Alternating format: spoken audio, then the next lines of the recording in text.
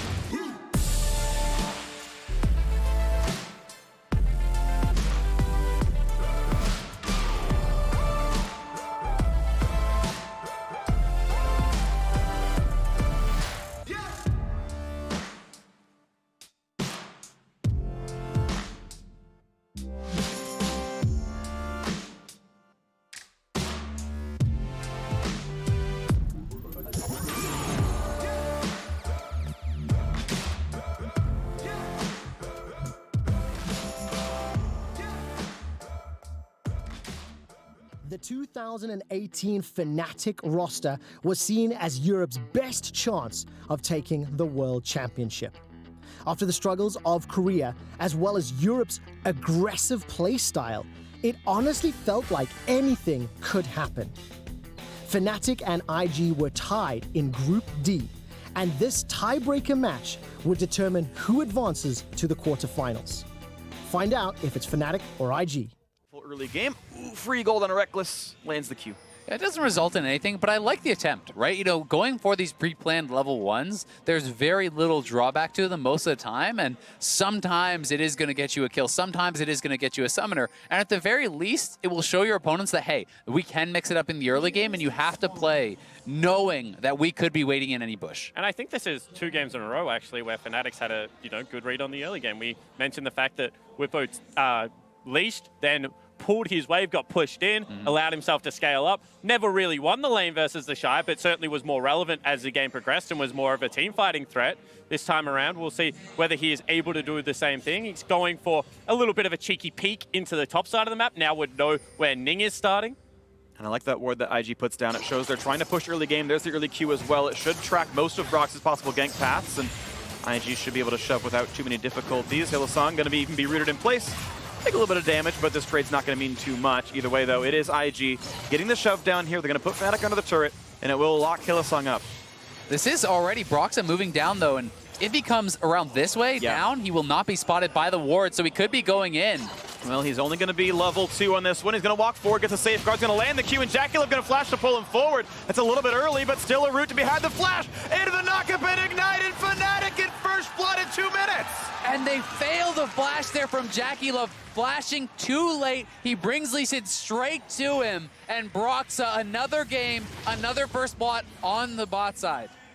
And you can look at it 2 ways. Either flash the initial Q and just admit that you messed up. If it gets hit, you kind of have to hold firm. You have to flash much later in between the landing of the Q and the first auto attack that comes out, because otherwise, red buff applied, you're just a sitting duck. But once again, you got to applaud the smart early game play style of Fnatic. That is 2 games in a row that they have been able to execute on something like this. They certainly have, and this is avoiding where that vision was placed. It's smart pathing from Broxa. It should have perhaps just been a summoner, but even then, it would have been worthwhile, and instead, it is a first blood for Broxa, 2 games in a row. Incredible start for Fnatic. Of course, that is beautiful right there from Fnatic. They saw the ward come down. They knew the route Broxa had to take, and they executed very, very nicely there. So a 400 gold lead for Fnatic, making this surge late in the group stage. They had lost to IG back in the first round robin, but might find themselves 2 wins in a row now on the back half as once again Engage coming forward. Some damage in the Hylissang. Doesn't mean too much. And I'm just sitting here thinking, you know, people saying Caps versus Rookie, this is the lane matchup to watch. This is 3 games in a row where Caps has taken his mid laner before Rookie, where he's been willing to either first pick or early rotate the mid lane and give a lot of tools to his bottom side of the map to be able to win out. And I think that, you know, game 1 obviously it wasn't successful, but game number 2 was. And now that puts a lot of pressure on Rookie, because he is saying, I need to smash this lane, I'm in the counter pick. And with your bottom lane going poorly, if they lose control, then we have the potential for a repeat of, you know, all those roams going into the mid lane from bottom lane. This time it's going to be a Rakan, arguably even more successful at doing that. Yeah, definitely agree. And I think it is encouraging for the side of Fnatic to think, hey, it doesn't always have to be about Caps, right? You can have carry threats from the other lanes. You can have Reckless stepping up like he did in the first game. You can have Broxa having these incredible games to carry you through, even against these top-level opponents. So certainly encouraging things for them moving forward towards those quarterfinals. And Broxa's just shown that he's an out-and-out superstar. This guy is having a very good tournament. Has been definitely the best jungler in this group, I would say, and, you know, has relieved a lot of pressure with some smart early game play. Definitely good stuff from him, and of course, as one of the newcomers to Fnatic, he has been huge for this squad. And let's see what can be next for these players. We know they're going to the quarterfinals. The question is at what seed and what their opponent will be. Of course, that draw will be right after the games conclude, so we'll know these answers very, very soon. 2 separate answers coming in as Caps is trying to suffer through this mid lane matchup once again. Has had to blind pick against Rookie. He's never had the chance for a fair fight. Every single game he's faced off, Rookie gets counterpicked. Every single time Rookie gets the CS lead. But Caps does very good at losing the minimum not usually giving away kills, and if the ganks do come through, often does convert. And hybrid assassins have historically beaten LeBlanc. I'm thinking back to when Katarina was first changed around. Where they all did it was either rushing early Merc Treads if there's more magic, if there's not any more magic damage, but there's CC, or you can even go things like Hex Drinker. So this lane can potentially get better depending on Caps' itemization if he's really willing to invest in the 1v1. And they're going to try for the double knockup now into Broxah joining Ward. Hubson looks for a bit of a slow, and Jackie Love doesn't have a way out. Reckless finds the first kill, and they will continue on to Baolan. One more shot as Hillsong gets the kill, but watch out as Caps gets out of the shroud. He's ignited. He goes down. A trade kill in the mid lane. Trade kill in the mid lane, but it's 2 kills on the bottom side for Fnatic. Broxah has been everywhere at the start of this game, making so much happen for Fnatic, and this time it's Reckless who gets one of the kills, which is huge for them. And it's a stacking creep wave without any teleport response coming down. So this is going to be Ezreal coming online sooner than his opponent. Went the Sheen, went for the aggressive route.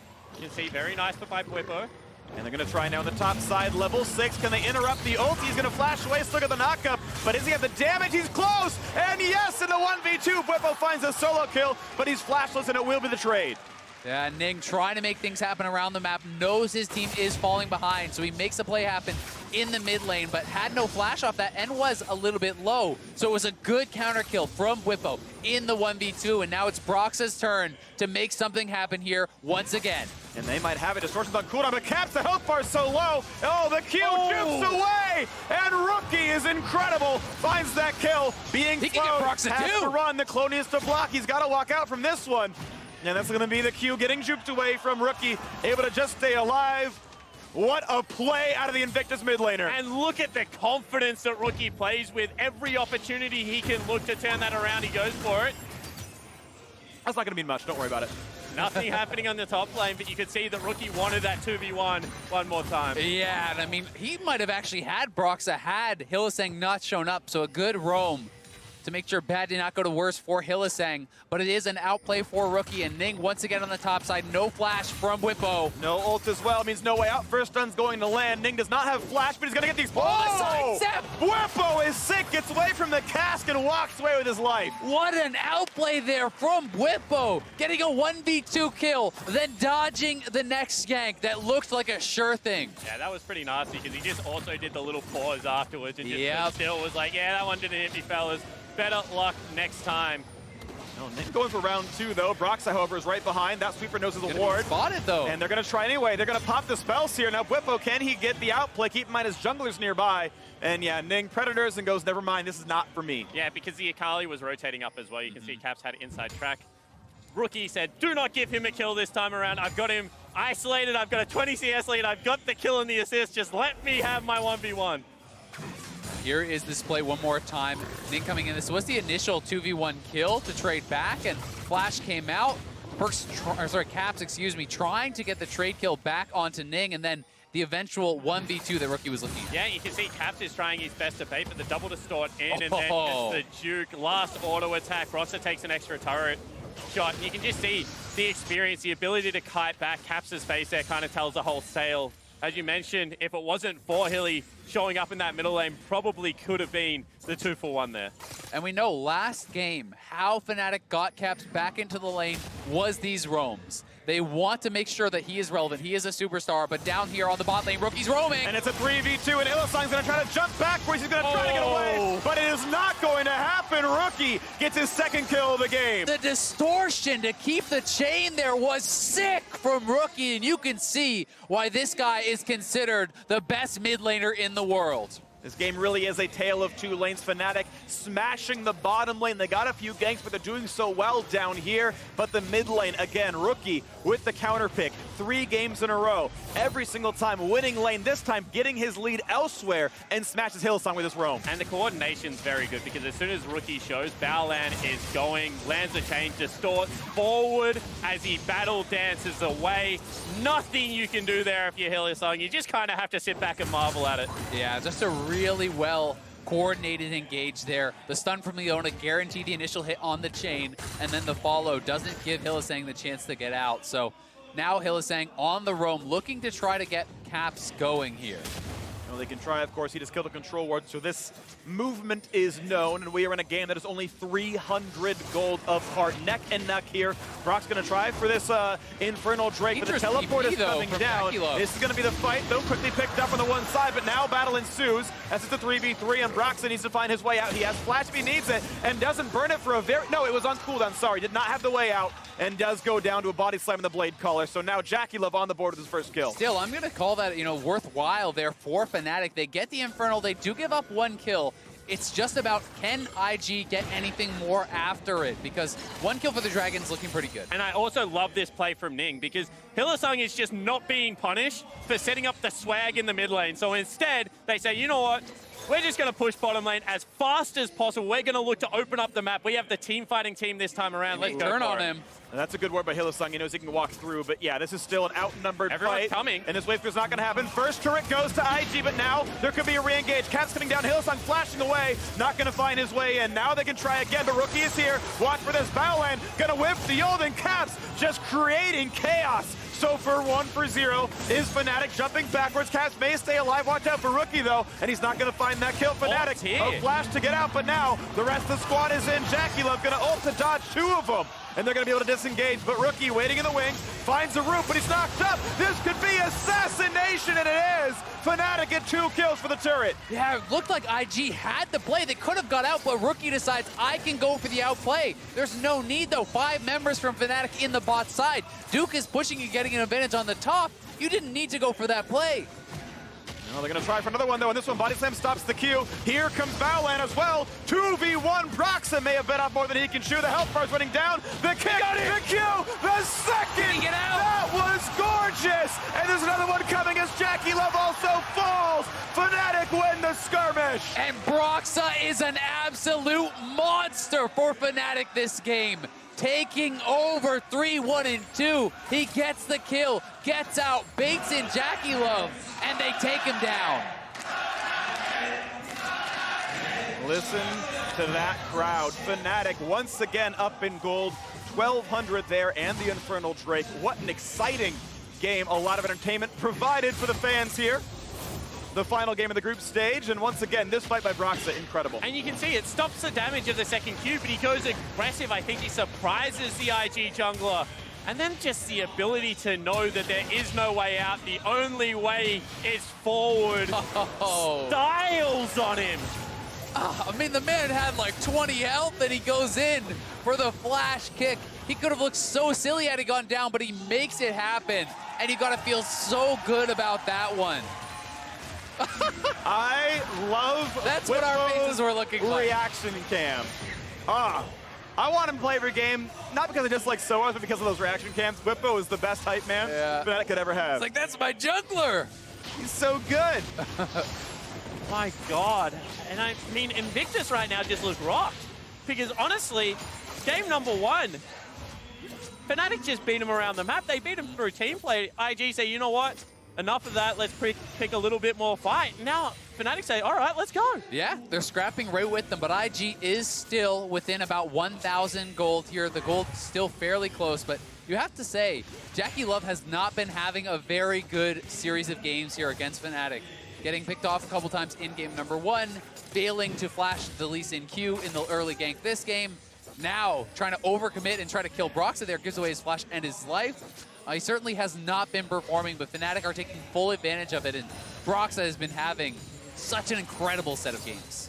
He really has. Incredible situations and incredible awareness, and the mechanics have all been there as well. So Fnatic still holding on to this 1,400 gold lead. We'll wait for the next big play here. IG certainly not out, but they are down. And I just really appreciate Brox's decision making, because he knows that one of the ways this game gets worse is if Rookie explodes in a side lane. So they're giving up priority on the top side. Instead, they're looking to try and dive him. Time and time again, he is just putting pressure on the key members of the IG lineup. Yeah, doing a very, very good job with that, but IG may think they have Whippo caught out here. We'll see if they actually go for the play. Ooh, they steal away the Gromp. They're going to have a chain stun. Here comes Ning as well. Over the wall, he goes to the flash. That's an easy chase in for the rest of the squad. This 3v1 is going nowhere for Whippo. A knock-up, but there is the kill. Duke on the board with his second, already the 20 CS lead. IG closed the gap to 500, and with this turret, it will be tied. And that's a nice play. They catch the weak side of the map. Whippo thinks he's done the right thing by backing into the jungle, but hadn't gone far enough away. Also might mean the Rift Herald. 10 seconds, and there is a teleport available. Could still be a risky play. Yeah, the gold is dead even now. We'll see if they want to start it up. Rookie is starting to move up towards that side of the map. Duke has his TP, but as you said, Whippo coming up has teleport available. Wait to see if he channels. That will tell you from Fnatic really want to fight this one. Oh, he gets the kick on. Ning pops a stopwatch, and that is Broxah dying in the face of 2. Another kill on the board for JackeyLove as the team rejoins, but it's 5v4, favor of Invictus. The jump forward, they find the root, they get the stun. Can they kill him before the Ornn ultimate? And he gets a knockup. What's the re-engage look like as Caps comes in? Reckless gets an answer, but look at this as Duke is burning down, tries to heal. Caps is not going to get that one any farther as he gets that knockdown rather, and the Herald will go over to Fnatic. Yeah, Fnatic gonna come out on top with the Rift Herald on top of that as well, but some shutdowns going over to IG. And this game is neck and neck. Once again, they go for the play. You know, you see Broxah and he's like, I can see another montage moment. Instead, he gets blown up and taken down, which is a great response out of IG. But the fact that he put Ning in the middle of the fight bought a little bit more time, missed the ultimate there as well. And I think, Freak, that you had the right call here. If they had have killed Whippo before he got the knockup, it looked like a good fight. But he got 3 members as he died. The base damage is still super high for the tank, and it allowed the rest of the Fnatic lineup to clean up. Yeah, it gave time for Caps to arrive. He had just come off of a bye. He gets into the fight, picks up a shutdown, which is going to be so nice for him in this game. Was behind Rookie, but now certainly starting to catch up. Yeah, I gotta say the support that Caps got throughout this game allowed him to catch up in CS. At one point it was like 18 to 31, it was double most of the time. And now again, what had been happening all game was Rookie jumping in, but Reckless will stay alive, and there's not gonna be the re-engage. Rookie kites away, but you can see how explosive this LeBlanc can still be. Yeah, definitely the case, but a nice sidestep on the chains from Reckless, and it ends up being the trade of flashes there. So we'll have to see if either team can capitalize on those summoners being down for these really key members. Reckless, he's already on his 2 items. He is at a very strong point in the game for the Ezreal. Likewise, Rookie has been the catalyst for a lot of the positive plays here from IG. Oh, they're gonna find it again. Now Hillsong able to kite away, but half HP. And this will be a quick ceasefire now again in the mid lane. 300 gold. Puts Fnatic ahead. We'll wait to see what the next big play is. The Drake is up. Cloud this time around. Invictus can tie the Drake score. It looks like Fnatic are not willing to fight for this one. Cloud Drake's pretty low priority in pro play. And no problems there. 25 gold to JackeyLove.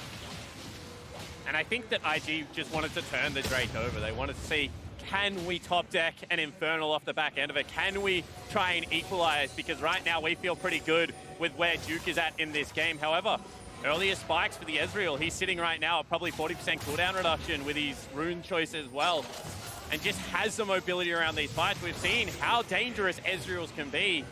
3-0-5. Reckless once again having a fantastic performance. Yeah, he really has been. And quietly, as you pointed out, Duke is doing very well himself, right? He is already on his Triforce Tiamat, sitting at 3-1-1, farming very well on the top side. So there is a lot of dive and threat onto this backline here. Reckless certainly has the mobility to escape a lot of the initiation, but we'll see if he can make it happen, because if you mess up once and you get caught by a Gragas engage, the Aurelia, the LeBlanc, everyone piling onto you can mean you go down very quickly.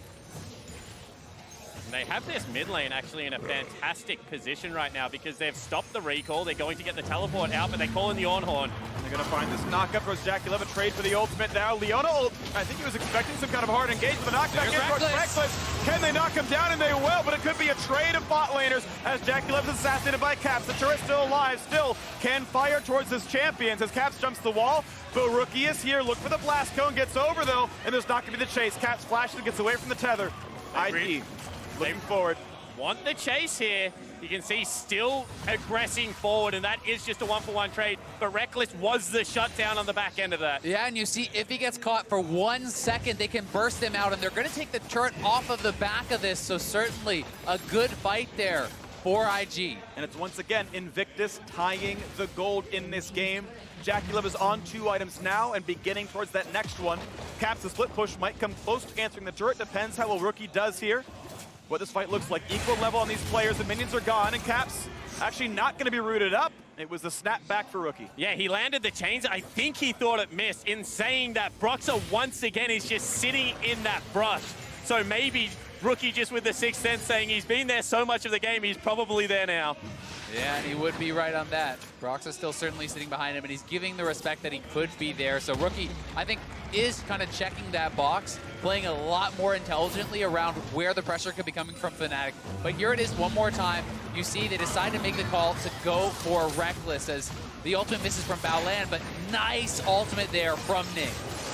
And I mean, that was a little bit unlucky from Reckless because he drew Torreagro at the same time with a Q. However, really got to respect the dive on the backline that Fnatic has. You can see they aggress forward and Caps just flies in, picks up the kill, darts back out.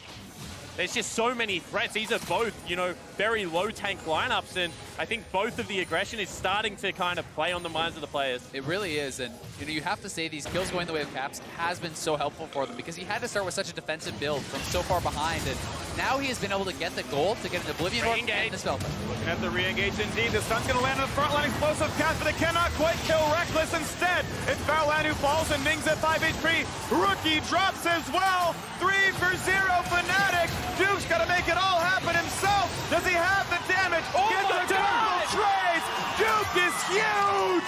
Shows why he's a world champion and walks right back out. He pulls the victory out of the jaws of defeat there. It looked like that was going to be potentially an ace. You can see Jackie Love trying to kite back. Yeah, it's still 3v2. Fnatic have the crowd control. Bwipo finally rooted up, but he's still walking forward for the slow, but the stun might disengage still. Fnatic go +1, but as you mentioned, Duke pulling back those 2 kills stopped Baron. Still a good fight from Fnatic, but as you say, that would have been Baron. That would have been the straw that broke the camel's back. And look at the start of this fight. Duke is still so far away, but IG decided to go for the play. Very preemptive from Baolan. Yeah, it certainly is. You can see that they flash over the wall as well. It just looks like on different pages. Yeah. Caps' threat on the back line cannot be understated in this game. And given the fact that he went double MR items early, was very good. And look at the use of the resets. Gets double stun, uses both resets, then ultimates to get double resets again, then flashes in range to get the Q onto Reckless. That was insane from Duke. Triple stun on the way out as well. Otherwise, they were right on his heels. Insane. Everything he could have done in that fight, he pretty much did, and it still wasn't enough for IG to get a positive result. Well, that you kind of have to put on the initial engage, right? They're diving on. Baolan's looking for Reckless, but Rookie is not there to follow up. Duke has not even entered the fight yet. That needs to be there when your soul laners can follow up, and Baolan needs to make sure he's on point with the engages. And Rookie just can't blow up Caps anymore. He's got a Hex Trigger, he's got Merc Treads. He's fine in these fights. You have a look at the top lane. Bwipo right now has himself a wall mog. He's got 30% cooldown reduction. He's fine as well. So it really is just Reckless that is the priority target, and he's just so slippery. Yeah, he really is. I mean, you can look to Broxah as well, perhaps try to take him or Hylissang down, but those are not the priority targets you really want to be committing to. So IG going to have to execute very, very well in these fights. But Jackie Love, the good news for them is that he is getting close to this IE. He is getting to this stage where the crit scaling becomes very, very relevant. And it would allow IG to play a more standard team fight where they don't have to dive. Certainly with Aurelia and LeBlanc and a bit of ability power, including Sork Shoes on Ning, you can reach backline. Reckless, of course, safe TPing back in, and that is Ruin King done. So third item, spiked first for the Fnatic bot laner. Infernal is now alive. The next team fight about to start. Baolan a bit late to the party, walking down from that top jungle. Will be here in time, though, as Fnatic going slowly for this one. Yeah, and this time Duke is here, but the bot lane is split off from IG, and Fnatic look like they're just going to try to rush it down. And the Orin ult just to zone them away. This will be a clean pickup on the red. And now the fight starts. Duke is low. Ult comes across. Cannot reset. 1 for 0 Fnatic, and the answering damage is not here. Caps goes in for another 3 kills for Fnatic. And Fnatic is absolutely popping off right now. You can see individual outplays across the board, and now they might look at the Baron. They're the ones turning up the pace, and IG just can't keep up right now. That's a second Infernal. That's 3 more kills, and they're going to get the Baron. This is looking good for them. IG only have the dual lane to stop them. This seems so unlikely. Hylissang can find the engage, Reckless can find the damage, and IG says, you know what, you're right. We don't have a chance here. And at 25 minutes, from a 3,000 gold lead. Fnatic pick up Baron. And in game number 1, Fnatic says, we will beat you around the map. In game number 2, they just say, we'll beat you. They're just straight up out teamfighting them, and IG looking pretty out of sorts. They're posturing so aggressively. Look where Jackie Love is on the map. Jackie Love and Baolan are not anywhere close. There is no chance that IG can win this team fight, and they're straight onto Duke. Duke is basically dead before Jackie Love has even gotten an auto attack off, and this is just so much better team play, much better team fighting from Fnatic. As you said, individual outplays across the map as Caps chasing down and taking out Rookie, and this gold lead is getting very big. 5,000 gold, Baron buff for 3 minutes, double Infernal. This could be the push that ends the game if all goes right. Fnatic are certainly getting mid lane tier 2. The question is, when do they stop? When does IG Not threaten now. them? The Orenhorn gets the knockup, but only on the Duke. Aurelia, not your ideal target yet. Still waiting on the IE for Jackie Love. That might temper this a little bit, but it's not here yet. And they already just grabbed the Baron and just pushed straight down mid lane. Now they have the capability of sending Caps towards the side lane or just doing the same thing top. Right now, Fnatic have all the options open to them, and IG backs against the wall. They really do have all the options, as you say, and it feels like IG needs to find some sort of a flank. They need to have someone starting behind the fight. You cannot see a fight in which Rookie and Duke are able to run straight through Broxa and Whippo and Caps and everyone to get to Reckless, and that is the situation that Fnatic is trying to force them into. They're trying to make them group up and come straight at them. And in this situation, you're going to have 2 teams trying to dive Caps. Don't go in there. They can look for the chain, not gonna find that though. Caps disengages. That could have been an opening. If you can explosive cast him out of the shroud, that could have been a kill, but it's not there. IG may have to give up more of this one as this turret is injured. And they've got the buff, they've got another turret. Fnatic on 5 now.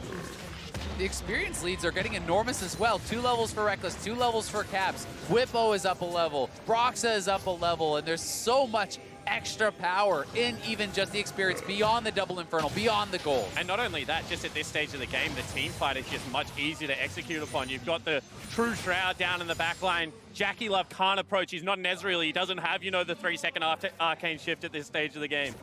You've got Caps, who's just much better at diving right now than Rookie, given how squishy Rookie is. Now has to go back and get a stopwatch. And then just meatball tank in the top lane versus jungle. The top lane tank always eventually comes out ahead. So it has to be, you know, an aggressive flank. It has to be the use of the teleports, but they just have no tools to be able to get in behind the Fnatic lineup. Look at Fnatic's vision. They are doing their due diligence. They're clearing out all the wards. IG has no vision on the map whatsoever. You see, as they were pushing top lane, they dropped multiple pigs to cover that. Now they're sweeping out and clearing out the wards on the bottom side of the map, trying to make sure that IG can't get anything done. Ooh, threat towards Caps, but gets away from the stun, means no engage. They're not going to go for that one much anymore. Bot lane now being sieged up. And look how far up Fnatic gets to play. They are playing without fear. There is so little threat on them. Oh! Can try. He's injured. Ignite is on. Can there be the re-engage, though? They're going to try to defend him now. The Orenhorn comes up, and he misses. Caps, oh, and he's not going to be ulted. Duke can't land it, and bot lane was already under fire. Another turret falls. Caps versus Rookie is not even close at this point. Rookie goes in, hits all his skills, looks for the trade, and just about dies straight up to Caps there.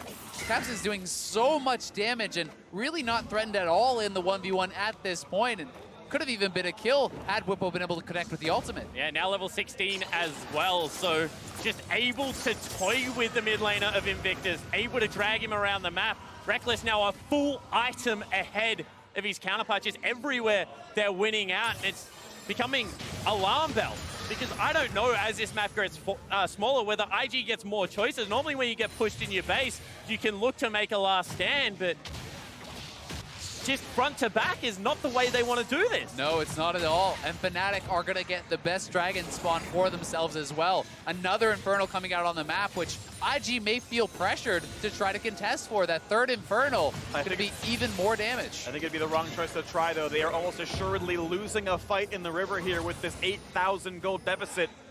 Just give up that 8% more stats. I think it's the best chance to win is hole up in your base and wait for the gold to come to you.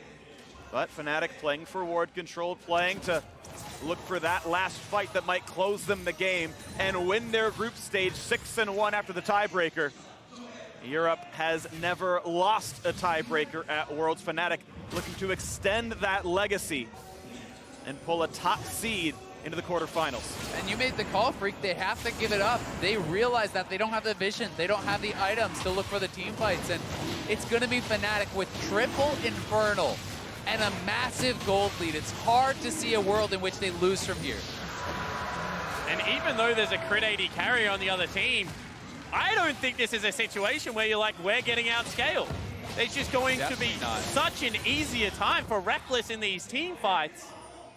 And you just have a Rakan on engaged while they're trapped in the base. You know, they can wait the minute. They can allow the next Baron to come up and available. And Invictus, you know, don't have the easy play to make. Yeah, I mean, for IG, it has to be the outplay. It has to be the incredible engage where you kill someone right off the bat, where you catch Reckless. But with the QSS there, it gets harder and harder and harder. And he's really the only target that it seems there isn't even a chance of killing off that fast when you think of the Hex Drinker on Caps, the Shroud, the Stopwatch, everything there to keep him alive. So the climactic moment comes in about 1 minute. Baron spawns in 43 seconds, and Fnatic are crossing their T's, dotting their I's, and making sure they've got the vision control to make a free Baron pickup into a game-ending push. 31:30 on the map, 30 seconds till Baron spawns, and they're just making sure this jungle belongs to them, the river belongs to them, and then the game will follow right afterwards like so many dominoes. Invictus Gaming, when do you choose your risky play? No matter what you do, it's risky to come back in. Do you fight for Baron? Do you fight for a ward? Or do you sit in your base? They've got to choose. Right now, they've been spotted. Whippo is going to call the Ornhorn now because they chose to fight in the jungle. They found the first engage, and Duke is slow but walks away. Now land the first to fall, make it a second as the top laner is dead, and Jackie Love has to run, but Caps buys time. Rookie next to the chopping block. Caps might fall, the shields are on, and he will survive the ignite. So 5v3, the fight continues. Reckless gets away, and no one yet dies. Fnatic hold 5 strong. And that was probably the best team fight that IG could get. They kept Duke alive for the longest time, and then they were underneath the turret, but the tanks are too strong. Fnatic still win, and they're going to get themselves the Baron. Jackie Lowe so close to perhaps turning that one around, but not able to do it, and it's looking like it will be Fnatic's Baron, but Ning, Jackie Love, they're closing in. They're looking for any potential miracle steal, but it's not to be. Ning has 5 health here. Getting a steal would be almost impossible. Cursory damage would kill him. Rookie might try. He spots it. Knows the health bar is too low. Ning cannot grab this. And it will be the quick reset. One more time. Just fill in the punctuation. Make sure your penmanship is ready. Fnatic just here to sign this one over. This is certainly their game. And this is why lane wards are so important. They see them approach it, and then Ornn's ultimate is such a crucial late game tool. Hilly flies in for the follow-up, and after this point, it looked okay. You can see Duke kiting away, has to get the ultimate out of Caps, and they fight the rest of it underneath the turret, but they just don't have the damage. Yeah, Jackie Love's so close to getting so many of these kills, but not quite able to do it. Caps getting out with so little HP. And then look at Whippo tanking the turret for his team so they can potentially get something done. Hylissang gets out low. You see Broxa get out low. They all are walking out, and if Jackie Love weren't so far behind, perhaps he could have turned it, but he is, and Fnatic are closing in on shutting this game out. Surely this is theirs. 11,000 gold lead for the EULCS #1. A knock-up on 2 backliners. The first kill, not yet. That was a clone. And IG will simply give up their 2 inhibitors. Mid lane and bot lane will fall, but there's still plenty of resources for Fnatic to use, waiting just to close this one out, to do what many thought was impossible and knock down IG in this group. But they don't even have to fight. They can just recall, they can go do the same thing top lane, and they can close this one out tutorial style. Love the patience shown by Fnatic. This is the biggest game they will play in the group stages. This secures them first seed. Do not give anything back to the LPL squad. The only glimmer of hope for IG, perhaps, that the QSS was used by Reckless in that bottom lane. The fact that it is down means maybe, just maybe, with a perfect engage, you could take down that AD carry. But Fnatic, as you say, checking all the boxes, playing so safe, so smart. They may even wait until it is back up. It is purely the smallest of margins. Zonya's on cooldown for Caps because he's already used up the stopwatch there and has not replaced it. But these are tiny. These are 1 in a million. Invictus are so unlikely. They just hope they have that one chance, that unlikely play that catches them back up. But here comes the last lane to fall. 35 minutes in. Baron still on for a minute. Triple Infernal and a 12,000 gold lead. Fnatic have one last lane to push until the Nexus is theirs. Rookie finds some folks. Whippo pops the ult. They're going for the dive. A double knock up there, but Jackulip kites away. They don't get a whole lot. Invictus, and none of the health bars are yet low, but Caps is fine in the front line, gets the shield, and now it's time for the turret to fall as Baolan drops as well. 5v4. Only the Nexus has defense itself as Duke pops the stopwatch, but he's sure to go down. The knockup and a double kill for Caps. The kickback for Broxa. Make it 3 and a 5 versus 1. Jackulip versus the world, and he simply cannot do it. And Fnatic will fell Invictus. They will take the #1 seed into the quarterfinal. Did you enjoy reminiscing in Europe's old match history with me? If so, let us know by tweeting at LEC and telling us which games you want to see. We'll see you on the next episode. I want the LEC back so I can stand in the chat. I want the LEC back in my life.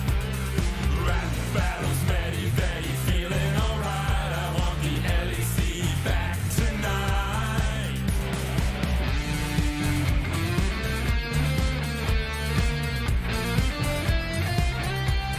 So tell me, who was the player of the game? Oh, I can see the fire in your eyes. In your eyes. Oh, I can see the fire in your eyes. In your eyes. Oh, I can see the fire in your eyes.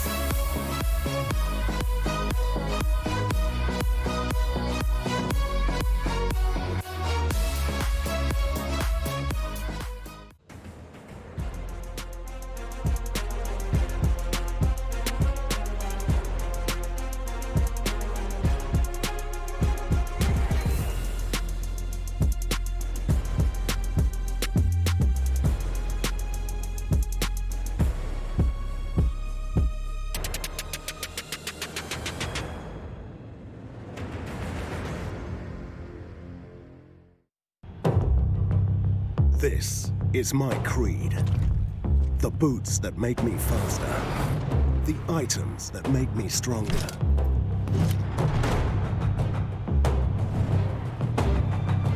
The potions that I drink. I get the best to be more powerful, so my champion rises to the top. But all this leveling up means nothing if I don't level up myself. It's the healthy potions I drink in real life that make me stronger. Because you can only rule the game when you realize you are your most important champion. To play like a pro, eat like a pro.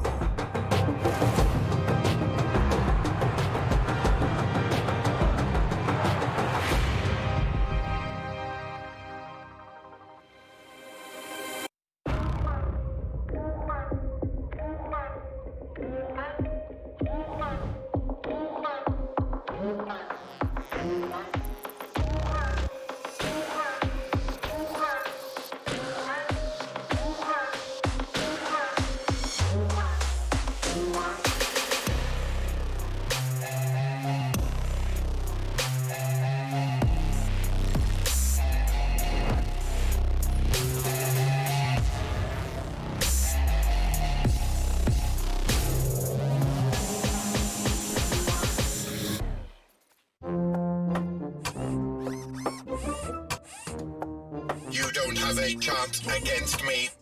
I can calculate 90 trillion moves in advance. Not fair. Not fair. Red Bull gives you wings.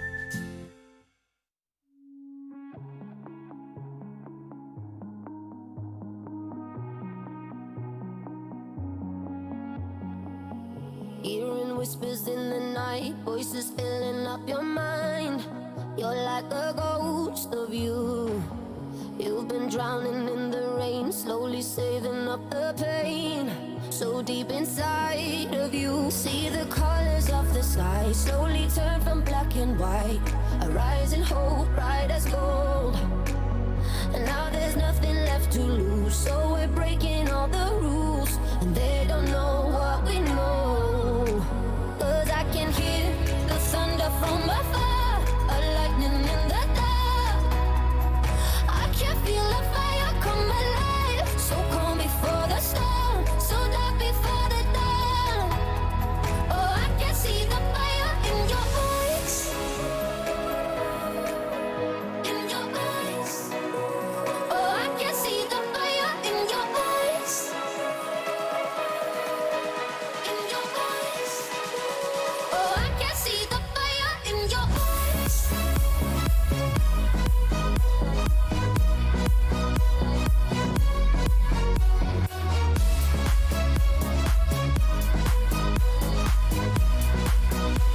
Oh, I can see the fire in your eyes. Now you'll never be the same once you felt that burning flame. You're chasing stars alive. What was broken's left behind. Watch it crumble in the light. Nothing can stop you now. See the colors of the sky slowly turn from black and white. Rising hope, bright as gold. And now there's nothing left to lose, so we're breaking all the rules. And they don't know what we know. 'Cause I can hear the thunder from afar, a lightning in the dark. I can feel the fire come alive, so calm before the sun, so dark before the dawn. Oh, I can see the fire in your eyes.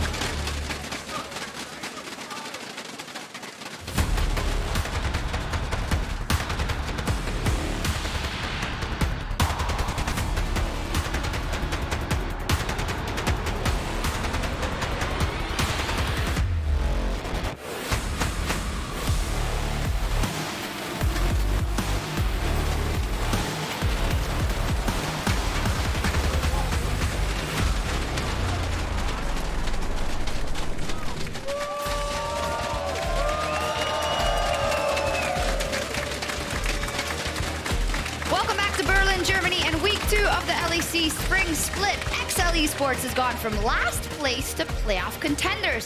And today, we'll talk more about the evolution of the UK underdogs as we see them exiting their van to enter the studio, including superstar caster Kadril. We'll also preview our match of the week and learn a thing or two about wave management. I'm Shox, joined by Yamato Cannon and Frosk.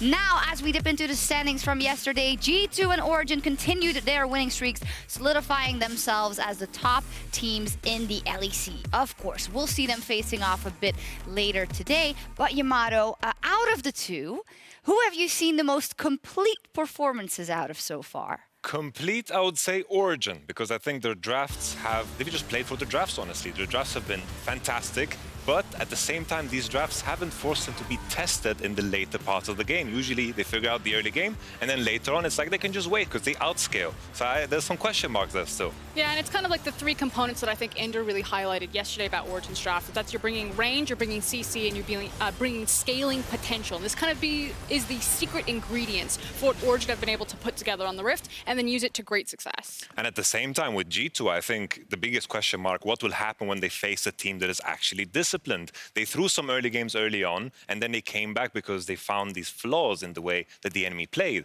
Origin, so far, and their performance has been close to flawless. Yeah, I like how it's a double-edged sword for both sides, because you could say, oh, for Origin, they're so methodical, but we really also haven't seen them challenge or straight up run up against in that mid game, and perhaps that is something that G2 can do.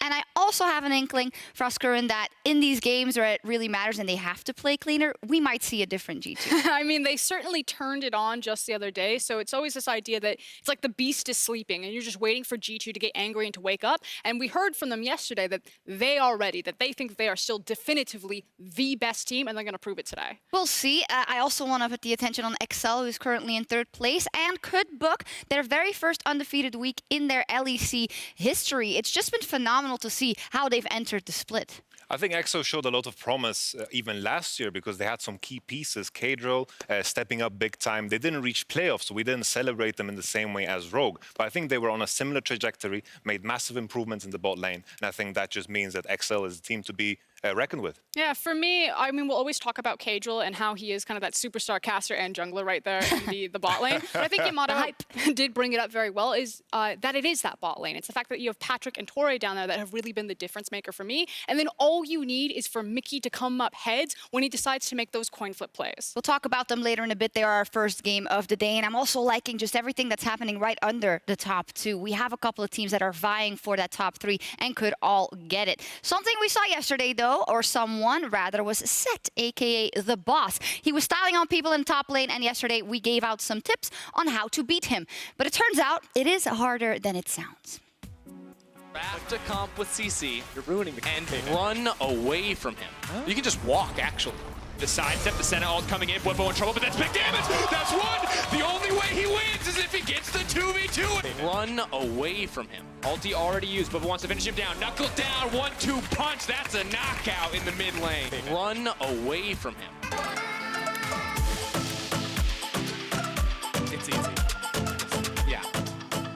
Even when Ender was explaining it and Dracos were explaining it, just walk away, I knew it wasn't possible. You can't just walk away from This him. is the words of a Rek'Sai main, because everyone keeps running away from him. You know, he misses his tunnel, and this is just his complaints manifesting in a different champion. I mean, I feel like Draco said it best, is that this is the pit master, and eventually you will have to go towards one of those pits, and Set will get to fight you at some point, so welcome to the Thunderdome. Yeah, welcome indeed. Well, whether you are unranked playing Set, Silver, or Challenger, correct wave management could be the difference between a win or a loss, and Professor Frosk is ready with her class, Riding the Wave. I see that I upgraded here.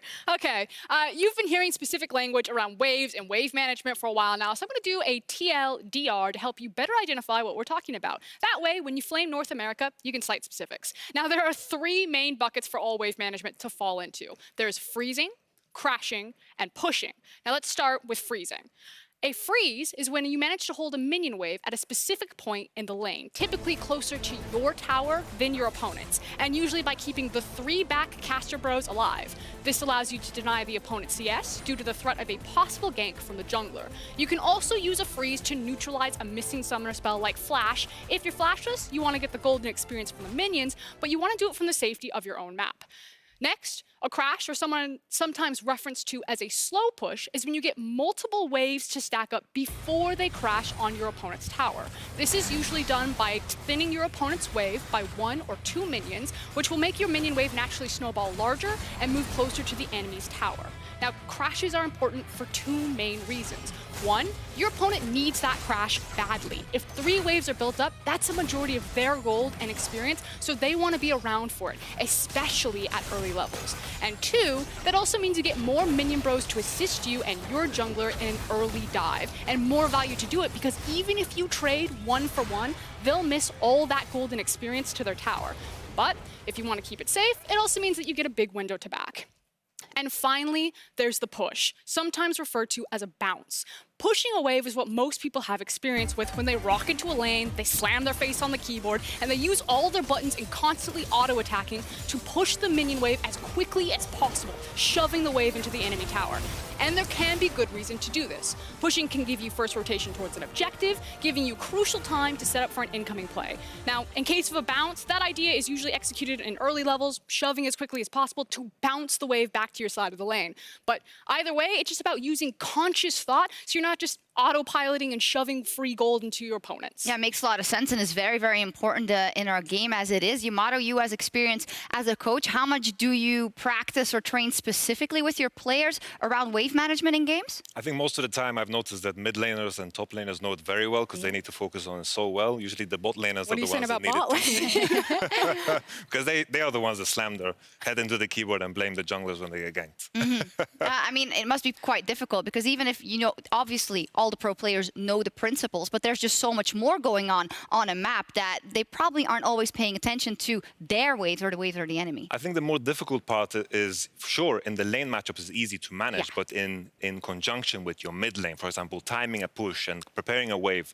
in order to dive, this is the difficult part to kind of figure out in competitive play. And we actually had a perfect example from that yesterday in the last game of the day with Selfmade from Fnatic. It's when Selfmade didn't have any options to gank. It was the fact that he was top lane. He then sprinted bot lane. And Schalke are thinking, jungler's top, we can bounce this wave. But they didn't get the bounce in time. And Selfmade was able to get 2 repeat successful ganks, which meant Forgiven didn't get to play the game at all. Yeah, definitely. So 2 teams that might be very good at wave management because they're still undefeated are G2 and Origin, and they are but that the only undefeated teams in the LEC. And later tonight, they take to the stage for our Alienware Match of the Week.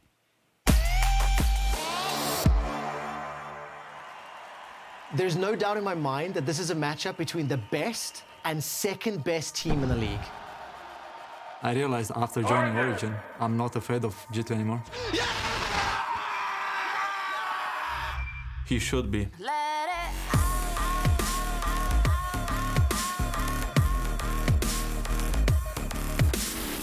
Bold statements. Origin looks like the best team.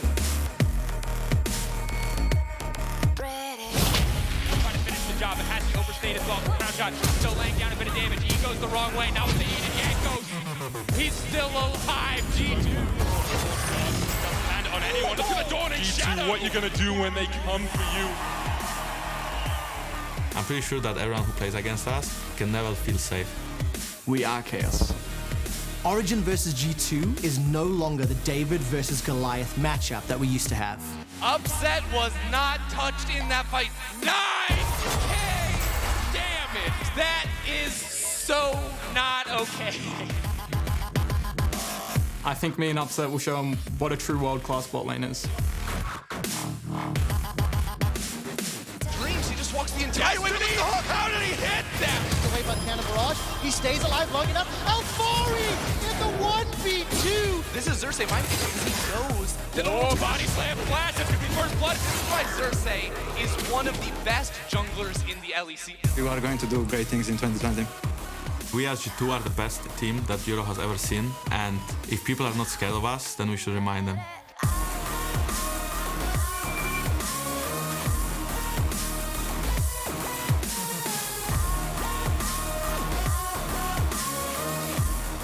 G2 and Origin are definitely the 2 best teams in the LEC. We still have the exact same players. And these are the players that went to the World Final and dominated Europe. I think this weekend's gonna be a bloodbath.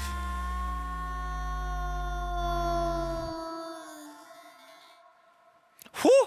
I cannot wait for that matchup at the end of the day. Xerxes has promised us a bloodbath, and I hope that we get to see it. Because what's not to be excited about when we have Origin going up against G2 Esports? These two have clashed multiple times, and it is often G2 that come out ahead. So what's the difference? Why am I so excited about this matchup, and what is it about these two teams that stands out for me? Well, today I'm going to run through some clips and show you what excites me so much. Starting off with Origin. This team, they remind me of the katana, the smooth, silky blade that cuts through their opponent with clear precision. Everything they do is planned and calculated. And as we jump into this replay, I want to keep an eye on the minions that they utilize. So, as we start this one off, notice how Afari is pushing in this top wave. You'll notice in the bot lane, Nukeduck is also pushing this wave in. And as we draw attention to the minimap, what we'll see is Origin starting to group up around the dragon. This is Origin saying, we're setting up for this objective. Fnatic, what are you going to do? Fnatic, they look to teamfight. They feel pressured. They don't find anything off the back of it. Oh, but what's happening in the bot side of the map and the top side, you can see that these minion waves have now hit the towers. Origin is creating so much pressure on the minimap right now, and as we roll the play out, we can see that Fnatic is losing this farm. They're losing control over the map. They're losing these resources, while Origin is losing nothing. They're in a prime position to set up for the Drake. They're in a great situation where they can look to fight and keep this dragging on, because it's only going to benefit them more and more. And while, yes, in this clip they do lose the Drake, they win the team fight, and they deny so much farm from their opposition. This is what Origin do so well. Clean, precise, specific. This is something that they have refined and developed coming into the split with the introduction of Xerxes, Upset, and Destiny. But of course, they're going to be going up against Chaos. They're going to be going up against G2, who I think of as the flail, that weapon that just throws around everywhere and it's unpredictable. You never know where it's going to come from. And let's exactly look at a clip and see how this plays out from G2. They were playing against SK last week, and you'll see that SK is setting up for a play towards the top side of the map. They want to try and use the Rift Herald to siege onto mid. We'll notice that G2 is also doing the Infernal Drake, so this trade is happening. Now, from the perspective of SK, they're thinking, hey, we're in a good spot. We've got this top wave pushing in our favor. We've just moved in from the top side. We've got full vision control. The only thing that they don't see is this area of the map below the yellow line. But they still feel confident. They have 5 members. They have the Herald. They should be able to make a play happen. The thing that they can't predict is the unpredictability of G2. How likely is it that 2 people from Infernal would engage from this angle? Who would try and attack a 5-man unit of SK? Well, the one and only G2 Esports, of course. So as we roll the clip out and we watch the play happen, notice how G2 divide up the pressure from SK.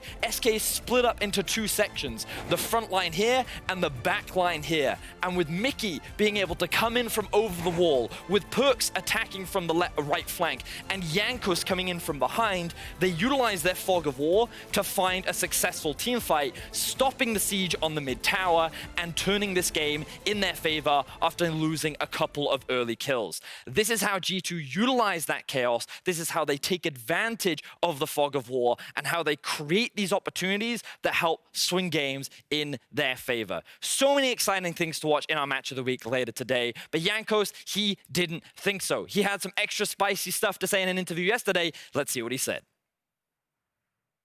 I don't really care about Origin. They're nothing special. Like I don't understand where the hype came from. Even like on the hype video, they said that the best 2 teams in Europe. Like, I really don't understand, and I think we are the clear favorites. And I know that Upset and Nukeduck didn't die yet, but they will sure die a lot tomorrow. So it's going to be a fun game. Jankos, it's hard not to love him, but now it's time for Picks to Squash, where we will discuss the poison and the bait that is ruining LEC drafts. To everyone's surprise, I'm going to start off with Ornn. In solo queue, you love to have him because no matter how hard he falls behind, at some point he's going to build you some juicy items, bring some good engage and some simplicity to the table. The same things low-tier teams love to have. So for the first time ever, your mediocre solo queue game looks just like an SK game. Nice! He has the lowest win rate of any top lane champion, 24% across the top 4 leagues, which is crazy, and it will only get lower with the addition of Set.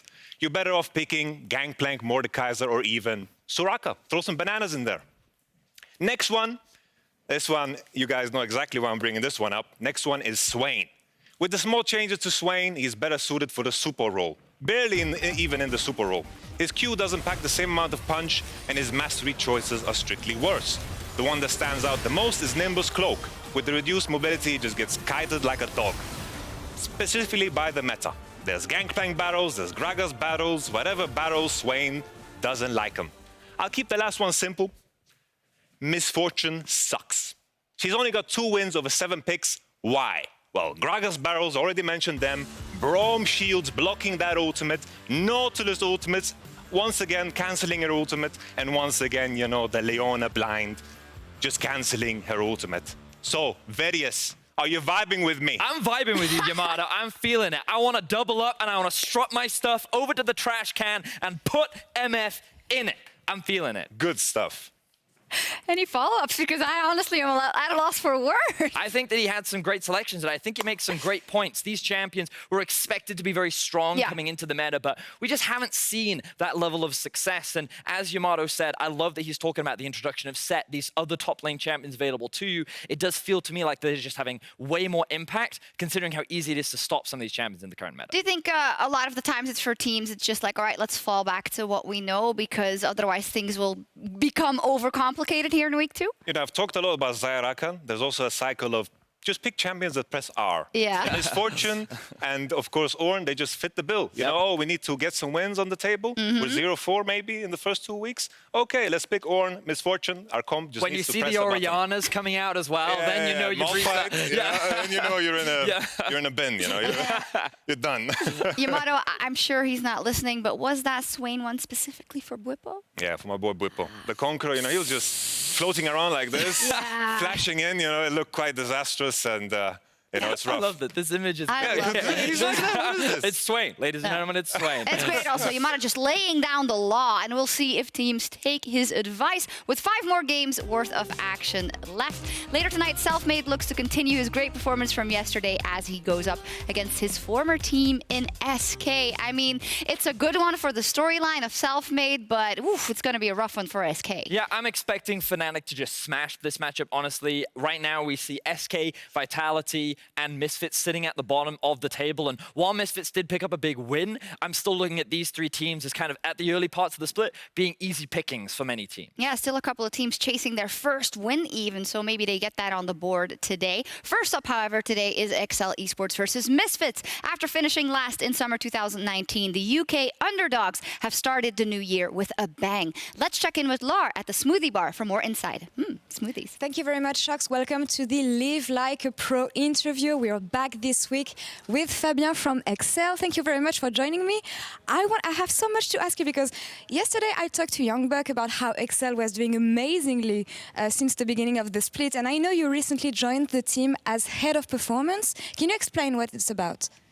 So, yeah, hi, nice to meet you. Head of performance is basically focusing obviously on the in-game performance, making sure they're performing on the best level, but obviously also looking on dimensions outside of the game, well-being, sport psychology, how to prepare, and what do we do when we're not spending time in front of the computer. So we focus on well-being that will lead to better performance, basically. Can you tell me a bit more about this second part? Because, I mean, we know how the in-game training can work with the coaches and everything, but when it comes to performance and how to increase it, especially on the psychological aspect, we don't know much about that. So how do you train these players to be ready for the game? That's a really good question, because the most teams just focus on practice, whereas practice is one part of the day, but there are so many components like sleep, nutrition. We have many pillars we are focusing on. Physical activity, because they need good concentration, so better concentration over time, healthy mindset, and then in the end, the mentality. We have to have confidence, self-esteem, and also making sure that the player develop as human beings, so that's everyone focusing just on gaming, but never anyone focus on life. So we want to make sure that we develop them, that when they're here to be ready on stage and create peak performance. I think it's interesting and it can be struggling for you sometimes because knowing how esports players can be, teaching them good habits may be difficult in the beginning, like giving them a routine, something like that. So how did they react when you showed up? Yeah, that's completely true. I'm coming from traditional sports, so they become professional players themselves by just playing, and then someone comes there, has no clue about esports, and they're like, why the hell should I change something right now? Because I'm already good with what I'm doing.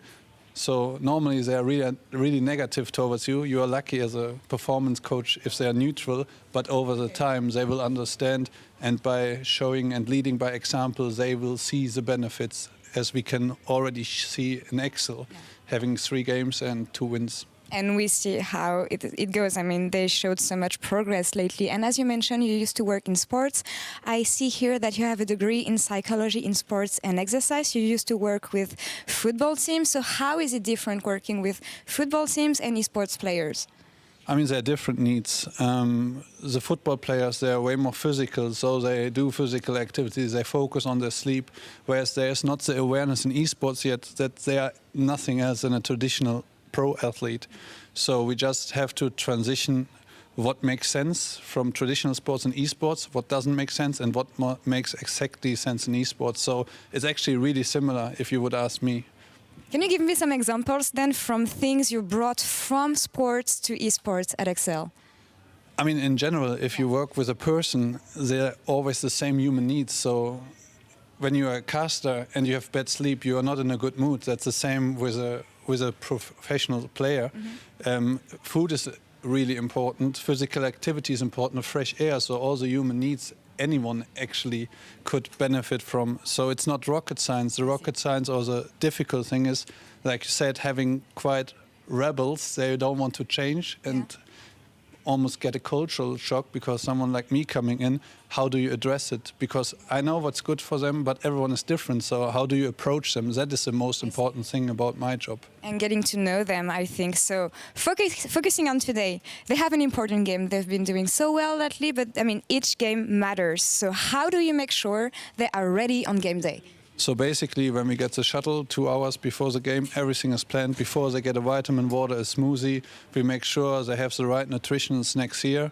Then today we don't have a game ahead, but normally we look at the draft 10 minutes after, we turn off the television and start with our routines, breathing techniques, getting outside, opening up the body, getting the brain active, do some pep talk and making sure we focus on our strengths and our game plan and not focus too much on the other team, and then they're ready to roll. That's really impressive, and thank you so much for all these insights. Good luck for the game today. Back to you, Shox. Thank you so much. That was incredibly interesting, I have to say. And there's a reason that Fabian has worked with several top football teams, as well as a lot of the teams in the LEC, including Origin, including Schalke 04. And listening to him, it just all makes so much sense. And you really need someone to take control of it, because these young players, how would they ever find it out on themselves? They just want to practice and play and win, but there's so much more that contributes to that than just showing up on the day. Yeah, I feel like Excel seem to have they seem to be ticking all the boxes, right? Like when we think about where Excel were last year and where they are now, like we can see the introduction of Youngbuck to this roster. And you have to imagine his experience tied along with the fact that you have the support staff focusing on the health and maintenance of these players, the consistent improvement done in a healthy way. You can see how they had the building blocks last year that seem to be all coming together this year. And that's why this does feel like a redemption split for Excel so far. Today, they're up versus another team with a lot to prove, Misfits. So we wanted to look at the roads, I think, behind and ahead of both teams. And Excel is such a great example. They have 2 wins out of the 3 games they've played so far, are looking in a good position to go undefeated for the first time in their LEC career in a week. Yamato, what has been working so well for these guys? I think honestly the biggest strength that Excel showcased so far is their early game. Even in the game they lost against Rogue, they were very, very far ahead and they failed to close. Very similar to the position they reached at the end of last year. I think with the idea that they've reached this point already so early in the split, I think the mid to late game issues that they've showcased are very easy to address. And I think this week has been the start of that. Yesterday, they had the Pantheon once again, strong early game, and they just brute forced the entirety of the mid and late game. Yeah. And this is why I said that I think this roster could be challenging for the top 3 spots towards the end of the split. I think that they have all these building blocks that they need in order to be able to contest some of the top teams. It's all about how the growth process goes for this roster. If you look at them and you compare them to kind of the other top teams, what is their method? Do they feel more OG to you, more in terms of planning and precision? Do they feel more like Fnatic or G2? Are they a bit all over the place? Or how would you describe the mythology of an XL?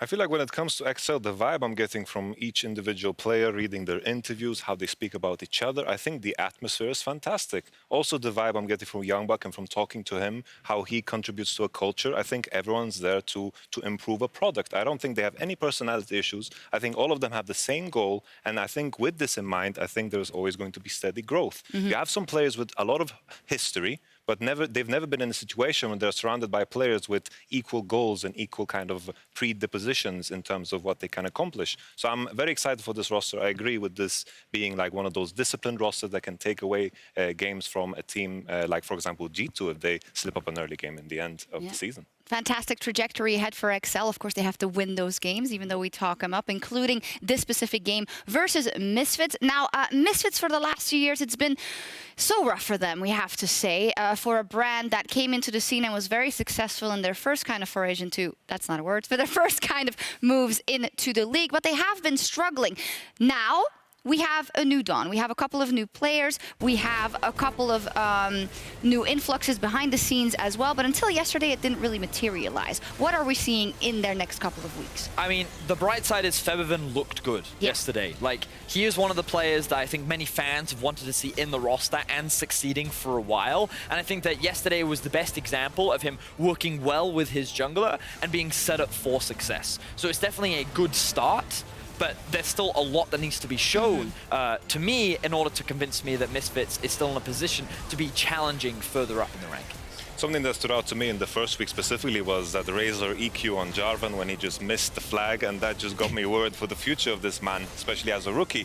But he picked up the best jungler in the game, Gragas, and then he delivered. He stole the Nash. It remained stone cold, and this is what I love to see from a rookie. I think Razor all of a sudden is now on my radar. From first week, he wasn't, so I'm happy for him. And what I think we've wanted to see for a while now is kind of a return to the Misfits of old. For a long time, Misfits was a fan favorite because of what they were doing in the league, how they were approaching the game. And over the last 2 years, it's kind of just been a slow and steady decline for this organization. And with fresh faces, with a lot of hopeful talent, I think we're optimistic, but we're still looking for that key, that spark, that big win in order to convince us that they've kind of returned to that. Yeah, and that's how I kind of want to come full circle to this game, because I think it's good that we hype up their first win yesterday, but it was versus a team that is also struggling, SK Gaming, and it is a win versus a team like XL that could really put them on the map. A little bit unfortunate for them. XL and Misfits, of course, played a bit earlier in the pre-season tournament, and Misfits didn't win there, but this is different. This is a best of one. These are some different players, and maybe they can make it happen. We'll see. I don't think you guys will bet on them for this one specifically. So we'll leave it at that. It is up to Misfits to prove us wrong, and it's time for more action in the LEC Spring Split. So let's head over to our casters for Game 1. Thank you, Shocks. I'm Dracos. This is FLICKR, and we're going to be bringing you the first 2 games of the day. And we're starting off with a very exciting game. There's a lot of history here. There's not a lot of history here. I'm wondering exactly what I can say about this game to build as much hype as possible. Rematch of the Neo Surf Cup. Rematch of the Neo Surf Cup. That's what we're about to witness, folks. If you didn't watch the Neo Surf Cup, it was an excellent preview of kind of things to come, both in the regional leagues as well as here.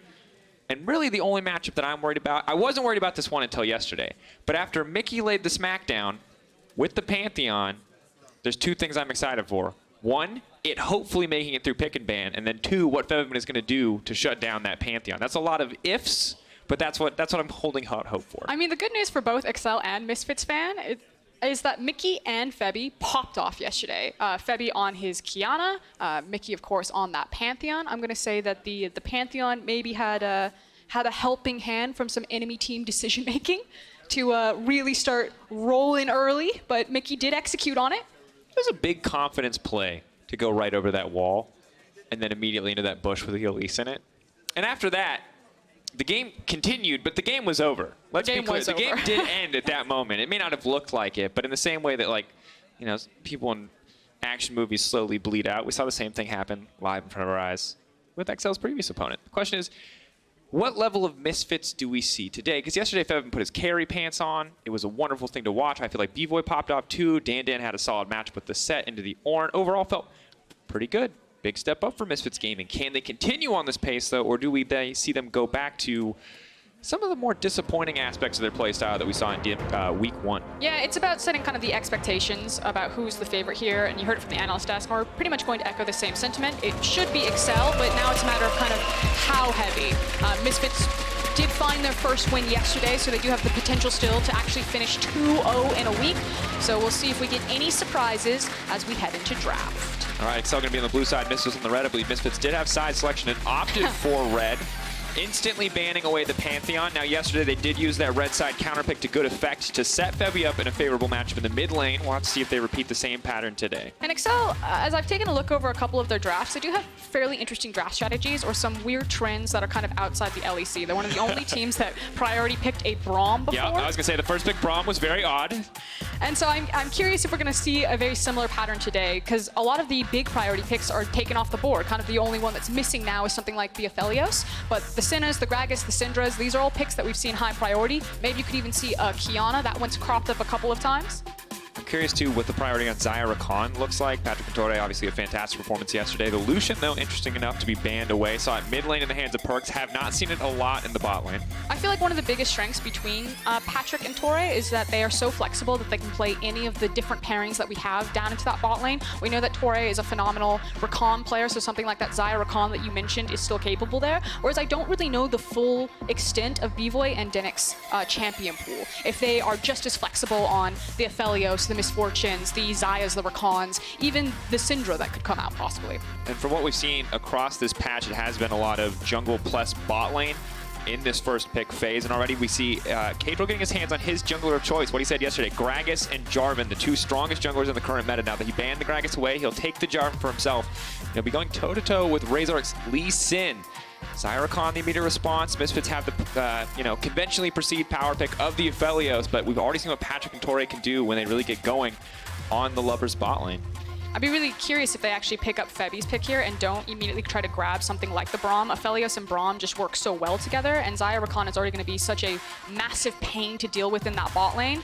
Maybe they figure that they can get either a Thresh, a Kench, or a Braum on this second side of ban phases, which is why they want to try. Now that makes a lot more sense to me. There it is. All right. The Tahm Kench. Aphelios is definitely a strong enough champion to warrant the protective powers of the Tahm Kench, but I don't think we're going to get to see that LPL Tahm Kench that you always kind of try to sell me on, where they're using him to dive towers. This feels more like the conventional get out of jail free W sort of Tahm Kench. It does feel much more like the defensive one, but then obviously opens up a lot more roaming potential later on when the towers start falling down. We've seen kind of Misfits' MO so far in the LEC 2020 has been a lot of roaming or high mobility mid lanes, the LeBlancs, the Kiana. So something later on when you're looking at kind of building a holistic composition, Tahm Kench could fit very well with whatever Feby picks, as long as it's not rooted down into that lane. And now it's very curious to me to see what Fevin wants to round out with. Obviously has time to go for a counter pick. I wonder if the Kiana is the result of him being very, very good on the Kiana, or if it's a result of a positive lane matchup. How much does it matter? And is there something that Excel can bring out with Mickey that is not something Fevin has a counter pick prepared for? I just really like Kiana right now in the current game state. I think her ability to turn team fights when we're having so many critical team fights, and I've talked about this a lot of length, like, you know you're probably going to get a fight around a Baron, you know you're probably going to get a fight around a dragon, and Kiana can just mess you up. Doesn't matter kind of what horrific game she has before then, as long as she hits the single ult. That's all it needs. That is still a nightmare champion despite all the nerfs. I'm just glad we don't have to see her in the jungle anymore. Absolutely gutted. I mean, Selfmade had her jungle Kiana in week 1, day 1. To be fair, but that was before the new patch. It is just this week with the attack speed reduction that junglers seem to be on the consensus that the champion is completely removed. Balanced team, that was their goal, and it seems to be accomplished. We'll see, though. Maybe. Who knows? Adjustments could be made. Not in this game, as we have both the Jarvan and the Lee Sin. And now we get to see what Misfits are willing to blind. They're going to have to take something here, most likely. is definitely an option. I mean, with the Lissandra ban, it feels really safe to go to LeBlanc here, because Lissandra is usually kind of one of the picks that you take into LeBlanc, because you can negate a lot of her burst damage, try to have compete with push in lane, or at least some follow-up potential with roam. But that also feels to me like Excel are baiting them into this pick. Like, you knew that the LeBlanc was going to come out here, so Mickey shouldn't be caught off guard at all by that pickup.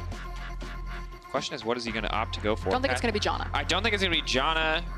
Morgana would be an interesting one. Well, if you're baiting a LeBlanc. Okay, now here's my question. He did it. Funnel is a thing that has been rearing its ugly head once again, and to a lesser degree than the previous Funnel, to a less powerful state. Oh, and the set. Okay. Now I'm feeling it. Now I'm not so certain about where every champion is going to go. Obviously, the Xayah Rakan bot lane, but do we have a set in the mid lane? You think we could have a Funnel top lane with set mid? We're going into the territory where I know nothing and should speak with absolutely no confidence. I want to make that clear to people. If there is a set mid, I'm excited to see what he does. But it will be set into the top lane. Looks like Morgana into the mid lane. Things going where we expected them to go. Now, there's a lot of weird picks on the side of Excel. Set still a certain degree, an unknown quantity. The Morgana mid, not something that we've seen in a long time. Mickey continuing the trend of playing very unique champions. I don't want to call them off meta, but definitely not the standards that everyone else has been playing. And Misfits just have a lot of really good champions on the top side of the map. Gangplank, Lee Sin, LeBlanc. It's looking solid. Yeah, they have great scaling potential, like you said, with the Aphelios and the Gangplank, and they have a really good kind of early and mid-game bridge with the LeBlanc and the Lee Sin, especially on level 6 for both those champions, to rock into a jungle and just cause a lot of havoc. The thing about Mickey taking Morgana, I do feel like it's a neutralizing pick. Famously, of course, it's the SKT, Faker's undefeated LeBlanc versus Pawn's Morgana. And we kind of got the taste of how that matchup works, which is, you don't really get to play it. I'm just going to Black Shield, I'm going to walk away, and that's how it's going to be. Here we go. Young Buck with the double handshake, back to back. He doesn't need a second coach, folks. One man versus the entire Misfit Sports. That actually somehow works, but still like the gusto, still like the confidence. And here's the thing. I respect the choice that you've laid out there, where they're shutting down Febiven, because we saw yesterday what happens when Febiven is unlocked, when he feels comfortable, when he can set up the plays. It was a good performance from Misfits, a solid performance overall. But maybe now with the Morgana to shut him down, to limit his impact, to stop him from potentially roaming out of this lane as early as he wants to, we won't see the same level of effectiveness from Febi. But then where do we see it on the side of XL? Who's going to be empowered with this more defensive option in the mid lane? Here we are. I love it, Berlin. It's only week 2 and there's already so many good stories here in the LEC. XL Esports versus Misfits Gaming. Both sides running out onto the map, a standard 5-point setup. No one pushing too far for vision quite yet, but it is a sweeper for Cadril early on. Not opting to go for the trinket swap, instead just ready to clear out some of the vision of Razork. We'll have to keep an eye on Cadril as well. We heard from him yesterday, a lot of very intelligent, pre-planned jungle pathing on his end in specific matchups. See what his plan is versus Lee Sin. And I do want to point out the triple teleport that's coming out of Excel right now. Usually when you have the teleport summoner, of course, it just kind of gives you the, I think Cadril said the ticket for tempo. The first to make the play, the first to get there and set up onto a map. And with 3 of them, I expect Excel in this early game to very decisively make decisions about when they're going to get priority in a lane, how they're going to unlock Cadril, and if things start going sideways, to quickly start swapping around lanes. That is a good question, if things have the potential to go sideways. Of course, Aphelios is relatively safe in lane, but may not have the lane pressure. And the top lane we've seen Set really succeed into Ornn. We've seen mixed results into the Aatrox matchup, but the GP matchup is a relatively new one. So we're going to have to keep our eyes on Expect and Dan to see how this lane will unfold. I mean, I've heard that from what the pro players have been saying about Set is that they feel very confident that he can get push priority pretty confidently, but his lane phase still isn't considered the strongest, obviously, because if he is pushed forward, there's not a lot of safety for him to kind of get back to his tower. So if he gets ganked, you kind of have to have the Renekton method, I think, where you just kind of stand your feet, you turn, and you try to look for the 1v2 outplay. Oh, knockups there. Patrick and Tori looking very confident. Of course, don't want to go into too much of an extended fight with the Tom Kench, but at level 1, without any abilities on the Aphelios, it's pretty easy for Torre and Patrick to take that trade with confidence, now burning the Guardian as well. And this is a matchup that I think, after yesterday's solo lane performances with Febiven looking great, Mickey and Expect looking great as well, people might underwrite the bot lanes, but I think B-Voy looked really solid on the Xayah yesterday, and now we get to see Patrick on the Xayah once again.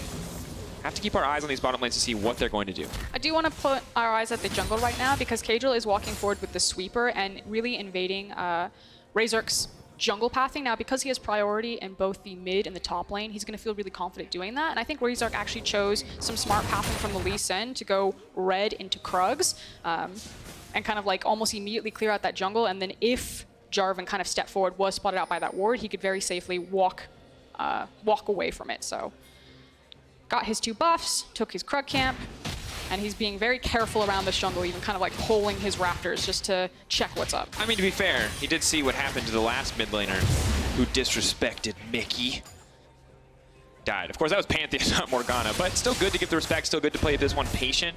I'm curious to see what Razork's goal is in the early game. What lane does he want to set up for success? Because as you said, mid and top both getting pushed in here quite consistently. Bot lane's a bit of an even back and forth, so I don't see a ton of very clear gank options on the side of Misfits.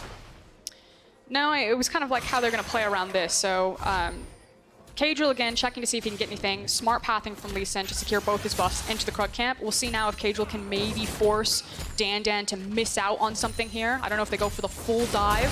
Looks like they're going to do it. You said 3 TPs. It looks like they plan to use them. Prepping the barrel. Who's going to auto it? The pullback is there on the face breaker set. Tank, and he goes golden. He's going to clean it out with style. The haymaker, just for a bit of extra flair. And that is just so clean. And that looks like the type of play that is really well rehearsed, very well practiced. So not only credit to Excel to execute it on the map, but I'm going to go ahead and throw credit to the support staff backstage that looked like they probably run it a couple times in scrims to time everything out correctly. And this is something that we talked about a lot when you used to coach years and years ago, was that there's a lot of things that you can't really run set plays for over and over again due to the limitations of a practice tool, but tower dives are something you can practice with a 5-man team. 3 people try to dive, 2 people try to stop them, run it over and over again until they get it right. Well, luckily for them, when it counts, they get it right on stage, and we can see how effective it was. Yeah, and I do want to also credit Mickey here. If we saw on the minimap his positioning, the fact that he shoved the wave forward, it was between the minions crashing the mid lane. He backed all the way up, so there was no chance that he was going to take extra damage or kind of be poked out by LeBlanc, and then safely made the teleport to make that dive work. And it's interesting because earlier we were talking a lot about kind of the second health bar of Tahm Kench and how that can be used as a way to assist in dives, and it's something that you get in a similar fashion with the Haymaker on set, where he does get such a huge shield when that passive is fully stacked up, and since the towers stack it, makes for a pretty easy setup. So now eyes are on Razork and what he's going to do. Razork? It's really, I kept calling him Razor K as a meme, and it's really hard to stop calling him Razor K now that I've started. It's like the Special K cereal. Razork. Part of a complete breakfast. It's kind of about where he's going to find his opening on this map right now. I feel like his options are really only bot lane and mid lane, and that's still going to be fairly difficult because you have a Tahm Kench as your support, and you're trying to gank a Morgana that's been super safe here. Yeah, and I think this is what's really hard, because there's not really a lot of great setups you see. In theory, the LeBlanc can go in first. In theory, once the Aphelios has the Gravitum or the ulti really for the setup, you can get a lot done. But Tahm Kench is not a facilitator for ganks until he has that ultimate. Good news, though, for the side of XL, or for the side of Misfits, rather, is they have kept an eye on Kadril. He will sweep this ward away, but they'll know that he's on the top side. It will give them a bit more freedom to play aggressive, and that's why you see Bevavit stepping forward here, chunking away at Mickey. We didn't catch the very beginning of that fight, so it could be that Mickey opened up by throwing the Q. If not, then I do just want to credit Mickey for actually holding on to the Dark Binding to see, you know, for all he knows, Lee Sin could have flown out of the Fog of War, and so he didn't just immediately throw it when LeBlanc jumped down onto him. It would kind of be his last bastion of hope. Yeah, and looking at the map, too, as we see the top lane matchup start to just steadily go further and further. Vision line. They've caught Kadril at every corner. But I like that Excel are pushing their vision forward as well, keeping an eye on the Krugs, really trying to track down Razork. And I feel bad for Razork too, because early game it feels like you can smash out in this matchup, but once Jarvan gets that Cataclysm, he's just so much more reliable skirmish and teamfight impact. So far, though, we've seen so many times that Mickey is literally just hard shoving the way forward, and then he's walking into River, and if he's not placing wards, he's checking with his face, he's acquiring information. We just talked about kind of Misfits' vision line. It's been 3 different wards that Misfits have placed to kind of keep track of where Kadril is. It just kind of feels unfortunate right now, though, that Misfits don't have an easy place to attack on this map. Ooh, and Torret taking a lot of damage there, walking right into the Calibrum turret. And you're right. They're using the vision, they've got the information, but they just don't have the champion power to do anything with it. And it's going to stop them from losing anything, but they're not going to really gain much from it. Cloud Drake, Herald going to be on the way shortly here. Maybe they can look to play for one of the larger objectives. For now, Mickey just forcing this lane out over and over again as Febiven is just forced to catch the wave. So the first reset, not the first reset, but a big reset is actually going to come out for the jungle and the support for both sides of the team. And I feel like it's going to be the top lane. And as I say that, they're actually hard pinging on the way top side, simply because GP is still missing teleport and he now has access to his ultimate. So making a gank here before you gank bottom, forcing out that ultimate is exactly what Excel need to do in kind of step one before they can turn their attention back towards bottom if they want to start getting involved with this Rakan. And if things go really successful in the top lane, they could also rotate into a potential early Herald to get this set snowballing going. 8-minute spawn time on the Herald. They're already on top of it. They've already reset, forcing the gangplank ult means he's going to have a hard time moving over. Excel playing the map beautifully here to secure this first objective. Going to have to see what Misfits' response is. For now is to back off on top side. While this Herald will take a while to kill, I don't think Misfits really have the tools right now to contest. Yeah, and I think it means it's going to be the free Herald for Excel. I expect that they would either use it mid or top lane. If they use it the top lane, I think that feels nice because, again, it feels like Set's really only struggled in the LEC when he falls pretty far behind the Finn syndrome, as we're going to call it. So good rotation from Torre to make sure that they have numbers advantage to secure Herald. It's now been picked up by Kadril, and I expect it to go top lane to continue to punish Dan on Gangplank. Dan having a bit of a miserable game. Of course, Gangplank is one of those champions that has a certain degree of inevitability to him, but falling behind a set is always going to feel bad. The vision is there to stop Kadril from going for a more aggressive play.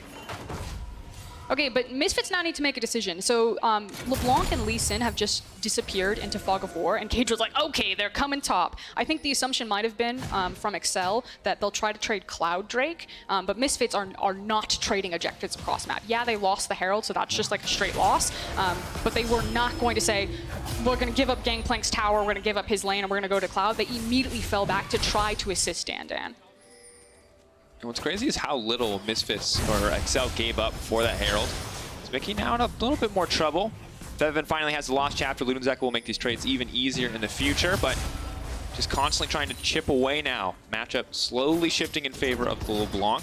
Do you want to point out that Mickey's maxing the Tormented Soil and not the Dark Binding? Obviously the difference between the support and the mid lane Morgana, so he's literally here for the wave push as bot lane. Knockup will connect. Not much to the spit out, but that's the immediate charm to follow. Well played. The CC can come in. The flash away from B-Boy, but he's ticking down. Will not drop in the end. The Ignite falling away. Tom Kench left alone in the lane. And sadly for B-Boy, unlike Patrick, he lacks the teleport to get back in time. And now there's actually an option that they can move to this Cloud Drake, and whereas I felt like the Herald was going to go top, there's now also the option that Excel could use it bottom because they've just forced B-Boy out of this lane and are getting access to all of these plates. Like, Excel are kind of started by suffocating out in the jungle with that initial roam from Morgana and just having their eyes on Lee Sin, and now poor Lee Sin just doesn't have options to contest anything on this map. He's gonna try to fish for it. No mana on Patrick. Good body block from Torre. We'll back off.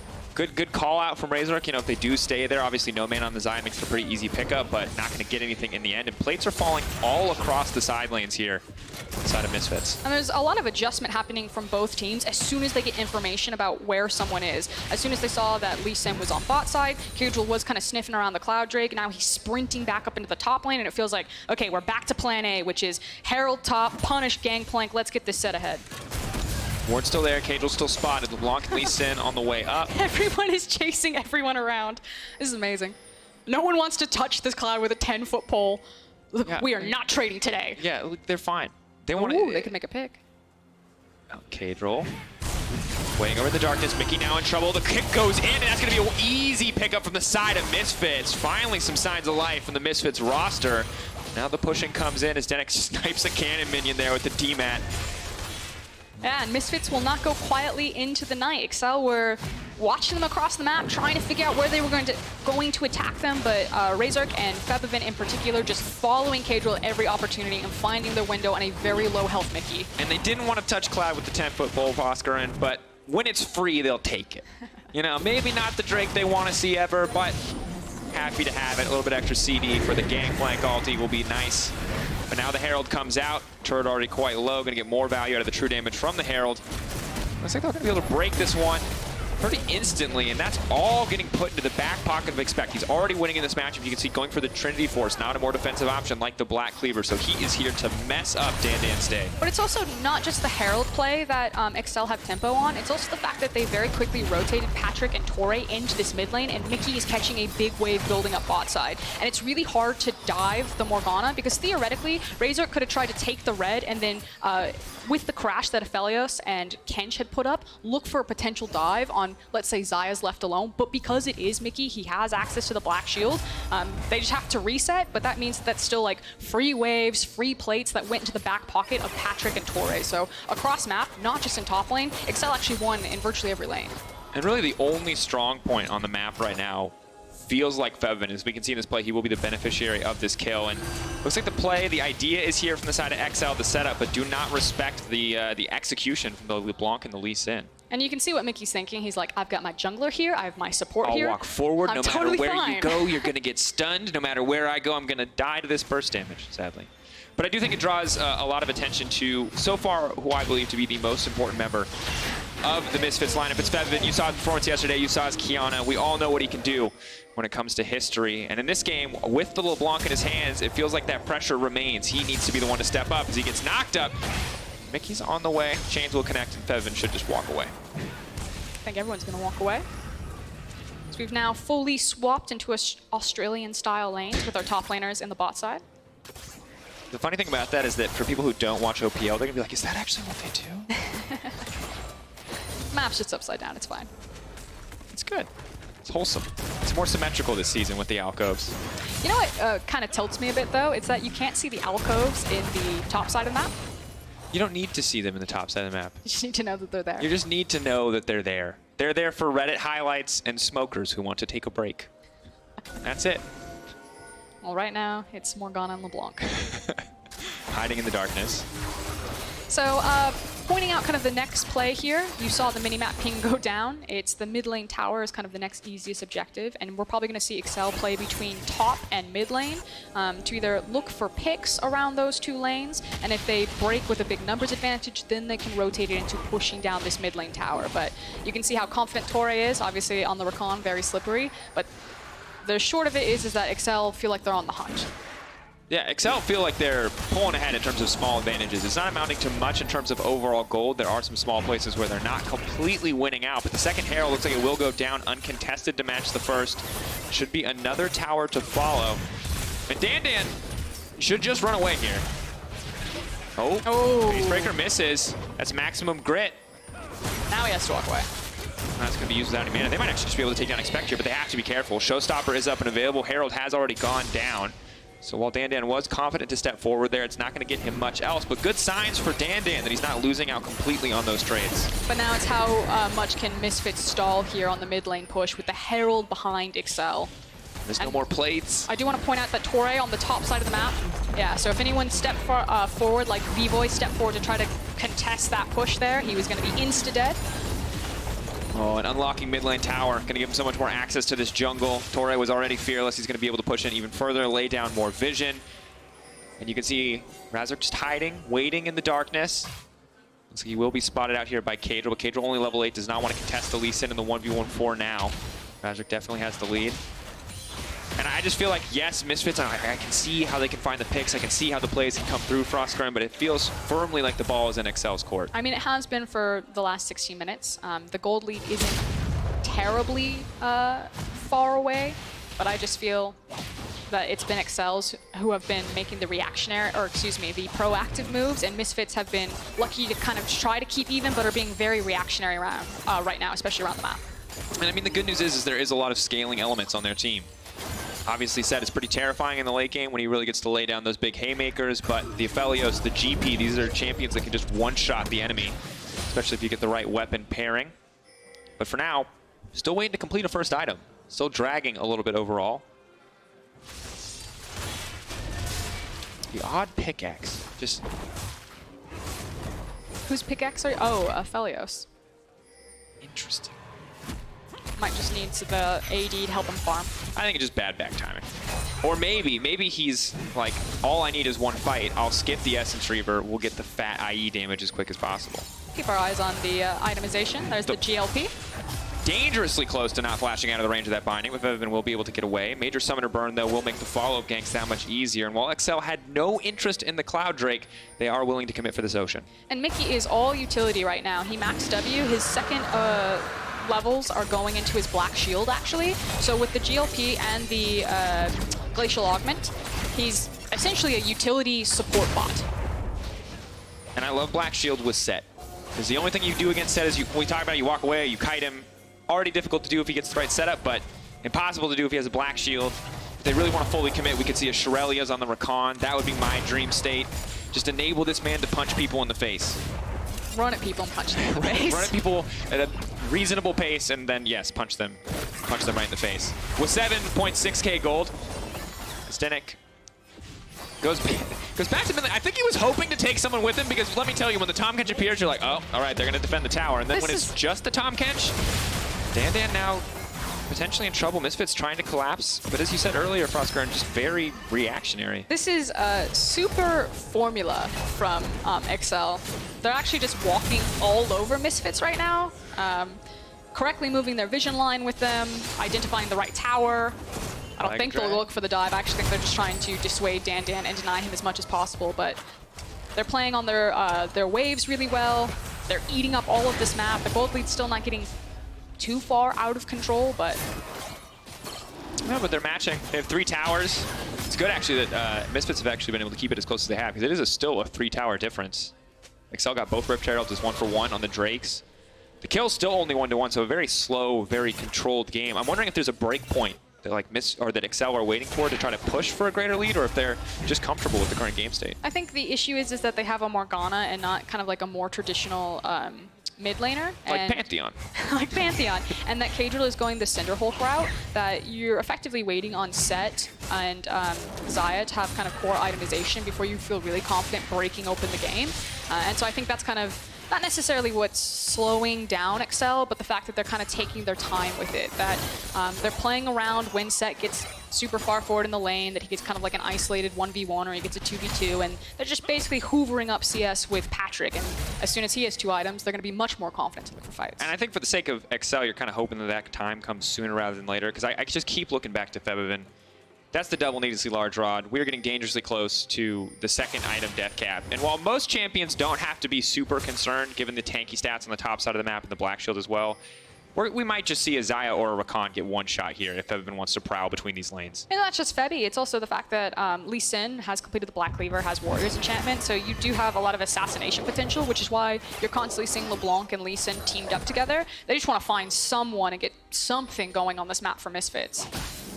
And Razork will spot out Expect walking down. Febiven now uncontested on the tower, but I can't tell who's trying not to fight right now.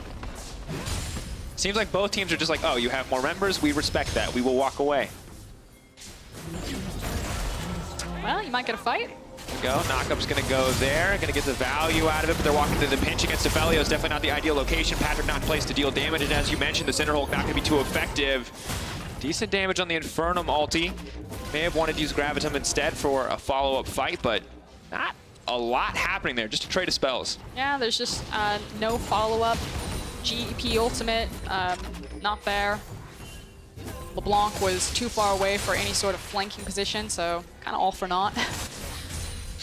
This is really anticlimactic. It's kind of the vibe. Do you remember when Rakan first came out and it was like the instant RW flash or whatever, or the R flash W, and you're like, wow, he can engage from so far away. Now it's the R, walk awkwardly at them for 1 second, followed by a W. I miss old Rakan. Not playing against him, but casting him. Obviously, a bit too strong at that time. Remember when everyone had the Rakan changes come in and everyone's like, he's dead. He's unplayable. He will never come back. It's the same thing happened when if you remember when Zed's shadow changes This is the entire game?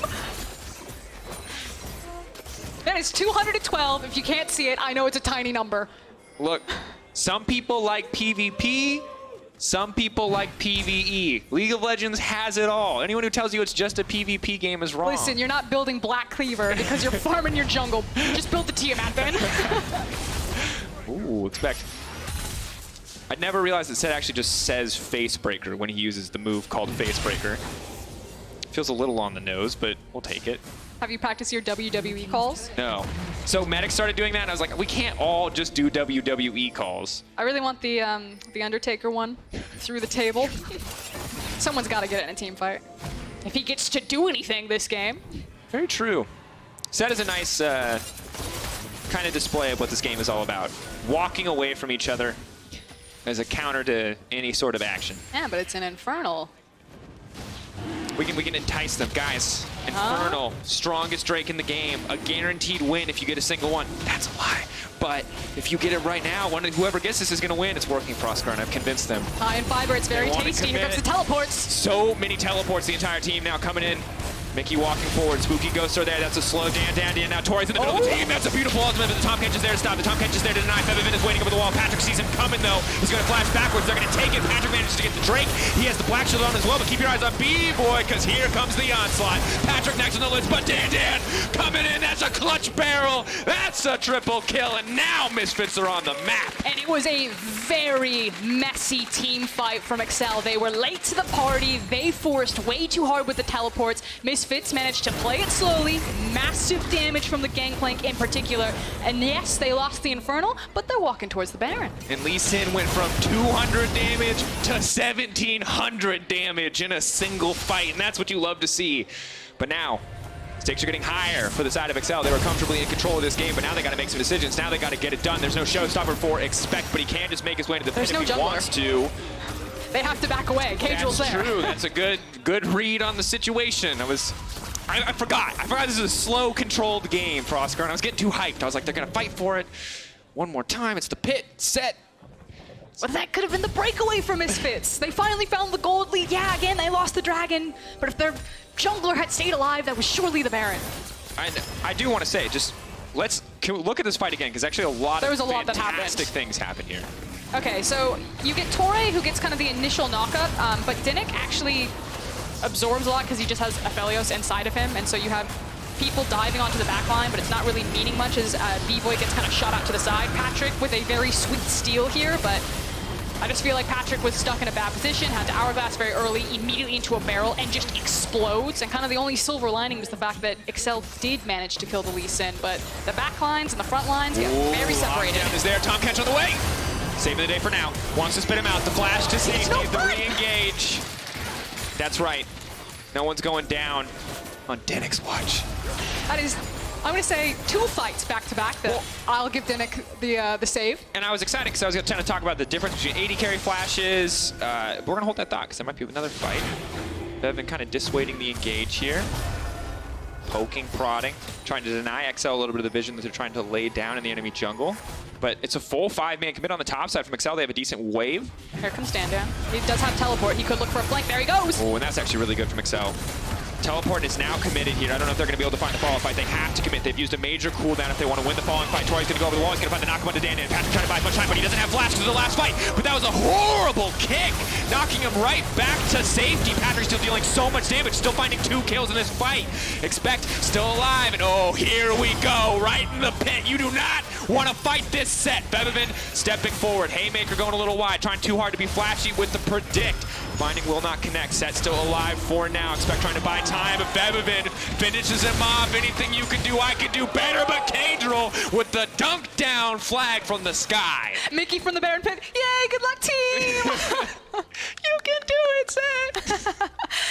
Yeah, I think the turning point that you called there was the fact that Set tried to get really flashy by predicting the distortion back from Febiven on the LeBlanc, whiffs the W, and then Febby is able to walk him down. We have to watch this fight again, because I may have missed it, but there was no flash on Patrick.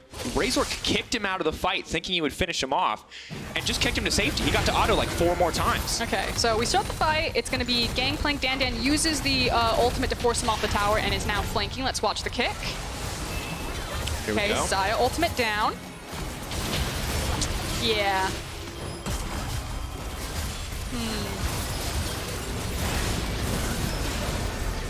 I want you to know that the reason I'm not speaking right now is because I was raised, if you don't have anything nice to say, you don't say it at all. Yeah, try to get fancy there. We didn't get to see cheerleader Mickey from the opposite side of the wall. That was my favorite personal part of the fight, but... When Morgana's already disengaged from the fight, she's like, I could walk around, but it would take a very long time, and these are not the appropriate shoes. But You make Morgana such a diva. Look how she walks. Yeah, it does add up. It's very pompous walk. It feels like very prim and proper. But I mean, look, Patrick killed 2 people after that kick went through. If they had actually just taken him out, that fight might have been popped way him like a balloon. Yeah, way more favorable. Now, of course, Misfit's still looking good because Fevin's able to make a lot happen. Forces Cadril to commit a ton here, but now flashes are coming back up for the side of Excel. In the next fight, they're going to be hugely favored to come out on top. But for now, they do have to play back. They do have to play a little bit safe and wait on those cooldowns, but Misfits are clearly in the lead. And I think a lot of that damage is coming through from the Gangplank here. Dan now 3-1-2. He's got so much gold in him right now. He's a full item ahead of his opponent top laner, and he's just chunking people out when these barrels find him. But oh, they just want to walk him down. Fevin poking from the side. But I really love this from Fevin. Full committal there. Ulti now comes in. Torre trying to find the disengage. They need to step for him. Roots now coming through, but Misfits still favored overall in this fight. Patrick's flash comes off cooldown, isn't immediately used. Misfits are smashing in these fights. Yeah, and it was another really good Gangplank ultimate from Dan that forced Excel onto the retreat here. Now, you are missing some crucial summoners and some crucial ultimates, so I think it is going to be about playing for posturing on this wave, and then the Infernal that Lee Sin's walking towards now. Patrick's just like pieced out. Oh, they're pinging Baron. They think they're going to trade Infernal versus the Baron. That would be a very good deal for Excel. Or any team. B-Boy stepping in, have to respect Dan. Know those barrels are going to be huge. Can probably outdamage this fight at this point in the game. Okay, here comes Lee Sin. Good bit of poke. Turret down on the top side. They're buying time. Are they going to back off? Are they going to stop DPSing it? No, they're full committing here. Redemption has been used. Torre trying to buy a bit more time. Stop, though. That's the Baron for Excel. The fight stopping for now, but Misfits are on the hunt. If they can take out a few members, they can mitigate the effect of this Baron. Dan stepping forward. Okay, I don't want to call him out early. We'll see the replay. Eyes on Lee Sin. I think he flashed into the wall. Infernal going down for Misfits. If what you say is true, this is going to be a difficult day for Razork. Okay. Eyes on Lee Sin. What happened here? He's running. He's on the way. Nothing else matters. Lee Sin, this is his moment. He dreams, I can steal this Baron, he says to himself. Oh, God, no! It's horrible! Oh!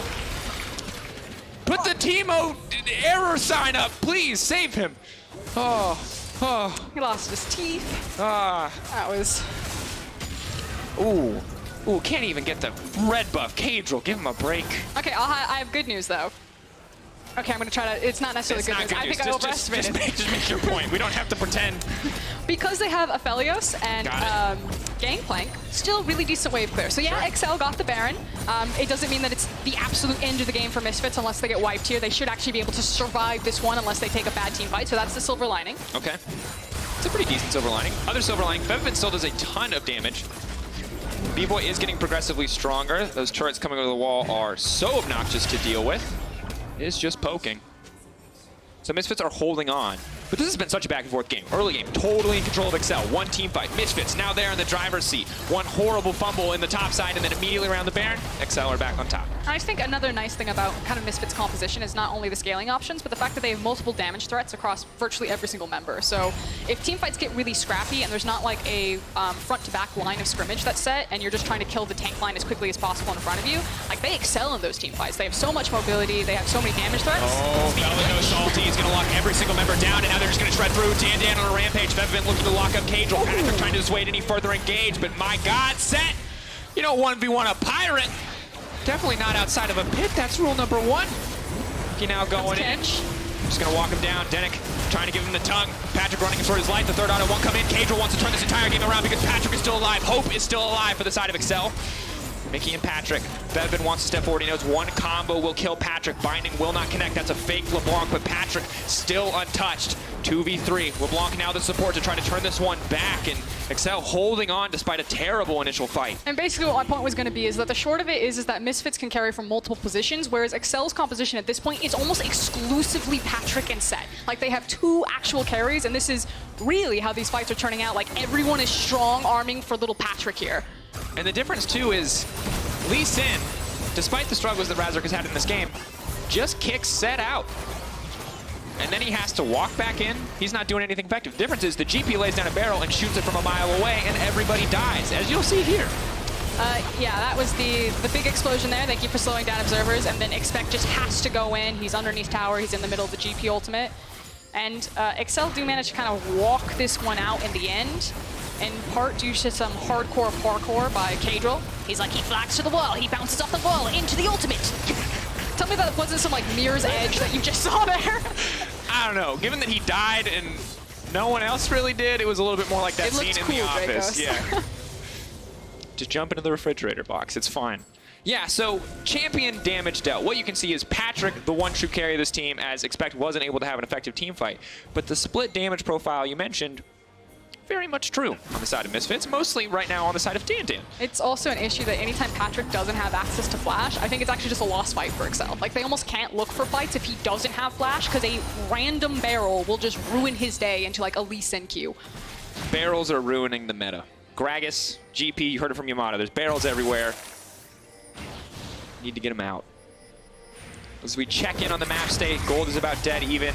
Tom Kent's going to take the team out. Well, part of the team. Lee Sin is going to be stuck in the jungle for a little while. B-Boy sitting low on ammo with both weapons. Not sure if he's deliberately trying to save some cooldowns here or if he's just had nothing to hit. Looks like nothing to hit was the answer. Feels like the option from Excel right now is to try to go back to finding a pick with Torre and Mickey. So again, it's about creating pockets of denying vision, standing in that darkness, and then waiting for someone to face check. I like that. They're immediately deleting the towers, making sure. Chakram, one of the biggest threats in any kind of team fight, mostly because of these turrets, not necessarily with the mini Chakram as many people expect. Fevin splitting on a sideline, expect doing something similar. Dan. Ooh, that was good. I like that. Just going for the barrels. Ulti is now going to be committed. Big Inferno Ball, half-healthing multiple members. B-Boy still alive and well. Fevin still pushing on the bottom side. Expect and the rest of Excel need to get back to their base if they want to defend this one. Well played by the side of Misfits, baiting them in just enough. And Excel honestly overcommitting on this play as Fevin gets an uncontested inhibitor tower. And it's just really difficult to deal with Gangplank here. Like, Kadril goes over the wall. He's not forcing the dive. He's actually just trying to remove the barrel. But it's almost like you need to be more decisive if you're Excel. If you're going to make that move, you almost have to look for the dive, try to kill them, and translate it into a tower push. Because right now, Misfits are trading up in the last, I think, 3 to 4 fights. Yeah. Outside of the Baron Flash. Yeah, outside of the... We'll just forget about that one. Plenty of people are going to have that highlighted. They'll do more justice to it than we ever could. Now, double Infernal on a composition where every champion other than the Tom Kent is really excited about Infernals. It's going to be difficult to deal with. The Soul, of course, the most important thing, and it's next on the list for Misfits. 5 minutes out for that one. Baron is already up. So... lot on they the table. Really need a pick here. Patrick has to be careful though. He's stepping very far forward, has the BT for the extra shield, but one misstep against his GP and he dies. Yeah, and Dan's ultimate is just about to come up, so it is now available. Patrick does have his flash, so Excel again will feel a bit more confident if a team fight does break out, but otherwise they are trying to buy time for Expect here onto the side lane. And they've got all of these TPs, but outside of sets, I just don't feel like they've been getting a ton of use out of them past that first initial tower dive. So here's kind of the window. So Expect pushes up this bottom wave, and then he immediately cuts up underneath into the river and starts sprinting back towards his team. It's matched correctly by Dan, who has cross-map potential, not just with the teleport, but also with his ultimate. And I think we're going to kind of see this maneuver repeated multiple times from Excel, where someone shoves a wave forward, tries to get someone from Misfits to respond to it, and then races back towards the team while Torre and Mickey look for picks on Misfits. Ooh. 10K, Baron dropping, started up for Misfits, hoping to find a pick, but Dan definitely not the target they're looking for. Far too tanky, far too strong, so they are just forced to back off. But that is the window you're talking about. Now we might see Set walk back to that side lane, this time on the top side to match Febby. We're just ping-ponging waves, a tug of war, fighting for position really over this Baron pit. If you're in studio, you can hear a lot of shouting from the Misfits side. Clearly very focused. The objective in front of them. And Expect, sadly, doesn't really get to do anything against LeBlanc. It really has to be a misplay from Fevivin to get any kind of significant trade. And I'm being honest, FLICKR, I really thought that when Excel showed us so much control and so much planning in the early game and the Lee Sin hadn't really gotten anything done, that this game was going to be over. But as you can see from the gold graph, Misfits are just going further and further ahead. I think we lost the plot a little bit when the towers fell down, but here comes the Abyssal Voyage. All right, either Set's going to die or he's going to get his opportunity for a highlight play. The pullback, the Freight Speaker, looking for a little bit more. Here comes the Haymaker. The Lee Sin goes into the mid, but Expect is running for the hills, trying to buy a bit more time. Dan on the way in. 5 members already committed. The rest of the team, though, across the map for the side of Excel. Expect is down. It's open access. 60-second death timer means it should be a Misfits Baron, but Caedrel's here for the potential stealer. Patrick is on the bottom side looking for the trade. If Caedrel steals this, Excel can just end the game. Oh, the wave clear! Dan with a critical ult. They're stepping forward, though. They're just going to tank the tower for this one. Maybe they can take down the GP. Caedrel's been kicked back into the pit. He doesn't have enough time. He's just trying to slow them down. There's no way Torre can steal this one. But Dan has backed off. 1,600 health. Rakan not going to find a redemption for Razor because he secures that Baron. And the only silver lining for Excel right there is the fact that they did manage to break the bottom inhib through the combined efforts of Mickey and Patrick. That said, it's the Baron for Misfits. It feels like they've been winning multiple team fights for kind of the last 10, at least 7 minutes. I'll say 10 minutes. Sure, round up. Now Misfits barreling down the top side of the map. Should be able to break down a few turrets here. Oh, Infernum is so obnoxious, just trying to poke. Ulti comes in, that's the Graviton. Patrick now has to run for his life. Feathers are not really finding any effect here. But Flash and ulti burned. Next team fight, once that GP ult is up, means Patrick is as good as dead. Looks like it's going to be a reset, though, from Misfits, so losing a lot of time on this, on the Baron. Infernal going to be spawning in 1 minute. I don't know if Misfits are going to feel confident enough to use the rest of the Baron to translate it into shoving down objectives, or if it's just going to be about getting position over this next Infernal to come up. And at this stage, I don't entirely see how XL win a fight if they don't get some of the picks that you mentioned earlier. Because just in terms of sustained damage, they cannot match. And Set does a lot of damage, but it's slow damage. It's going to be very difficult, and I think we've been watching Excel really struggle to figure out kind of where they go at this point in the game. Whereas, again, a lot of messy fights have been happening, and Misfits are just ripping them apart. And even in like a pretty basic, straightforward fight, as long as a barrel gets underneath them, multiple members of Excel just blow up. You can see Excel just grouping, sticking together. Bevin remaining irritating, burning Guardian cooldowns when he gets the chance. But I like the patience the Misfits have been playing with. Waiting for Excel to overcommit to an option. Razor could be in trouble, but Dan's here. CC will connect. Torre's going to be in trouble. Might just be a highway for Lisa to get into this back line. Denik, who's overextended. B-Boy, big ulti block. Damage coming down, but the GP ult does not hit the back line. Patrick, half his health instantly gone. The Black Shield buys him a bit more time. Expect in the middle of everyone. He's going to try to suplex down. The RKO, not enough to take him to safety, but Torre and Patrick cannot get it done. Misfits, another shutdown, another clean fight for Febby and B-Boy. Misfits are shredding through XL, and you're absolutely right, FLICKR, and they have nothing left for Excel. 7 kills to 17. Misfits are going for the base. And yeah, I think that they are actually going to walk away with this one. You can see it on the death timers. You can feel it in the players from the other side. Dan immediately pulled the trigger on the teleport. And Misfits, after what an early game was completely dominated by Excel, were able to stall, wait it out, get to kind of their item breakpoints, and then just take fight after fight. And they were worried about Febabin. They picked the Morgana to shut it down, but they should have been worried about Dan, because that was a clean gangplank performance and an easy win pickup for the side of Misfits after the early game. It was a quiet game. Yeah, it was quiet for a long time, and then it was exceptionally loud and over very quickly. Shout out to Febavin in particular. I feel like he was forcing a lot of pressure on his LeBlanc moving around. Also Dan, of course, on the gangplank. To me, was the biggest difference maker in a lot of those team fights. Also, shout out to Misfits for observing the #1 rule against Set, which was just walk away. And the new second rule, which they just invented themselves, which is just walk away until your gangplank is giga-fed and then just kill him. So shutting down the notion that that champion is going to be picked in every single game. A performance like that. Here we go. Ooh. One last awkward high five for Dan. He waited for it, though, and I respect that. Very much like that game. They waited for it. B-Boy and Denik. Feeling good. And now is your chance. Vote for player of the game on Twitter, Dan Febavin or B-Boy.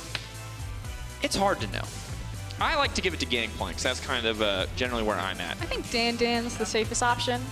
A funny thing is, like, B-Boy's on the graphic, and yeah, his Aphelios ults, I'll get it, Aphelios ults, were doing some decent damage. He had some good setup and some lockdown, but Danik really saved him, I think, about 3 different occasions. They're a duo. When you play with the Tahm Kench, you are as one unit, because Tahm Kench has a single button and it is W. But coming up next, we're going to highlight Gilius as he and Schalke 04 look to bounce back from a horrible start to the season. Laura also sits down with Dan, so don't go anywhere.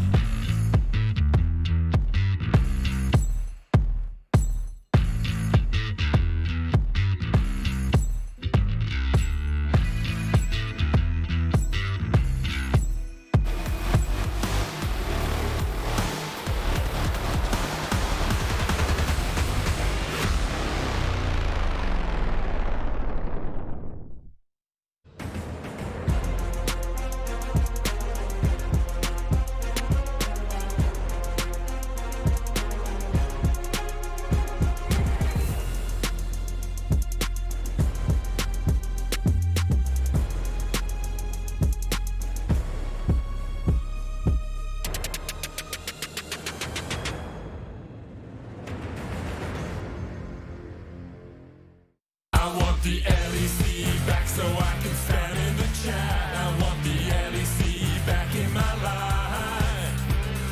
Rap battles, Medi, Betty, feeling alright. I want the LEC back tonight.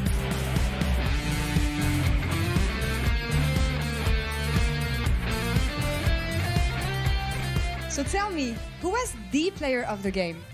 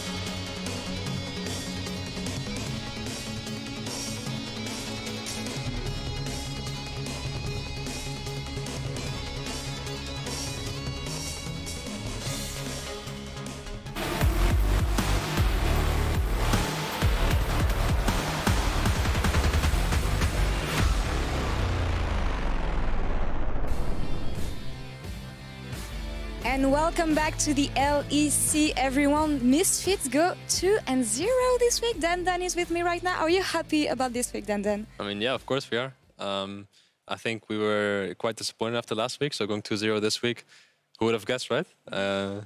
Yeah, I think it's unexpected for a lot of people, and glad we could prove some people wrong. Is it as unexpected as you being the key player of the game here? Because you are. Well, I think all my teammates played quite well. So I don't know if it's really deserved, but of course, I mean, if someone's going to give me MVP, then I'm not going to say no, you know, so... You get it, you take it. I mean, and talking a bit more about this game here, it didn't really begin as it should have, maybe. What did you miss in the early game? I think it's still difficult for us to really find what lane to play around in the early game. We oftentimes don't really execute our plans quite well. We don't communicate about how our lane statuses go, so it's just small slip-ups like this. I also had a pretty poor trade, level 3, so yeah, and then we didn't really communicate the TP, and then yeah, we just got dove, but it's fine because we know our matchups, we know that our mid game is quite good, so that's just... Yeah, we're still confident after that dive. It's funny that you mentioned communication and especially mid-game because I want to show you some replay. The fight that you turned around, I want you to talk me through it, especially the communication. What happened? Oh yeah, this team fight, I think we got Xayah flash and ult really early on. Yeah, I whiffed a barrel that went quite wide, but that's okay. But I think Febby got like a pretty good flank on the Xayah here, and then at this point we just knew that the team fight was over because Xayah used absolutely everything, and once Xayah's dead, their comp doesn't really do much because they have Morgana set. They don't really provide that much damage, so we just knew that once the Xayah's dead, they just can't win anymore. Was it the moment that you got back in the game for you? Well, we knew that we outscale anyway, so for us, basically just winning one fight would basically mean that we just win the entire game. And getting summoners down on Xayah and her ult and everything just makes everything just much more easier. If you have a one-threat composition, then at that point you know, okay, for the next 5 minutes we just can't lose, and we can just do whatever we want for the next 5 minutes. And is it because you were so confident about the scaling that you decided to trade the second dragon for Baron then? Yeah, I'm not really sure what happened. I just heard my jungle say, sorry, I inted. Something with a flash, like I'm not even sure if I want to see it, you know. But yeah, it's just like slip-ups, you know, because we're still a rookie team. Yeah. We didn't know they could do it that fast. We were like, yeah, the communication was just hectic. I was like, do I have to come? No, it's fine. And then I was like, oh, it's 8K. Oh, well, you better come here fast, or Nash is gone. Oh, Nash is gone. That sucks, but we still brought it back home, so it's okay. Yeah, that's how you learn. And I mean, you got the win in the end, and that's what matters. But a bit more about you. I'm so glad that you're back in the LEC. I mean, especially after last year. What is your mindset now compared to last year with the emergency roster swap that happened in the middle of summer split? Well, it's different because last split, the half that I played was just with 5 very strong personalities, with 5 very strong individual players. We just had like our style, and it was like really fun. I think fun to watch, and you know, just really based on like mechanical play, individual play. I think this year is going to be more structured. We just have a more, you know, like our coaches are just more structured. They want everything to be more rigid in a sense. So I think it's just different, you know. Like I can't say if one is better than the other. What we had last year was really unique. I think what we have this year has got really high like skill ceiling. So I think, yeah, I mean, new challenges make people grow, and me being in this new challenge is just amazing for me. And you guys are off to a great start already. Thank you very much, Dan, and congrats again for this 2-0 week. Now back to you, Shox. Thank you very much, Lar. And fantastic, a 2-0 week for Misfits. But I want to put your eyes on the next match. Schalke 04 are about to take on Mad Lions. And I've gathered you here today to tell you about the man, the meme, the myth, Gilius. Now, Gilius is the current jungler for Schalke 04, and I wanted to take a look at how he got here and tell you why I am excited and a bit nervous to see what he can make out of this competitive season. Now, Gilius's drive and passion to be a pro player was never in question. In 2014, he took a huge risk by dropping out of school at age 17 in order to pursue a career as a pro. But the gamble paid off almost immediately, as Gilius got to play at Worlds within his first year, subbing filling in for Svenskeren on SK in 2014. And that experience that further awakened his drive to be the best. And right before Worlds, he had also qualified to the 2015 Spring Split with the Unicorns of Love. However, in what would become a painful trend in Gilius' career, Kikis would end up replacing him. Now, the jungler would struggle to find a permanent spot on an EULCS team in the years to come, with stints on Gamers 2, Unicorns of Love, and eventually Elements, who rebranded to Schalke 04 in the summer of 2016. And then Gilius had one of his best splits ever, with 4 Player of the Game awards and carry performances across the board, which makes it all the more curious why the team went into a free fall in the standings, even ending up relegated by the end of 2016. And in the same vein, Gilius, he also ended up relegating to NA Challenger on E-United. Now, if Gilius' skill in Lee Sin was legendary in solo queue, so was his unbridled confidence and bravado in interviews and on Twitter, to the point where everyone knew him as the trash talk jungler.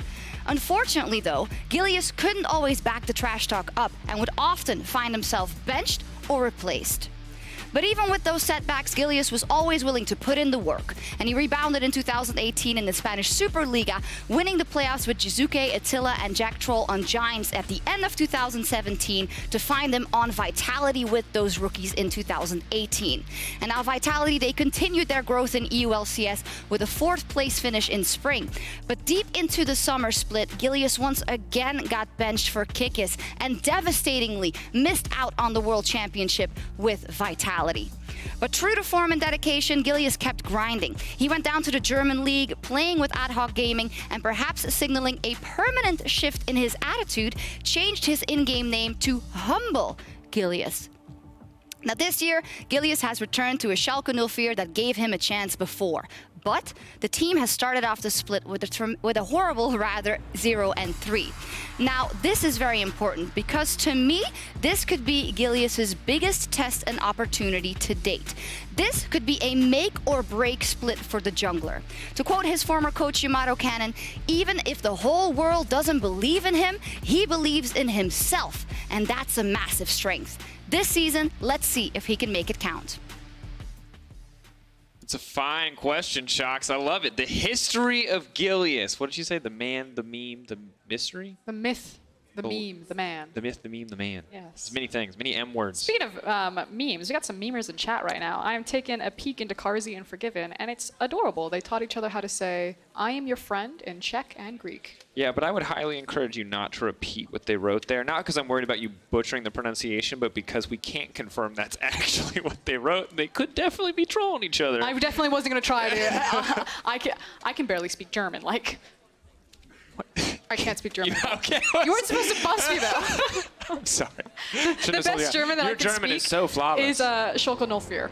Oh, Schalke 04. Yeah, yes, just like that's that. right. Just 100% butchered it all the way nailed through. No, you nailed it. You nailed it. German speakers will confirm, for sure. But here we are. It is Champion Select for our second game of the day. It is Schalke 04 versus the Mad Lions. Now, big test, as you heard Shockus mention earlier. Mad Lions, they can prove the power of rookie strength in Schalke 04. It's the old guys club. It's the Zoomers versus the Boomers. That is what this game is going to be all about, as Aphelios is the first one to hit the bench. Jarvan also going to get banned away. Gilius potentially trying to set up a Gragas pick for himself. Here we are. Berlin's ready. I'm ready. Draft already underway. I don't think Forgiven's ready. He was trying to adjust his seat there. Yeah, you gotta get ready, you gotta get comfortable. But I mean, pick ban phase is a time for small adjustments. This is one of the concerns that I do have, though, as the Xayah ban comes out from the Mad Lions here against from Forgiven. It's kind of like, what is the flexibility and versatility in Forgiven's champion pool? How deep can it go? Because banning Aphelios from blue side and then having the Xayah also banned away from you, Lucian falling completely through the draft phase. Can he play it? Will he play it? Where does he feel comfortable? It's a fine question, but for now they have secured the Gragas for Gilius in the jungle. Hopefully a comfortable matchup for him. Maybe can set him off on the right foot. As mentioned before, 0-3 and a lot of difficult games for Gilius so far this season. And yesterday was difficult for Given, so maybe he can get a comfort pick as well and Schalke can be set up for success. Before we even get into the game, really taking their time here on the Mad Lions side. It will be the misfortune, potentially a Braum to follow. I mean, if you don't take away the Braum, I think it's going to be a pretty easy Varus Braum rotation, unless Forgiven Dreams don't feel comfortable playing that. But when you see something like a Misfortune come out, you yourself have a Gragas. Varus Braum, Lucian Braum would fit really well here.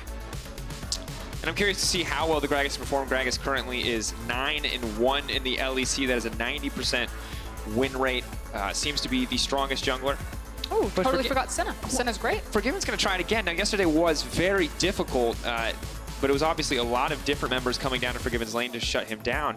But so far, I like what we're seeing from Schalke 04 because we have the Gragas, we have the Braum, and I wonder if Mad Lions are going to be forced to either take or ban the Ornn now that they don't really have any of the conventional options against it. And if you also don't grab something like Leona here, then pretty screwed, I think, in that bot lane. I think Karzi and Kaiser are just going to have to take the L on that one.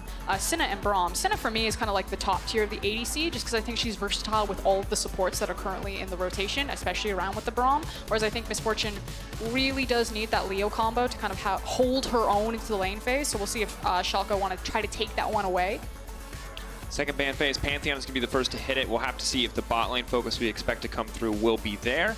In which solo laners are going to get taken off the table because the final lock-in for the Mad Lions is the Kiana. Now we expect this to go into the hands of Humanoid with Elise already confirmed for the jungle, but we've heard rumors of being more of a flex pick on red side.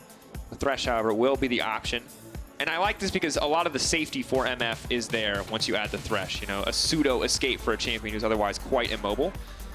But the Renekton banned away too, so they just are not interested in dealing with the Odoamne power laning phase. And Leona, as you predicted, will be the final ban on the side of Schalke. Yeah, so it's kind of what power pick are they going to get for the top lane here? You did mention that the Ornn has slipped through, but if you take an Ornn right now with Gangplank still available, I just kind of feel like that's going to be the really easy option. What we agreed over the course of the break was that Gangplank is a pretty just disgusting champion. I mean, there's 3 really important top lane picks still available. Something like the Rumble, the Ornn, and the Gangplank are all slipped through the draft phase here.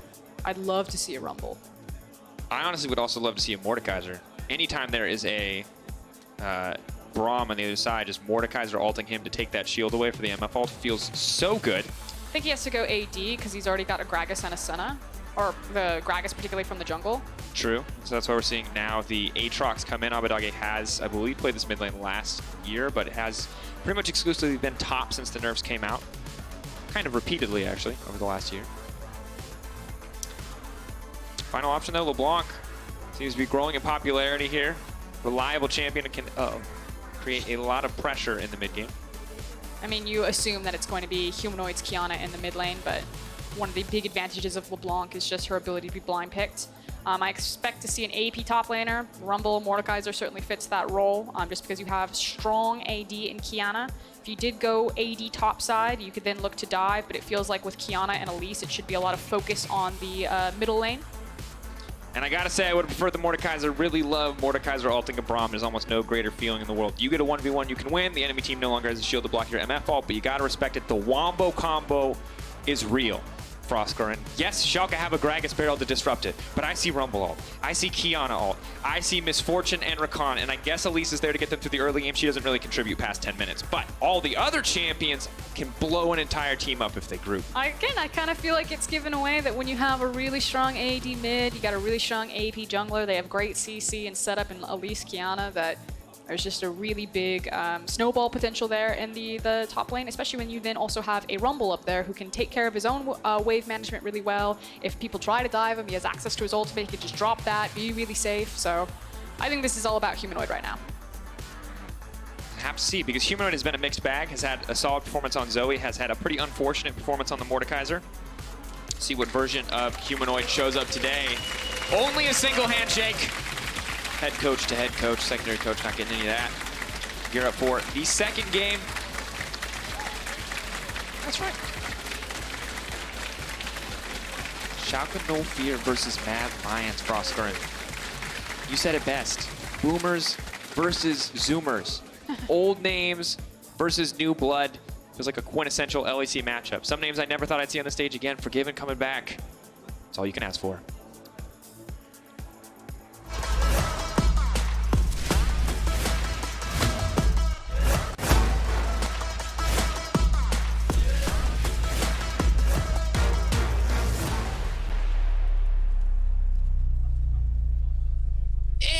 And there's a pause. All right. It's, yeah. Woo! Thank you. As always, Berlin, everyone in the crowd, you're so lovely for cheering during this. Of course, the Kit Kat game pause. A bit unfortunate as we had a few yesterday, but I can't take any more Kit Kats.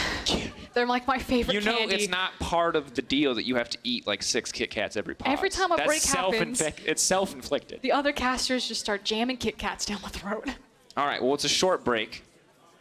So a mini Kit Kat break, we'll decide, not the full 4 bars. As we are now getting back into game, we'll pretend that the music just finished and the blah, blah, blah, blah, blah was happening. Start Skin Berlin, go! So we're going. Woo!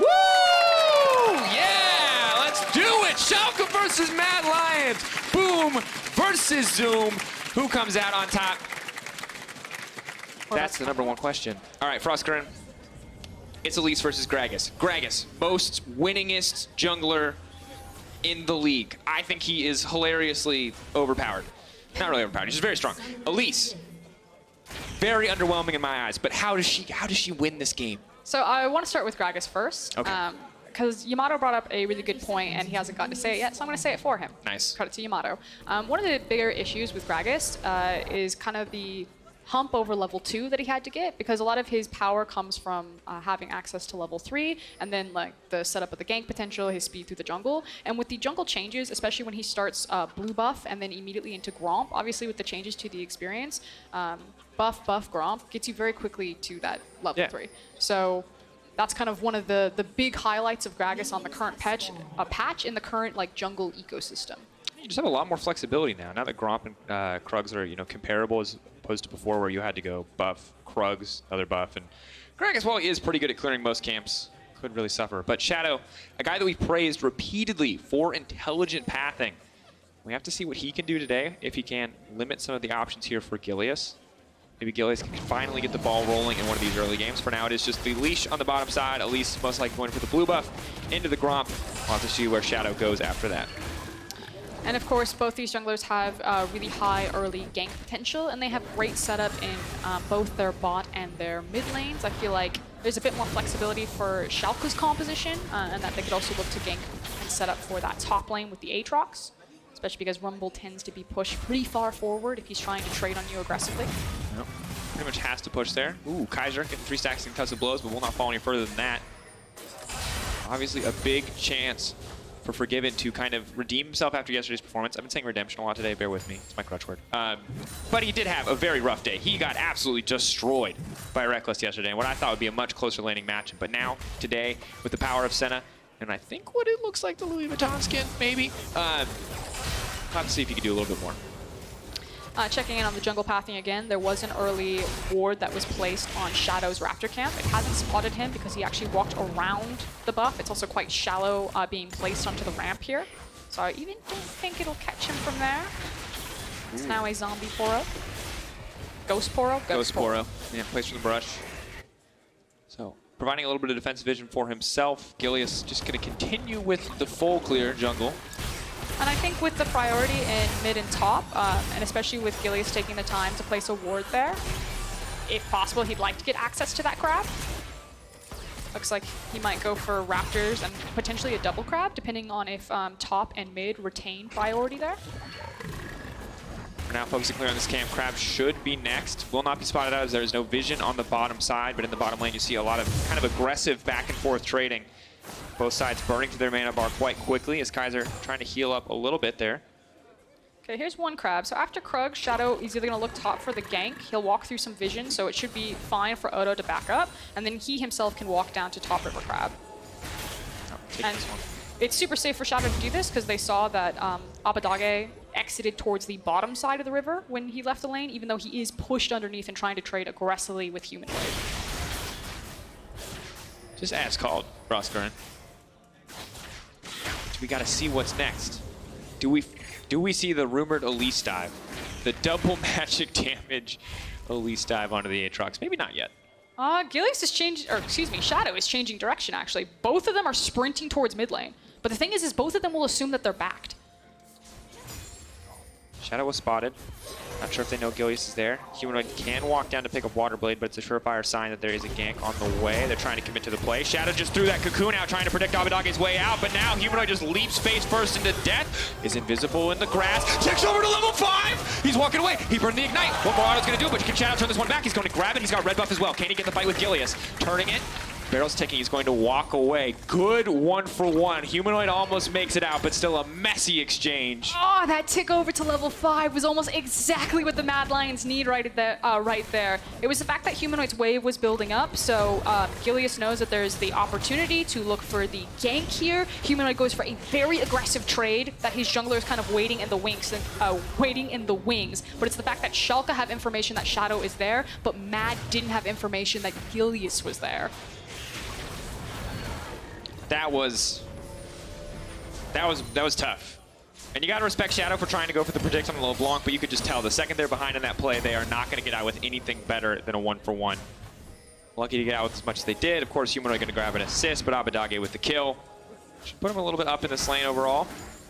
Level 6, though, on the way. Can be a big difference for Humanoid. It is going to be scary, though, that he's now sitting there with no flash across from a LeBlanc and a Gragas that's going to have access to Predator boots. Humanoid's going to have to be really careful with his wave management, and anytime it gets out of hand, Shadow has to cover him. For now, though, Shadow setting his sights on the Ocean Drake. This is going to help a lot for either side, honestly. Both teams very mana-hungry outside of the top lane. Is not afraid to step forward, but Shadow actually taking a lot of damage here, is debating where he needs to go. He can walk into that brush, but he'll walk face first to a level 5 Gilius. Forgiven with no mana left. They just decide they're going to back off here. I like Gilius coming down to support, making sure that his team can back away. And Shadow, sadly, not able to grab the Drake that he wanted to commit for. Yeah, really ambitious to just try to find a window where maybe Gragas wasn't going to be on that side of the map. Maybe he thought he was just going to go for a power farm and he could slip that one through, but not the case. No. And now Kaiser wants clear vision, but Gilius is here to protect it. So far, actually, a pretty solid early game jungle performance from Gilius, not falling behind the clock whatsoever, matching Shadow pretty well to a certain degree, and actually being the first to make it to mid lane initially. Vision will spot him out. Humanoid can run to safety, pushes a little long back, wants to finish off the kill, but he only gets the clone. Abidage is playing with his food, and Humanoid has overstayed his welcome in that mid lane. Yeah, just caught out.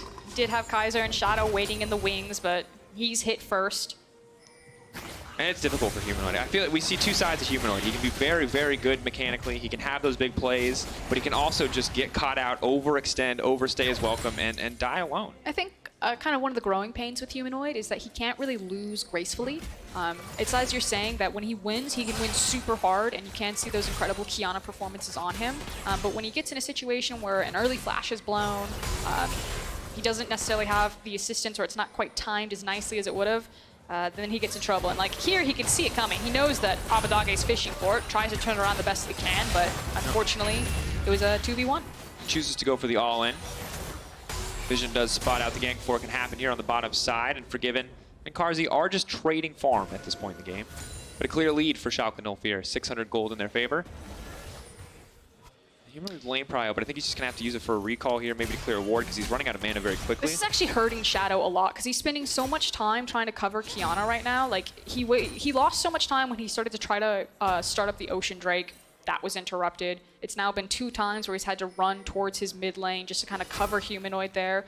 He's falling very far behind in terms of experience, level 6, level 5. I'm sure he's going to get level 6 ticked over in kind of this next camp, but you know, Shadow's not getting to be as impactful on the map as he would be because he's stuck with babysitting duty. Yeah, difficult, because once there's a 2-1 LeBlanc in the game at all, you kind of just have to be on LeBlanc duty. And it feels like Humanoid at this point is like, you know, if LeBlanc jumps on me, maybe I go for the 1v1, but he's just hard pushing the wave, and he's just looking for opportunities, either to fish around in river, or you can see there, even looking for a potential dive with a Shadow. So, you know, Matter are still trying to hunt and look for their options to make plays, just probably not in mid lane. And they definitely just also have to be very careful because they are playing against a Senna who has ticked over to level 6, and that ult can be huge in any kind of fight, especially 1v1s on the top lane. Something that Arome definitely has to respect, and something you always have to be concerned about if you are going to try to force a dive. It is not a slow traveling Ashe ult. It's a slight delay, and then it's instant shielding, instant damage, huge difference in any kind of early skirmish. Okay, so first rotation to the Rift Herald is coming out for Mad here because they pulled Kaiser. You can see that Dreams is coming off of spawn right now, so it's going to be about a 20-second delay for Schalke to get here. But because Odoamne has access to the river first, he's got the wave pushing forward, they do manage to force the Mad Lions off of it. Good spot to be. And I feel like it's feeling very similar to the Excel game that we watched in game 1, where there's not a massive goal lead for the side of Schalke, but it does feel like they are dictating the pace of the game so far. That might change, though. Abadage takes the bad side of a trade. It's important that Forgiven actually walked back to the lane, and Karzi is here. Depending on how much Mad want to force here, they have teleport on both top laners. They could try to either hard force for a monster objective or try to contest something. So they might just back off, and Mad feeling comfortable. They have the mid-wave pressure. Are just going to start up this Ocean. Vision is there for Dreams, but he doesn't want to step in any further. You have to know that Mad is doing this right now, but not confident enough to step forward. Gilius wanted to get the back off, did not want to look for the fight as he just now finishes the Runic Echoes, and that does mean the Dragon goes over uncontested to the side of Mad Lions. Yeah, and again, the biggest difference there was the fact that Karzi moved. Forgiven decided to have the wave push into him. If you're a Schalke fan, you're like, it's fine. We say this all the time. It's the first Drake. It's not the end of the world. And if you're a Mad Lion fan, you're like, you'll take what's given to you, and that was handed on a silver platter. Why not? And I like, too, what we're seeing coming out from Humanoid. It is not the immediate Duskblade, it is the Umbral Glaive, but it does mean he's going to have the power to clear out so much vision as we move later and later into the game. Sorry, things developing very quickly. So Kaiser has reset. He is not bottom. So again, it's Mad Lions getting the move on their support first, and the fact that the Herald is still warded. But here's the block. Shadow trying to turn this one. The knockup, can they get it onto Abadage? He's going to flash out to safety. The charm now going through. Humanoid goes over. Abadage is going to go down, and now Gilius is in no man's land. The stun. Not quite going to connect. They are going to back off, and now Mad, they've just stolen away a Herald, the perfect start, but Gilius wants to turn it back. The flash away. Interesting display of cooldowns there as Mad will grab the Herald. Yeah, and really well done from Mad Lions, again, to get the early rotation. They're fine to, they're fine to leave Karzi alone because he does have access to the bullet time to clear out any sort of wave to dissuade a possible dive from Forgiven and Dreams, but without access to the Sun ultimate, there's not going to be much he can get. So it's Herald into immediate plates mid. Really good kind of slingshot maneuver from Mad.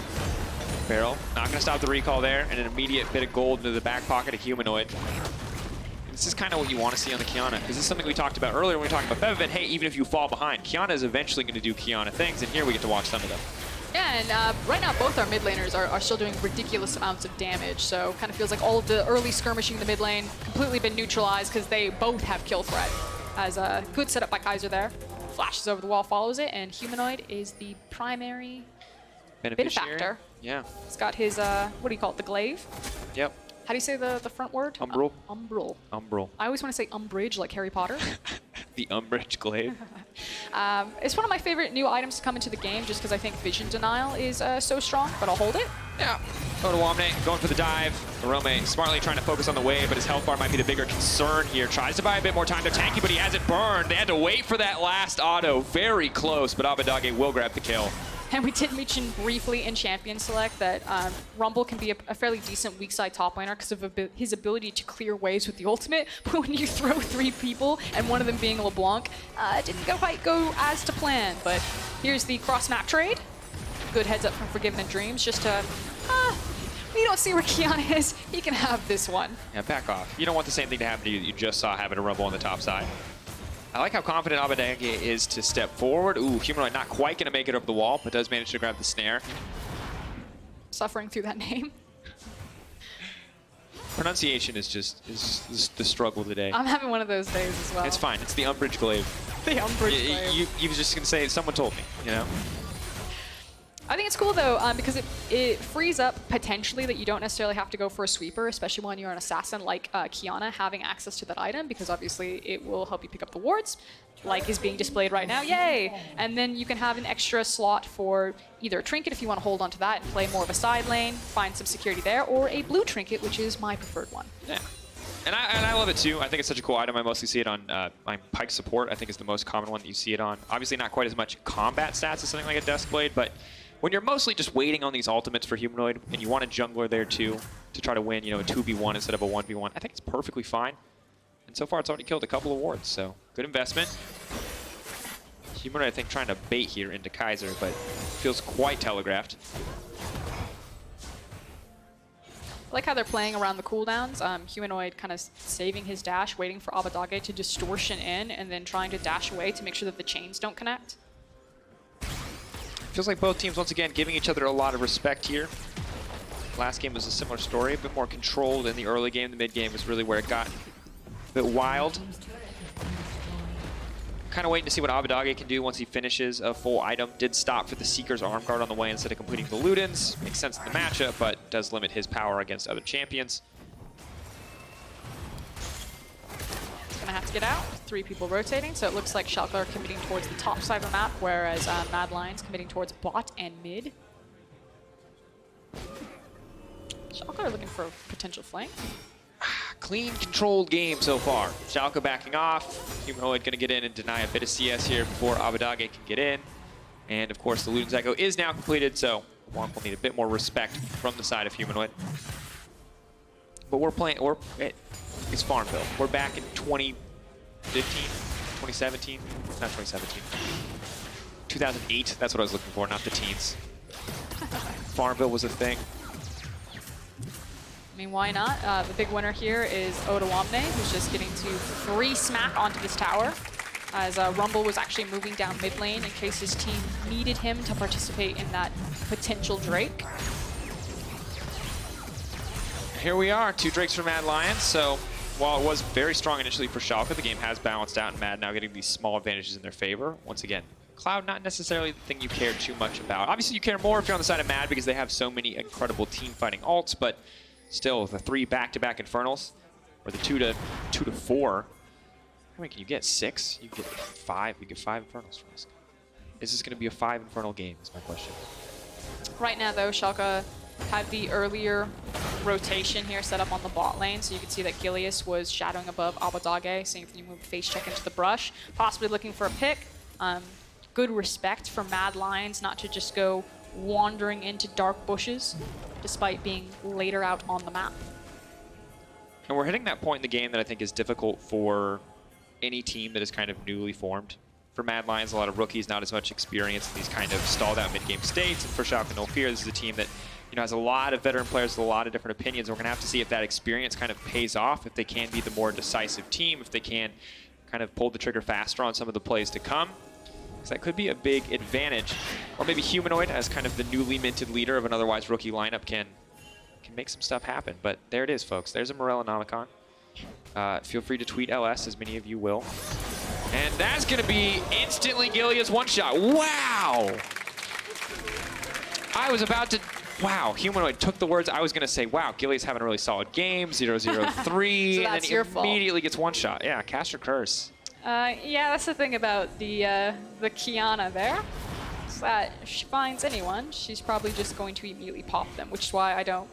Again, going for the Umbral Glaive, even though it wasn't like something like a Duskblade, which would have a bit more punch to it. Ooh, Abadage might have bit off a bit more than he could chew. He's now running for his life. The Ignite's going down. Humanoid could dash to a minion here in a second. Forgiven trying to save the day. And now we're starting to see why the Seeker's Arm Guard came out so early. Humanoid almost killing Abadage there. What I was going to say, though, is that Humanoid has kill pressure on virtually anyone on the map right now. It's not like there's kind of a true tank on any of those champions for Schalke, so he's going to feel really bold to look for those plays as Gilius is looking for revenge. Humanoid can go invisible in the creep wave, can dash through. There's no ultimate. The body slam, how much more time? The knockback, definitely not what Gilius wanted. Taking him out to safety, Abadage's left him. Humanoid, is he gonna get the reset? Is this his highlight moment? The Q through, Gilius! The 1-for-1 in the end, that has to feel bad. Humanoid out of nowhere on a killing spree. And Humanoid was feeling himself. He held onto his flash that entire time, so he was just trying to pick his moment, wait for it, see how he could get the outplay. He wanted the 2v1 outplay. He preferably, obviously, wanted to kill both of them there, but he could have walked away. I have never seen more gold thrown at a single player than in that moment. Difficult series of plays for Schalke, and Humanoid is just feeling happy. We talked about it. Umbral Glaive, maybe not the most damage, but you know, when you kill like 3 people back-to-back and you go on a killing spree, you just kind of have enough money to come back with that damage that you were missing. Directly into Ghostblade, he's zipping around the map. He can do exactly what he just did, but much faster. And as this is where we see, what you'll notice is that the cask is kind of where things go wrong here. Yeah, I tried to dodge it with the little fling there. But again, he has flash, so maybe you can make the argument that when he goes back and he looks at this, he's like, I had the flash, how do I actually make the outplay? Maybe he flashes the cask damage. Oh, maybe. But I mean, I'm going to be honest, when you're talking to me about what could he have done to win the 2v1 so decisively, and it's as simple of an answer as flash, I start to worry for Schalke. It was the fact that it felt like he was really just testing his limits there. Yeah, I felt like early laning phase, Schalke definitely had a firmer grip on this game. Gilius going where he needed to go, interrupting some of those early ganks, but now the game has evened out in terms of the kill score, but it is a 2K gold lead to the side of the Mad Lions. And we're no longer in that point where Humanoid struggles, FLICKR, where he's behind in lane and he can't make those flashy plays because he is very far ahead. I mean, to be frank, after kind of like the initial flash was burned, he's been feeling pretty confident in the lane phase. It was just kind of a matter of, did Abbedagge land the chains and then immediately kind of distortion back? And if the answer was yes or no, how much damage was Humanoid going to do to him in return there? And now it's just been amplified to the rest of the map since we're finished with the paint by numbers stage of League of Legends. Towers have fallen. We now get to be more Picasso-esque. I like it. It's a little bit like chess, where like if you want to learn and get good at chess, you memorize like the same first 10, 15 opening moves, but then at move 20, it's like a completely different game and you have no idea what's going on. Oh, Doggy goes in. Quick flash over from Carzzy. Well played. And now the Dragon has to be next on the list. Mad Lions happy to get that Infernal. Schalke seeing this as their opportunity to force a fight.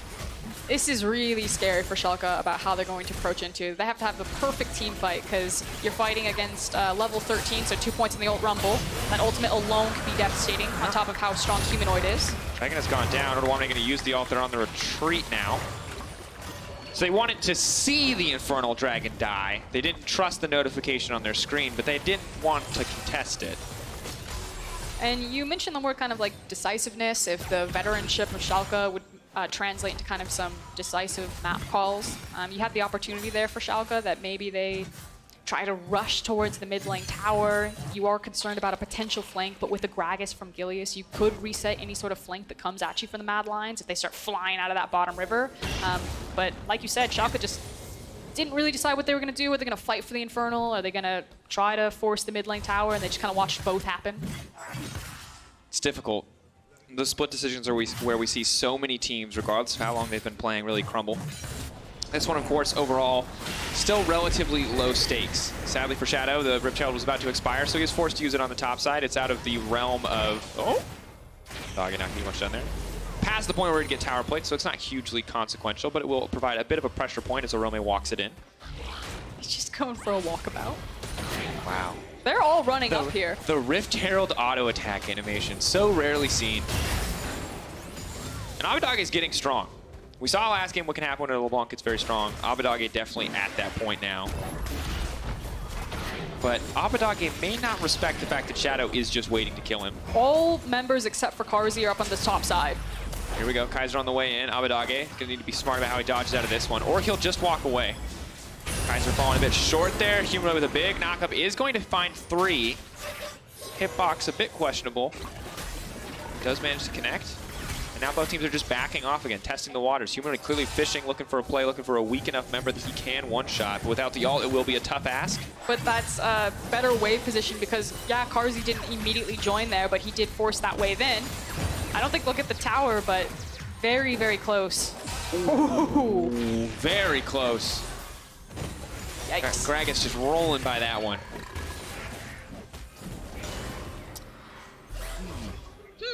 Yeah, is right, FLICKR. How are you feeling about this game right now? How are you feeling? What have you learned about both these teams? I feel like we've been just kind of shoving some waves back and forth to each other. Yeah. We can't really decide where we want to fight. Both of our mid laners have assassination potential.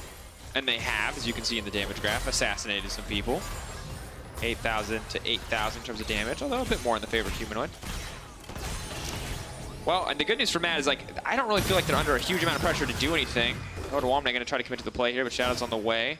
And Shadow shadowing Humanoid has been very good, but Humanoid now over-committing That's not what you want to see. Well, the make or break play may have just happened right before our eyes as Shadow has to run for his life. Dunked down by Otawamne. Topside tower will fall in favor of Mad Lions, but a double kill goes through for the Aatrox. The only unfortunate thing is that there's nothing for them to immediately translate into. If Carzzy really does feel pressured on this wave, you still have access to the bullet time. Oh, as I say that, though, they're like, Shadow's dead, rush the Baron. I like it. Schalke now being very decisive. It's on Abadage, though, to kind of try to disrupt this because they have Rumble ult, MF ult, so you can't realistically sit in the pit for too long. Kaiser half health. Keep your eyes on that LeBlanc ulti cooldown. That might just be Carzzy's, or rather Kaiser's death. Abadage still stepping forward, still poking. 10k health, Baron getting lower, wards going over the wall. They have a vague idea of what's happening. Could be a big Rumble ulti, but it's just helping him kill the Baron a bit faster. Actually, barely touching it.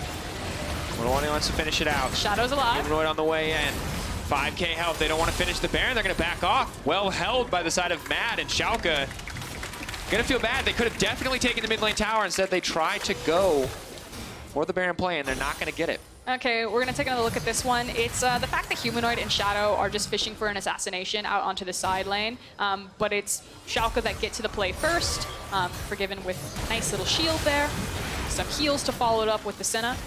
The big thing for me, though, was the reset that happened after the initial Baron, and I'm actually going to quickly check to see what happened. All right, as we look through this replay, come back to live state. Mad feeling empowered. Yes, a bit of a difficult game there, but they are back on the map. We'll see what objectives they can take. And don't forget, folks, Alienware Match of the Week is Game 5. G2 versus Origin, 2 currently undefeated teams. Who will come out on top? Find out later today. So the concern that I had is that after Schalke had expended so much time into the Baron, they would have to reset, and then Mad would have all members out on the map. So what would Mad set up while Schalke were resetting from their very bold Baron? And it's trying to set up for this Infernal. Schalke have done a great job, though, actually shoving out the waves and getting control over this Dragon. So even though Schalke kind of gave Mad the tempo advantage first play onto the map, they've been very well to kind of put their feet back into this position here. Oh, but here we go. Kaiser trying to run in, but the snare does manage to connect, and he just brings it right into the backside of his team. Big Ol comes in for Forgiven. Gonna offer some shielding, but not a whole lot of damage. Shadow now flashing out to safety. They're trying to find the chase. Gilius knocking back Arome. Fishing on the cask. Uses the flash as well. The knockback not gonna matter, though. Flashing out of the way before anything can get done. Arome throwing out the ult too, but there's no follow-up. They're burning all of their major combat tools, just trying to chip away at the health bars of Schalke. Abadage is still alive and well. They're trying to buy time, but there's the knock. But they found Forgiven at the backside, and that might just be enough. Carzzy flashing through the team to get the job done. They are going to take him down to the end, but that's the shutdown. Shadow now pushing forward. Arome still alive, but Schalke are tearing through them. Oh, man. Otawamne is destroying them in this fight. Abadage just chasing them down. The Infernal will fall in favor of Schalke. And I feel like a big issue is where the supreme display of talent was actually used. We'll try to follow it in the replay. If I'm correct, I think he actually just burned it around Pixel Brush. He burned it around Pixel Brush. If he had hit someone, they would have been knocked back to the wall, I believe, and then the stun would have gone through. But because they flashed, no one was pushed, and nothing happened. And obviously, when you're about to fight in a dragon and a big key, a big key ultimate like that doesn't hit. Just actually doesn't do anything. Yeah, I thought he was just mowing the lawn with it. Yikes. Here we go. And this is kind of where, if you're me, you're like, oh, wow, Mad are going to destroy this fight. You're looking at Carzzy. You're like, look at this confident on him. Flash through, doesn't want to fight him. But then Gilius is here. Quick body slam, easy pickup. Kaiser's burned all his cooldowns. Humanoid's burned all his cooldowns. And Schalke have survived the initial onslaught and could just clean up this fight. And in the back half of the replay, not only did Schalke clean up the fight, but they also then pushed down that mid tower. So it feels like it was a quiet game again, but it's really been kind of the difference between the top laners, just like what we saw in the previous game, where Expect on the Gangplank kind of got to farm it up, then started popping people. Now Otawamne feeling very happy and healthy on this Aatrox. Well, it just has so much resistance to any kind of damage that the Rumble's going to do, and the sustain really carrying him through the majority of the burst from the AD champions. But now, Frostcurrent, you talked about scaling. Forgiven, getting stronger, getting more scary. 0-3, this team started the split with the potential to move to 1-3 and drag Mad Lions down with them. I just feel like this is going to be really difficult for Mad to play out unless Humanoid can be the hero and really decide the fight with a key ultimate. Otawamne wants to be the hero on the opposite side, though, knocking Arome up. Ulti comes in from Forgiven, feels a bit early. Gilius? I love that Gilius is just playing like Nuke Gragas. This isn't about like resets or defending his Senna or anything like this. Gilius is just like throwing out barrels as soon as The they're on call cooldown. has to be poke them because everyone of Forgiven's ult and everyone of Gilius' ult is not to finish anyone off. He's disrupting the fight. He's creating space. Frostcurrent. I'd say that they're actually playing it really slow. Like, they're throwing out a lot of cooldowns, but it feels like the slower that a team fight is played, the Senna team is really winning out here, because as long as you survive kind of the initial Kiana ultimate, Schalke's just coming up heads in these team fights, and then you have, you know, multiple rotations of LeBlanc through massive nuking spells, so... It feels like, again, if you're seeing a really slow team fight, multiple rotations, that it's probably Schalke that win out there. Definitely the case. Senna Q in any kind of front-to-back team fight obviously just continuously adding more value. Only around 45 souls for Forgiven currently, so not quite at the 60 point where he'd like to be for a bit of extra range, but still just going to continue to stack up and scale up, as you mentioned. And Abadage walking in the darkness, wants to delete Shadow. They've spotted him out. There's no way he gets out of this one. Instantly dies. Schalke with perfect access now to the Baron Pit. Ooh, Odoamne does not just want one. Might as well see what they can clean out, as Gilius is also clearing out all the vision in the pit. So now Schalke know that as soon as they get control over this wave, they continue to try to force Mad Lions to play around them in the Baron, knowing that Mad Lions are blind, will have to approach the pit to at least place down vision. Mad Lions instead are just going to focus on forcing this mid lane. They can get flanked here, but Schalke have to be very careful. Standing next to the wall can be a death sentence. Abadage just trying to chip away. Dreams flashing forward.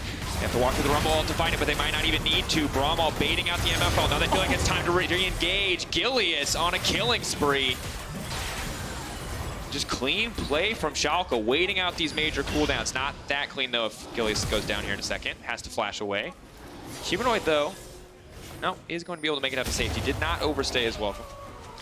Everyone needs to reset after that fight. It feels like we've fight after fight, and it's not, you know, rotating into a Baron or changing into a tower. But it is really just a lot of this kill gold and some of these big summoners. Taking another look at this one, you already called out Dreams with the Braum wall, and then very well timed from Gilius as soon as Rumble comes out of the stopwatch to, again, from the 3-point line, just dunk on him. So much damage. I mean, he went Morello's second. Hey, a lot of Morellos in this game. There's a lot of books. Read enough. Forgiven, though, runs for the hills. That ability is so powerful, so obnoxious to play against, so hard to actually start a fight against the Senna. But Baron, of course, still on the table. 23 seconds until the Infernal Drake, but you can see Baron not in the sights of the Mad Lions. They would rather have that Drake instead, knowing that the Soul is going to be a big difference in the fights to come. However, with the vision, it looks like they might be looking for a pick. Going to force the TP out from Odoamne as he completes the Death's Dance. This is one scary Aatrox.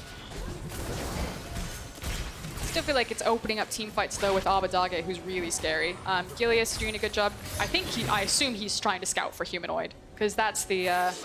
That's the way that they win a fight at this point, is the big fat Kiana ult. That's the win condition for Mad Lions here. Oh, they've been caught in the pinch, though. Abadage is coming over the wall. Where's Humanoid going to go now? Big ult comes in for Forgiven. Shadow taking it in, but now they're fighting in the pinch. Humanoid has to be careful here. He's going to go in. He's going to get the ult. That's going to be the bullet time. It might just be enough, but the knockback is there. Humanoid flashed out to safety. Abadage now on the hunt. He's locked him up. Humanoid going to go over the wall. Forgiven trying to chase him. Abadage goes in, and Humanoid goes down. Forgiven grabs the kill. And you saw it there, that's kind of what Mad Lions were fishing for. Not necessarily the perfect scenario, but one where you get to use the Kiana ultimate in tandem with the Misfortune ultimate, but it's just really not enough for how spread out these fights are, for how mobile Schalke's composition is. This LeBlanc is an absolute terror in tandem with this Aatrox. And it's really just going to get harder from this point on, because the Aatrox are getting more and more AD from these Infernals. The Gragas, who's building pure AP, is already, you know, half-healthing your Rumble with a single ult. Does not get easier from here. I just feel like there was kind of the 1 to 2 item window that Mad really needed to take advantage of with their composition and with the champions that they had. And now that that window has closed, that Schalke just have the scaling potential. And so it just gets infinitely harder for Mad to try to out-execute here. Yeah. And the Braum is just such a problem in these fights, too, because it just mitigates so much of what they want to do, so much of their follow-up. And sadly, the Rumble doesn't even have a Leandries yet, realistically, now building towards that item now, so not quite as much damage as they'd like in these team fights from this, you know, kind of theory-crafted Wombo combo initial set of bursts. But Humanoid gonna run right forward there. Abadage checks. But all of Schalke very fearless to just walk forward and dare Mad to commit. And they also have a lot of really good tools to check Fog of War there with things like the Braum Q as well as a Gragas cast. So we're fighting over mid lane position again. Yep. Schalke though can just walk up. Currently Mad looking to collapse onto Odoamne. Maybe this pick can be enough. Shrelia's used. Odoamne now has to run. Ulti being used by Kaiser. Mad just barreling down the mid lane. Wow. Abadage on the top side can't get anything done. Clean play coming in from the side of Mad. If they can get out without losing anyone, that's just a free tower. Yeah, and that was some of Schalke's indecision. And both teams haven't been flawless in their decision making. It was that time around that Schalke, you know, disengaged towards the top side of the map. Maybe thought that they could get a flank, but the speed that Mad just fly down this lane. This could be the flank. Look at Humanoid. Abadage goes over the wall. Will not connect. Holding onto the ultimate for now. They have to be careful about fighting this pinch. Gillies is coming, channeling the Predator. Ready to go. They walk in here. They get multi-hit by the cast. The fight could just end in an instant. It will just push Arome out to safety. Shadow. Here we go. Going to be sacrificed. The knockup is there. Bullet time comes in. Just chipping away at Odoamne, though. Not a lot of damage there. Too early with the cooldown from Karzi. He flashed very early on in the fight. I think he was just trying to find the right position. He thought that Schalke were going to funnel into a choke point, and that might be his moment for the bullet time. But again, Schalke, for their not necessarily the cleanest decision-making in terms of their map movements, how they are playing up the team fight slowly, being very conscious of key ultimates like the Kiana, like the Misfortune ultimate, has really saved this game for them. And I have to say, Schalke trading ult for ult is a purely good deal for Schalke. Mad absolutely need their ultimates to win a fight. Shadow is dead! Wow! Block damage coming through. That is what Abidage's been fishing for all game. Repel not fast enough this time for Shadow. That's just the Schalke composition at this point, and the options that they have. Who's gonna fall for the trap? Just push down mid, maybe? Oh, scary. Walking into the darkness. Rumble no ulti available. Humanoid looks like he's got his up. Check with Rumble ult. Going through. Baron been started. I think a bit over eager from the side of Schalke because the four members that make the Wombo combo are still here, but it's Odoamne on the flank. The knockup, the disengage is there. Humanoid going to stun multiple members. Gragas incredibly low now. Odoamne has overstayed and overcommitted in the front line. Karzi, here comes the bullet time. Can he get it? Double Gillius with a massive cast. Rumble tries to rain down fire from the sky, but it might not be enough, or is it? Mad Lions turning the fight right back. A heroic performance, a triple kill for Humanoid, and it should be a Baron for Mad. And from the brink of defeat there, the Mad Lions, very scrappy fight, managed to get this one back. Shout out to multiple members. Kaiser and Humanoid in particular will get another look at the team fight there. I'm sure that there were more people who were pulling their weight, but this Rakan is really doing a lot of work this game. I gotta say, Kaiser and Karzi, the damage as well, didn't appreciate it, but over the course of the fight, just getting so much work done. I honestly can't wait to see the replay, because it did not look winnable. When Odoamne didn't die after that initial battle. Okay, so what goes wrong here? I know that Humanoid does get access into the backline, so Odo goes for the flank. Humanoid, he has to use the ult defensively, then walks into Fog of War and kind of waits his moment and then flashes into the backline. Well, not flashes, but dashes into the backline. Yep, there's one. Ulted, but not dead. Still managed to get the Q. Still managed to auto. It looks like 3 more times. 4, 5? Almost 5 more times before he goes down. And that's all it took. That with Humanoid coming over the wall is everything that you need to win a fight. They have to one-shot Karzi. Yeah, Humanoid, and I know this is like small things, but it is something to take note of as these team fights are happening. Humanoid and Kaiser both got into Fog of War, where Schalke didn't have vision, lost track about where the Kiana and the Rakan were, and Kiana manages to assassinate 2 people, and Kaiser, yeah, the fight was already lost for Schalke there, but did manage to kind of turn around and knock up 2 people in tandem. So Schalke just need to be a bit more aware about fighting on the vision. But here we go. Gillius instantly just deleted. They want this. They're going to get a Dragon Soul going down. Abadage trying to turn something back, but now Mad are on the hunt. They have control, and they're not going to give it up. Humanoid chasing forward. Has the ultimate available. Schalke has to be careful about this retreat. Very good to just instantly one-shot the Gragas there in that play. And the thing is anytime, so the tables have now shifted to whatever team kind of gets to an area first and gets vision control over it, because of LeBlanc and Kiana at this point, it's just like hard winning these fights because they just come in and they immediately delete someone. And the fights are so scrappy and so messy, like you are not getting to see the perfect execution that either team composition wants. It is literally just Abadage or Humanoid press their buttons first or find their target first. Ooh, Humanoid, though, getting a little bit risky here, trying to go back. Now going to be in trouble, forced to flash away as the redemption comes through. But meanwhile, mid lane is breaking. Forgiven is burning. As Rumble ult is used. They're just buying space. They're just buying time. Clearing out mid lane, now shifting their attention to bot lane as another wave will crash in. Cocoon does land. Doesn't look to fall upstairs quite yet. Schalke holding on for now, but they're just stalling for the cannon minions on the side of Mad. They will break this one down. Guys are forced to dash out of safety, but honestly, Schalke just don't really have the tools right now to kick this one off. Ooh, Abadage, though, once again, rinse and repeat. If it worked once, why not try it again? Instantly dead, Elise. That feels like this entire game, though. It's Abadage doing that, or it's Humanoid doing that. And whoever gets to do it more, that's who's going to win. That's what this has come down to. There has been some very interesting dance maneuvers around mid lane for this game. Yeah. Some say that they're still looking for a flank. This is a tango between LeBlanc and Kiana. Kiana's got GA, though, so... An extra life. She's ready to dance. Abadage has a lot of damage. She's got the Void Staff and the Death Cap, and you can see this.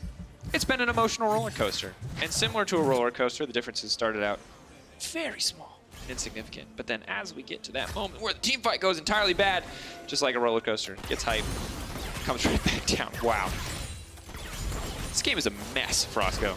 Yeah, but all Schalke need to do is, again, kind of go back to the basics, play it very slow. As long as you survive the Rumble ultimate, you survive the Misfortune ultimate, you don't get locked up by Kiana, then you just kind of roll through the fight.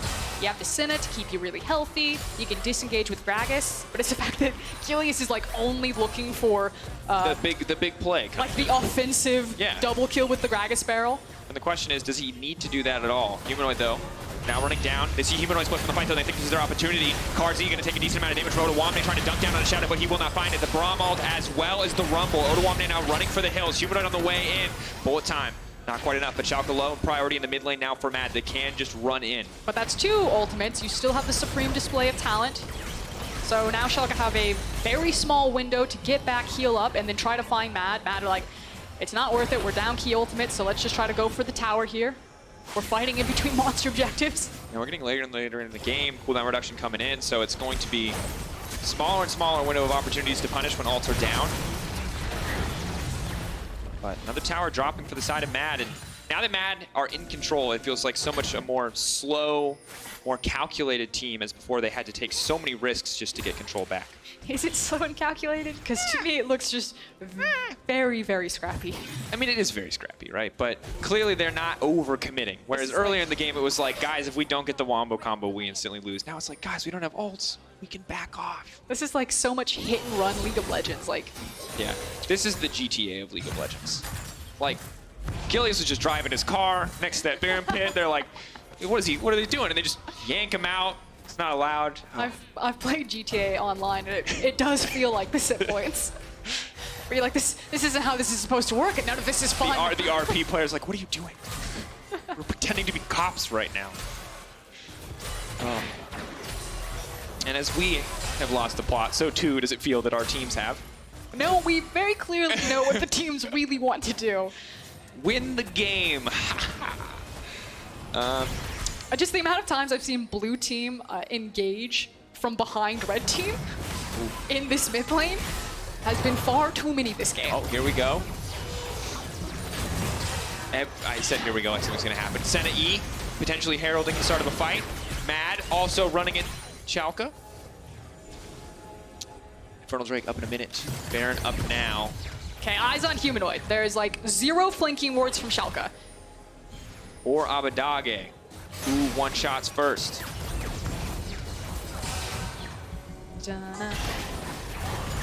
It's like a game of tag, and Humanoid and Abadage are it. Everyone else is simply fodder. Everyone else is just running. Just maybe run up mid. Don't walk in there. It's dark and scary. Barrel.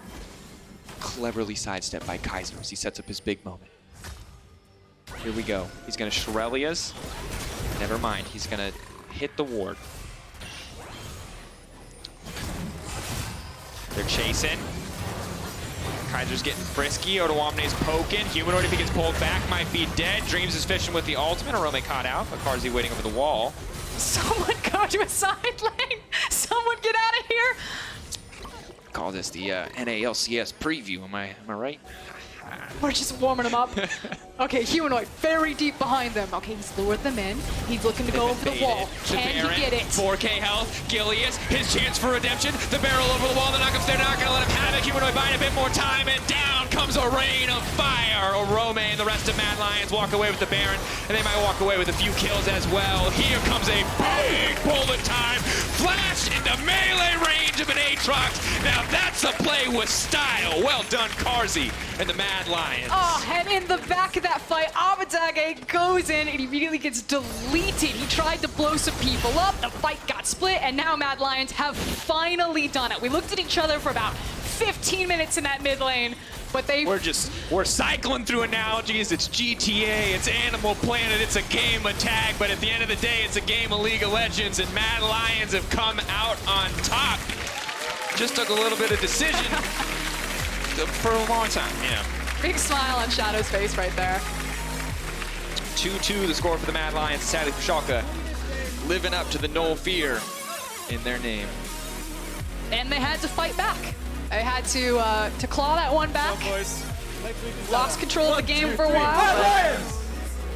Out-executed in a lot of these late-game team fights. Yeah, and just, I'm at a loss for words. Those team fights were wacky. I just love when both mid laners are just shooting off into the side and they're just looking for the flanks, looking to get squirrely. It's like those scenes in movies where the guys are gonna fight and they just circle each other, but for like 40 minutes. Like an episode of Dragon Ball Z. Yeah, it's just like, guys, we're on the episode where they charge, they're not gonna hit each other yet. That's what it was. They were charging. They were charging. The Kamehameha. Yeah, sure. But then, you know, someone hit Super Saiyan 3 first, you know, to go beyond. Beyond. And that's it. It's over. Feel bad for Abbedagge.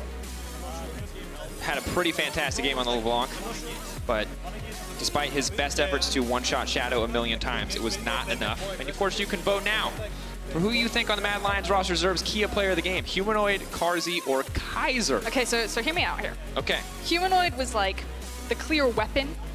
Sure. That he was the actual energy ball of like the Kamehameha. He's the Kamehameha. He's the thing that will actually destroy you. So we're looking at Gilius. I'll hold it. I thought you were going to explain to me what everyone else was. And Look at that! Kaiser is Face actually of joy. like the direction for it. He's the guidance there, the hands. Yeah. And then Carzzy was, we'll say, Goku himself. Yeah.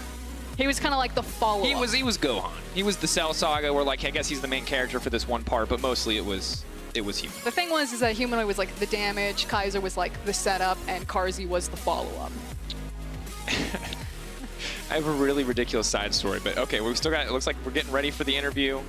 In the original Transformers, Megatron turned into a gun and someone else had to shoot him, and that's what Humanoid was. Humanoid was original Megatron. That's my last random fill point. Let's get an interview with Carzzy. Not his birthday anymore, but still 1 year older. I mean, not a birthday win, but a win after all. But what was this game? You were telling me that you were feeling weird. Why is that so? It's because this game was a clown fiesta, and I think we should have ended it, like, I don't know, 20 minutes earlier, but in the end we won, so I guess it wasn't that bad. Why couldn't you finish before that? Because we were very undecisive, and I think we were choking a lot. I think that those are the main reasons. I don't think there is anything else. Do you think it's communication? Maybe you guys haven't worked enough with each other? I don't know. What do you attribute this to? I think we had kind of bad few days, and we knew that we have to win today. But our mental wasn't strong enough, so we were trolling a lot. Still strong enough to get you a win, and a win on what Yamato Cannon called a bad pick, because he said that MF was not such a good champion. What do you think about this? I think MF was good, because the champ overall is very strong. It's not that immobile since it has minimum movement speed, and you can get a lot of outpushes and a lot of pressure with the champion, and I think it scales really well. So There you go. And now, last question for you. You're one of the rookies of this split, and I know that Europe has built a lot of rookies over the years, and I'm wondering, since people have so much expectation with new players, do you feel the pressure coming in here in the LEC? Yes, I feel a lot of pressure because I want to become the best player. Oh, good motivation, and I hope you will achieve that. Thank you very much for the interview. Congrats Thank you. on the win. Let's take a quick break before coming back for Game 3. This is Larsen. This is Finn. We are Rogue. And today we're gonna stomp some bees.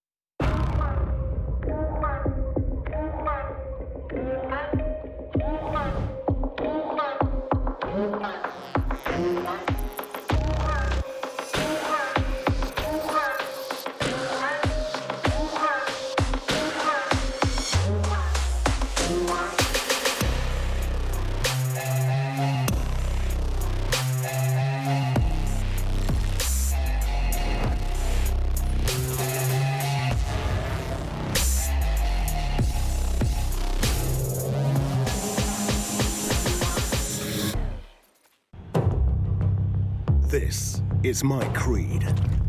The boots that make me faster. The items that make me stronger.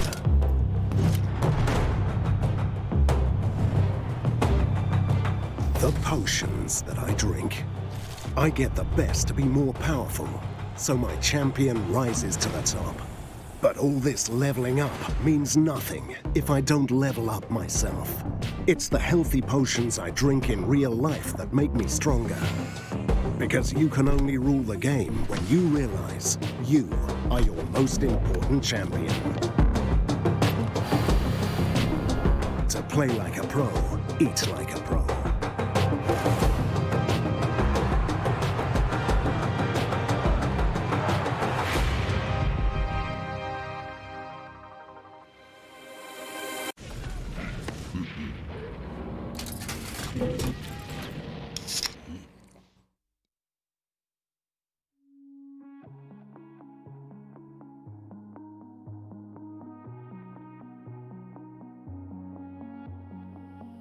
Hearing whispers in the night, voices filling up your mind. You're like a ghost of you. You've been drowning in the rain, slowly saving up the pain. So deep inside of you, see the colors of the sky slowly turn from black and white. A rising hope, bright as gold. And now there's nothing left to lose, so we're breaking all the rules. And they don't know what we know. 'Cause I can hear the thunder from afar, a lightning in the dark. I can feel the fire come alive, so calm before the storm, so dark before the dawn. Oh, I can see the fire in your eyes, in your eyes. Oh, I can see the fire in your eyes, in your eyes. Oh, I can see the fire in your eyes.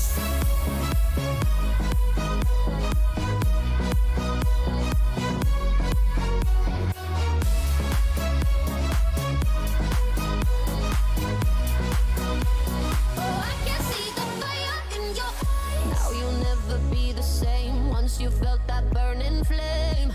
You're chasing stars alive. What was broken's left behind. Watch it crumble in the light. Nothing can stop you now. See the colors of the sky slowly turn from black and white. Rising hope, bright as gold. And now there's nothing left to lose, so we're breaking all the rules. And they don't know what we know. 'Cause I can hear the thunder from afar, a lightning in the dark. I can feel the fire come alive, so calm before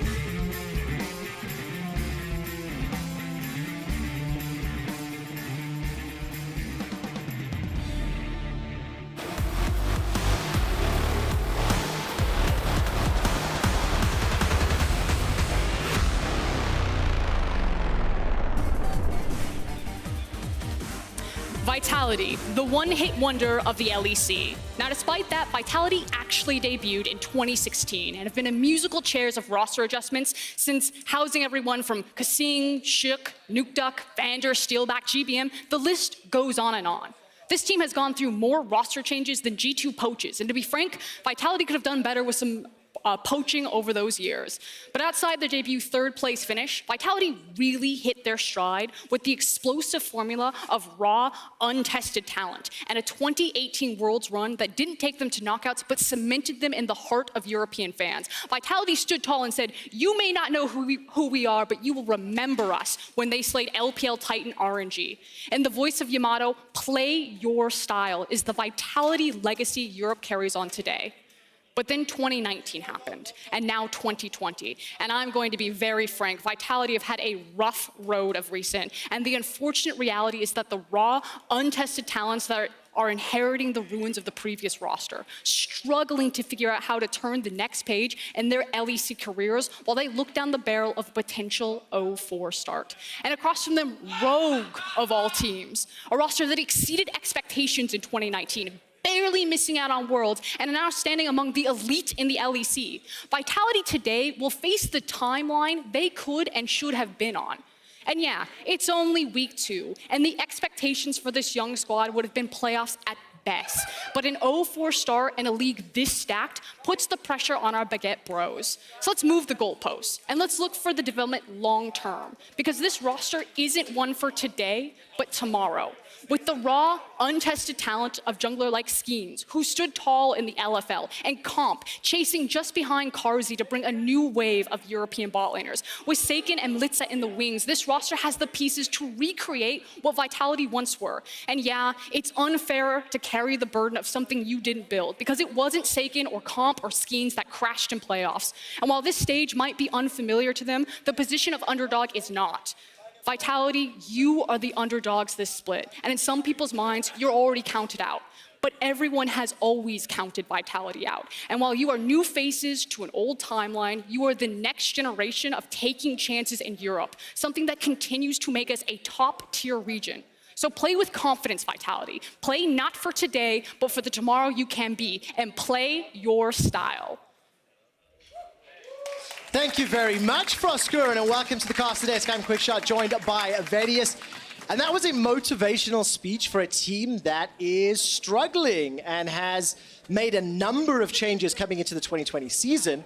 But like she says, there is talent. They are playing with a substitute in the mid lane. Melita's still not with his visa. So there is some hope still for Vitality. I mean, yes, it depends on how long you're going to hold on to that hope for, right? Because we can see that we've got a pretty competitive split so far in the LEC, and with a lot of young talent already on the Rift, different people are growing at different rates. And the question is, how long is it going to be before this talent can catch up to the same benchmark that so many other teams have already started the split at?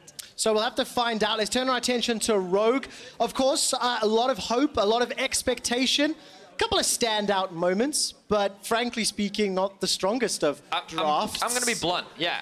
Quickshot. I was trying to be gentle. Their drafts have sucked. Like, their drafts have not been good, but they've been winning because they have strong players in good positions. Hans Summer and Vanna in the bot lane have been standouts in terms of their 2 versus 2, and Larson has been the biggest carry that we've seen so far of almost any team of the LEC. Like, he has been monumental in finding the huge wins for Rogue, and against Origin, it wasn't enough. Like, they got hard out-drafted, Finn died 1v1 top lane, that 2v2 in the bot lane wasn't strong enough to be able to just win straight up, and like, you can see that a lot of the building blocks are there, a lot of the foundation is there for Rogue, but they still seem to be a cut below some of the top teams that we have in Europe. So we do have a small delay on stage just before we get in to pick some bands, and I'm going to zoom out, and now we've talked a little bit about what we've seen after 3 games, 3 days. I'm not going to make hyperbolic statements today. I know. I'm going to do my best not to. I won't promise not to.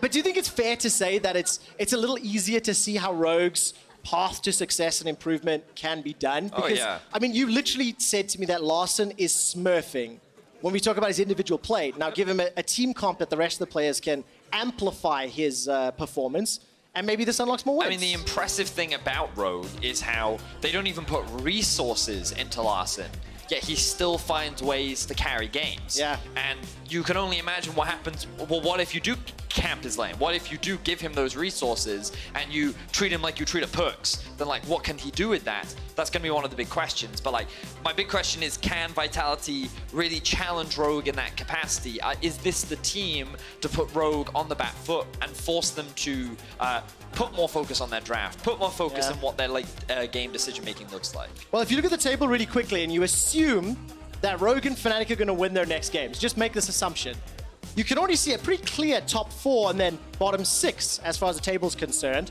Quick reminder, G2 versus OG will be the 5th and final game of the day, and we'll close out week 2 as our match of the week. One of these teams will be undefeated. And can you remind me, what did Grab say, like paraphrase it on Twitter? He said something along the lines of, I would start a bit of banter between Origin, but their banter is about as good as their gameplay is when it actually matters. It was pretty brutal. It's pretty brutal. And I mean, we heard Jankos talking about it yesterday, where he doesn't think that Origin are anything special. He laughed when the comment came up around them being the 2 best teams. So, but yeah, that's an exciting one to look forward to later on in the day. But of course, we've got to focus in on Rogue versus Vitality. Ladies and gentlemen, we're jumping into the draft, and this is where our critical eyes fall. What will Rogue have prepared for us today, Coach Okay, John? so critical eyes, and I want to play a small mini game with you. Is it will they first pick set? Yes, I hope not, but I want you to give them a rating, a score out of 10 on how this draft plays out. All right. Because we have spent a fair amount of time talking, more specifically about Rogue's draft, so that's definitely where I want to dial my eyes. All right, I'm already into. giving them a B because they've chosen to ban away the set themselves. So, like, good start to the draft. Definitely showcasing some growth. Vitality, though, gonna look to take away the Olaf. Definitely a respect ban towards Inspired. What has surprised me is how often Rogue will pair up an Olaf with a scaling mid laner, because they cannot properly utilize the strengths of Olaf if you can never gain priority in that lane. So this is one of the big things that we're going to be looking at for Rogue is, what does that mid-jungle synergy look like? What does the 2v2 offer Rogue in terms of their early game power and playmaking, because it's so crucial and important when it comes to playing out the first 15 minutes of the game. Well, we'll get a little bit more clarity on the 2v2. Senna is locked in. First pick here for Hansama. Aphelios finds himself in the ban pool. And the final ban in phase 1 from Vitality was that Syndra. So this will open up a couple of options now for Vitality. Which direction do they want to go? Now, I do believe that Comp is someone that likes to go towards the Misfortune, something that he is pretty comfortable on and has played so far. He also did play the Varus earlier on in this split as well. So like, he has a couple of options that he can play into the Senna. The question is, what direction will they go in for? You know, we talked about strong mid-jungle. Vitality have drafted themselves an insanely strong 2v2 with the mid-jungle. They have AP, they have AD, they have a very good level 2, level 3 ideally with the Elise once she's got all 3 of her abilities, but Pantheon has a lot of great setup with his stun. You can follow that up easily with the cocoon, as you so often love to express. And so I feel like Vitality already are showcasing that they're going for a very early game focused draft. I mean, yesterday Mickey's Pantheon was fantastic. Yeah. He literally put XL in his backpack and ran away with the game. Now, today we'll see what Seiken can do with it. Turn our attention back to Rogue. They've now gone with that Jarvan, and it looks likely to be the Braum. It is a combination we've seen many times already, holding on to their solo laners for this next phase of play, assuming it gets locked in. I'm never a fan of blind pick Braum.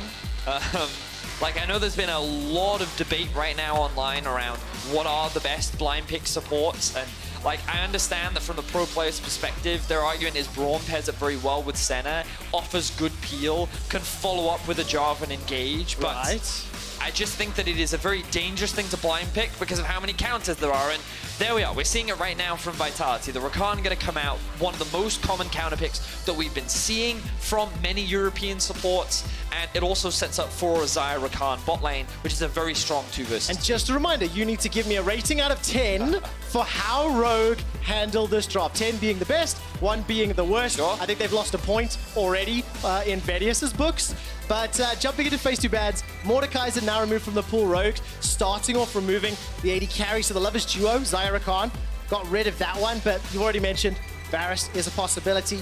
And that Diana, I'm hearing about it. I'm seeing it infrequently. I think Diana is I mean, I think she's broken. I'm abusing her to be able to climb in solo queue myself right now. I think she's incredibly strong, and I think that she's also a pretty safe blind pick, so I like the ban coming out from Vitality. Rogue, I don't think they need to ban the Misfortune. I wouldn't be surprised if we saw something like a maybe a Tristana ban, maybe they take the Varus off the board, but another 80 carry ban is what I'm considering right now. But they are actually going to go for the Misfortune. I think that given that they'd already locked in the Braum, and they had Jarvan for themselves as well, they didn't really need to go for that.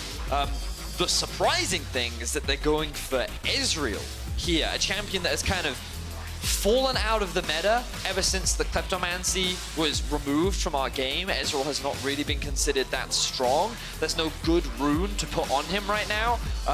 So I'm excited to see what comp actually does with this Ezreal in the bot lane. Surely this screams good luck Larson.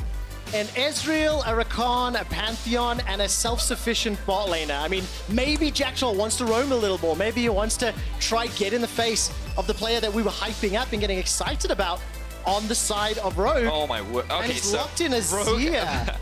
Rogue have drafted like full 35-minute game, right? So they, all right.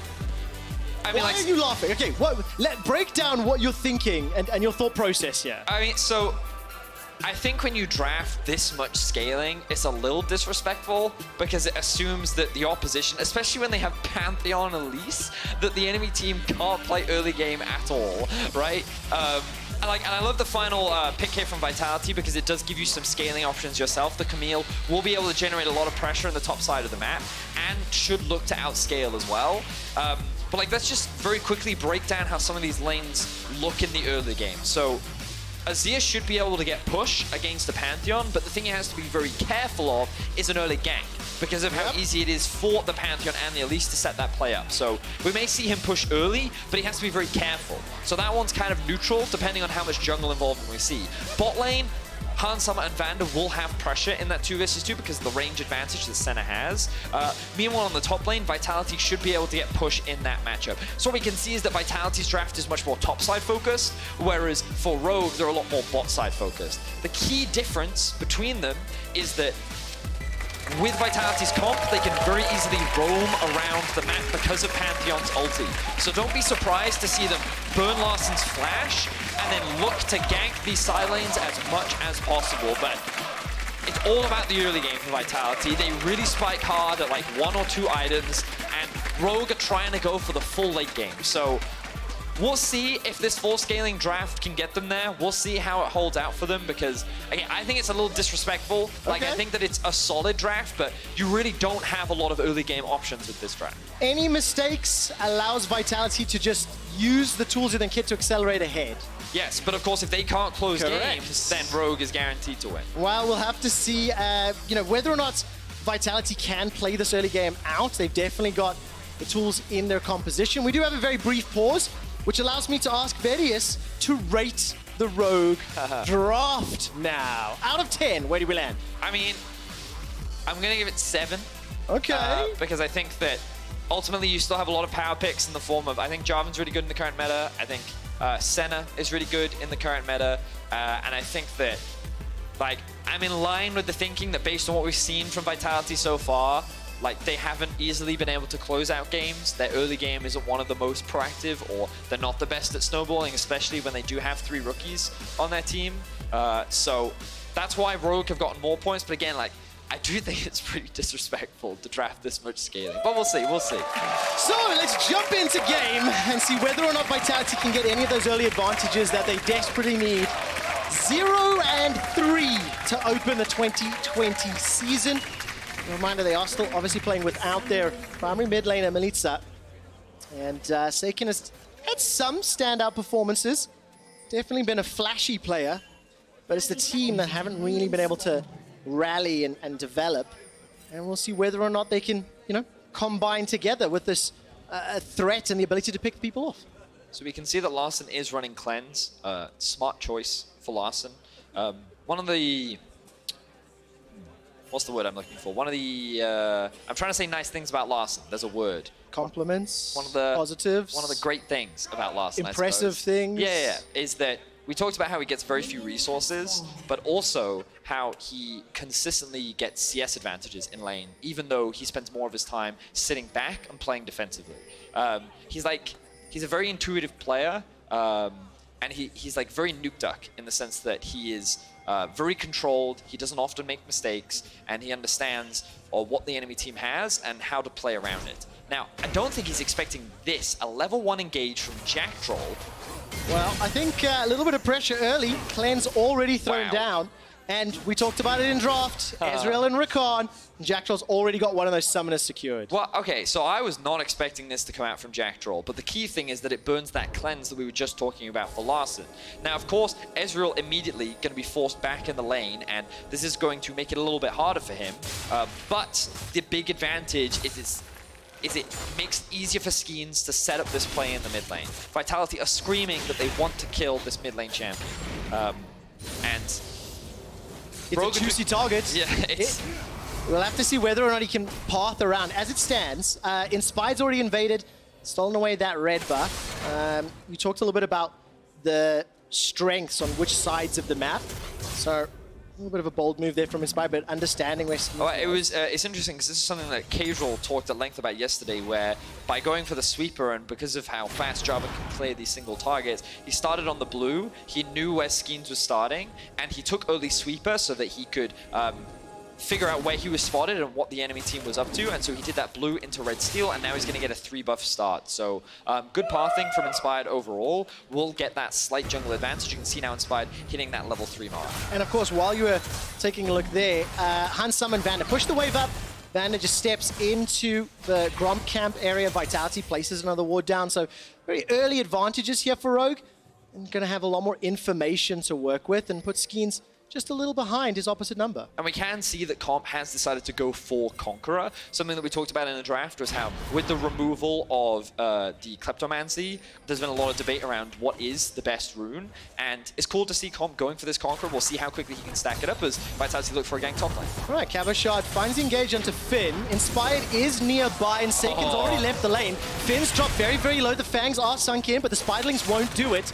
Flag and drag from Inspired just to dissuade. So top lane flash for jungle flash. Vitality make the first move, they get the summoner. Finn, he won the game of chicken there. He did not burn his early flash. Skeens tried to predict it, ended up not being able to lock him down, but you can see the early pressure already being generated by Vitality. Now keep my eyes on the minimap because Rogue knew it was coming. They pinged Skeens the whole way from his Krugs all the way to Tribush, where he's spotted there by the ward. And Finn's still just a little overextended. But now it's up to Skeens to punish. Cleanse, 3/4 of the cooldown has already refreshed for Larssen. But he's got himself a few juicy targets to look for. And I think this ward will just about see him. Oh, no, it does not. Thank you, observers. Perfectly timed, and that's because Skeens didn't walk forward. Now, if we track over to the mid lane, you can see how defensively Larssen is playing. And the most important thing about losing that cleanse early was how it shapes the lane matchup. Because Larssen, as long as he had cleanse, he knew that he was mostly safe. Because the chances of Elise ganking at something like a level 2 was unlikely. She kind of wants the level 3 mark, so she has a full rotation available to her, which meant that Larssen could use his range to his advantage and try and bully and poke and be obnoxious against the Pantheon. But the moment he lost it, he was forced to play defensively, and that gave Saken so much control in the lane, where he could just use his mana to just play aggressively over and over and over again. You can see the farm in the mid lane is actually very even. So like that level 1 play was so important to the actual matchup, but now the cleanse is back up. Vitality weren't able to use that brief window to find an early kill, which might not be the end of the world, given that Skeens is still using his pressure to look for more plays, and he's looking for a top lane gank right. And also, Saken was the first to leave the lane because of everything you just described, and he's got the Moby boots now after the first back. So Cocoon will land onto Finn. He is in some trouble. Flash and Ignite available for Saken. Does he commit? And the answer is no, not right now. But the game plan is clear. Vitality, strength, topside, as you described in the draft, Vedius. And Vitality are playing towards it, pushing Finn further and further behind. But if there was any champion that you didn't mind losing a bit of CS, Ornn would be one of them. Yeah, he's still going to offer value at level 6. That's a guaranteed. You can see that Inspired, very aware of what's happening top side of the map, doing what he can to try and trade elsewhere. Will secure the early Infernal. This is a decent pickup for the team of Rogue. Now we see the return of Seiken to the mid lane. Larson hitting that level 6. Seiken should be very close to it himself. Yeah, a couple, 1 or 2 minions off, and then he'll get that ultimate available. And this is when we'll start to see the Pantheon impacting the rest of the map. And they may not even look to make any more plays mid lane. They may just say, you know what? Larson can stay here. We're just going to ignore the Sandbird, and instead we're going to focus on trying to shut down these side lanes. Yeah, I mean, you have to feel they're on a little bit of a timer as well, because of the options in Rogue's composition. We've not looked at the bottom lane at all, so just very quickly, Hans Summer is up 2 waves worth of CS and has been shoving into Jack Troll and Comp frequently. But I'm going to keep my eyes on Jack Troll when he decides to back, and whether or not he roams to the mid or to the top lane. And as it stands, Inspired level 4 coming in and just shadowing Finn right now. There's no Skeens nearby. Seiken has the Grand Starfall. He's actually started to cheat towards the chicken camp, but I think that may be just to place a ward down. Nevertheless, no pressure, no further play. So Vitality, thrown a few punches, nothing really has connected. And Rogue are going to be pretty happy with the first 7 minutes of the game. Yeah, they certainly are. And again, I keep going back to this mid lane matchup, but I love talking about this stuff, and you can see like how different the lane is now. And I think it's really important for any aspiring mid laners out there, because it's just important to recognize what tools you do have and what tools the enemy has. And notice how much more poke Seiken is now taking with Larson's cleanse back up, because he realizes, hey, I know I'm so much safer. I know that I'm in a much better position, and that means that Seiken can't play as aggressively as he wants to. And now we can start to see the CS discrepancy starting to build in the mid lane. So now that Jack Troll has come mid, his whole purpose and goal was to try and free Seiken from this mid lane. He was like, Larson, you're being too obnoxious. Yep. Your range is too long. You need to back off my mid laner so he can move. He's using this opportunity to go back to base. He's going to buy the Moby boots, and this is when you have to start tracking the running man, okay? He's been training for this his whole life. Quick shot, he doesn't have those abs for nothing. And now he's going to be looking to go from mid lane to top lane to bot lane, and he's going to be looking to use his ultimate to Grand Skyfall in and set up plays for Vitality on the side. Why would he be the running man if he's a bird? I will ignore that one for now. I'm talking about Pantheon. The bird's not the running man. I know, but he was on screen the entire time, and he was running. But nevertheless, Seiken will just be able to jump up from the sky and fall on people's heads. In theory. In theory. True Shot Barrage comes out. That was not a steal, but it was a decent enough attempt. Vision game back and forth. So first big objective was the Dragon. That went the way of Rogue. Skeens will be able to pick up the Herald. If he uses this, you know, in a Cabochard lane or a Seiken lane, that can definitely help. Either push the advantage or relieve some of that pressure. But here we go. If you were to set a timer on when you would need Vitality to be getting ahead, do you think you could say that? I mean, I would say that, like, if they're even at 15 minutes, like, it's better for Rogue, but at the same time, I think the Vitality spike harder at 1 item. So I don't think it's the end of the world. It's more like when you get to 25 minutes and the game is even, that's when Vitality have problems, because the second, third items is when Rogue's comp is like really strong, and Larson is farming very efficiently, which means that he's going to hit his item spikes at a very optimal timing. So this Sandbird will get stronger as the game goes on. Yeah, nearly 10 minutes in, even game. No opportunity to dive Finn on his Summoner Spellbook. There was no flash available to him, but the ultimate was still available, and despite the wave being in front of his tower, Vitality felt they didn't want to go further. And you look at the minimap, Inspired and Vander, they find themselves swarming around Seiken. Finn's going to go in, gets the knockup, Call of the Forge God, hook shot comes out, and Cabochard's able to flash away. He gets almost sniped down. Finn with the rupture, not going to do it just yet. One more breath, first blood Finn. Ornn, when he hits level 6 and when he can use the Ignite, has a surprising amount of all-in power. Cabochard did not expect this great trade to come out from Finn in the brush, and he was able to punish him for it. Great involvement from Hans Summer in the bot lane as well. He'll pick himself up an assist, but Finn with pretty much a solo kill in that 1v1. Yeah, the railgun from across the map definitely helping just a touch, so the Bellows Breath could finish it off. The Bramble Vest really made a big difference there as well. For sure. And just allows Finn now to hold his own. With that kill, the CS deficit doesn't matter at all. And Vitality's like biggest pressure screw is now looking a little shaky. Jack Troll's going to hop himself to safety to get over the wall. And now Vitality concede first blood in the lane that they've spent, what, 3 gank attempts or a fair amount of pressure to try to get them ahead. Yep. And you can see now that Larssen, knowing that the top lane is down, can be as aggressive as he wants. He has the positioning of his jungler very safely. Finn had the teleport as well, so Larssen feels safe, forcing the Pantheon to stay in lane, which is exactly what Vitality do not want to do. And this is kind of when we talked about it in the draft, where it was kind of like, okay, if Rogue is going to go for this very heavy scaling comp, you have to make the assumption that your opposition can't use the early game tools that they've drafted for themselves. And so far, we haven't been able to see Vitality optimize any of these tools that they have in their kit. No, and you know, Schemes and Seiken, they have tried. We talked a little bit in the draft about the 2v2s and how they'd play out as a little bit more from the Rogue perspective.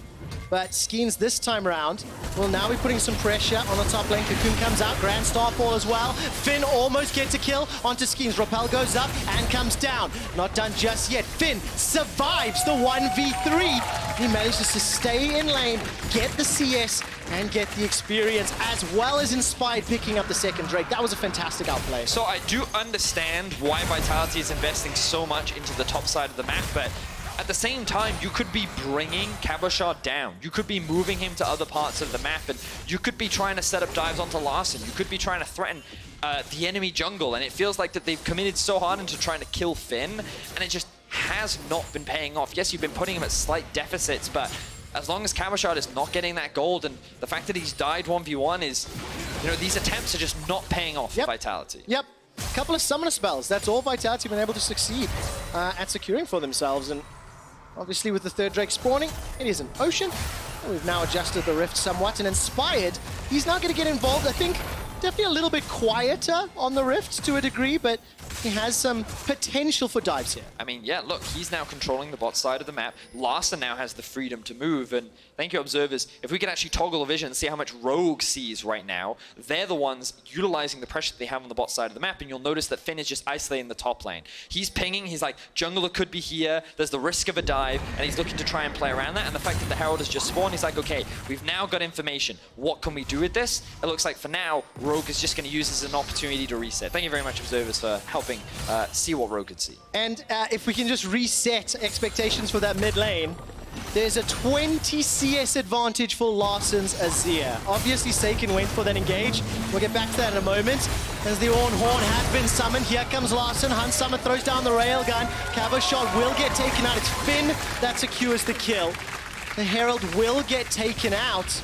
And Summer with the assist from the bottom lane, and Rogue completely ready to counter-punch Vitality. The running man is being outrun by a bird right now, FLICKR. It was Larssen who had the push in mid lane and then made the rotation up with his jungler. And again, we have to backtrack to what we were just talking about. What could Rogue see? They knew when the Reft Herald was dropped top. They knew that they had full vision control over the bot side, so expectations were that a play was coming top. Because Larssen had the push in mid, he knew that Seiken was either base or already making his way there.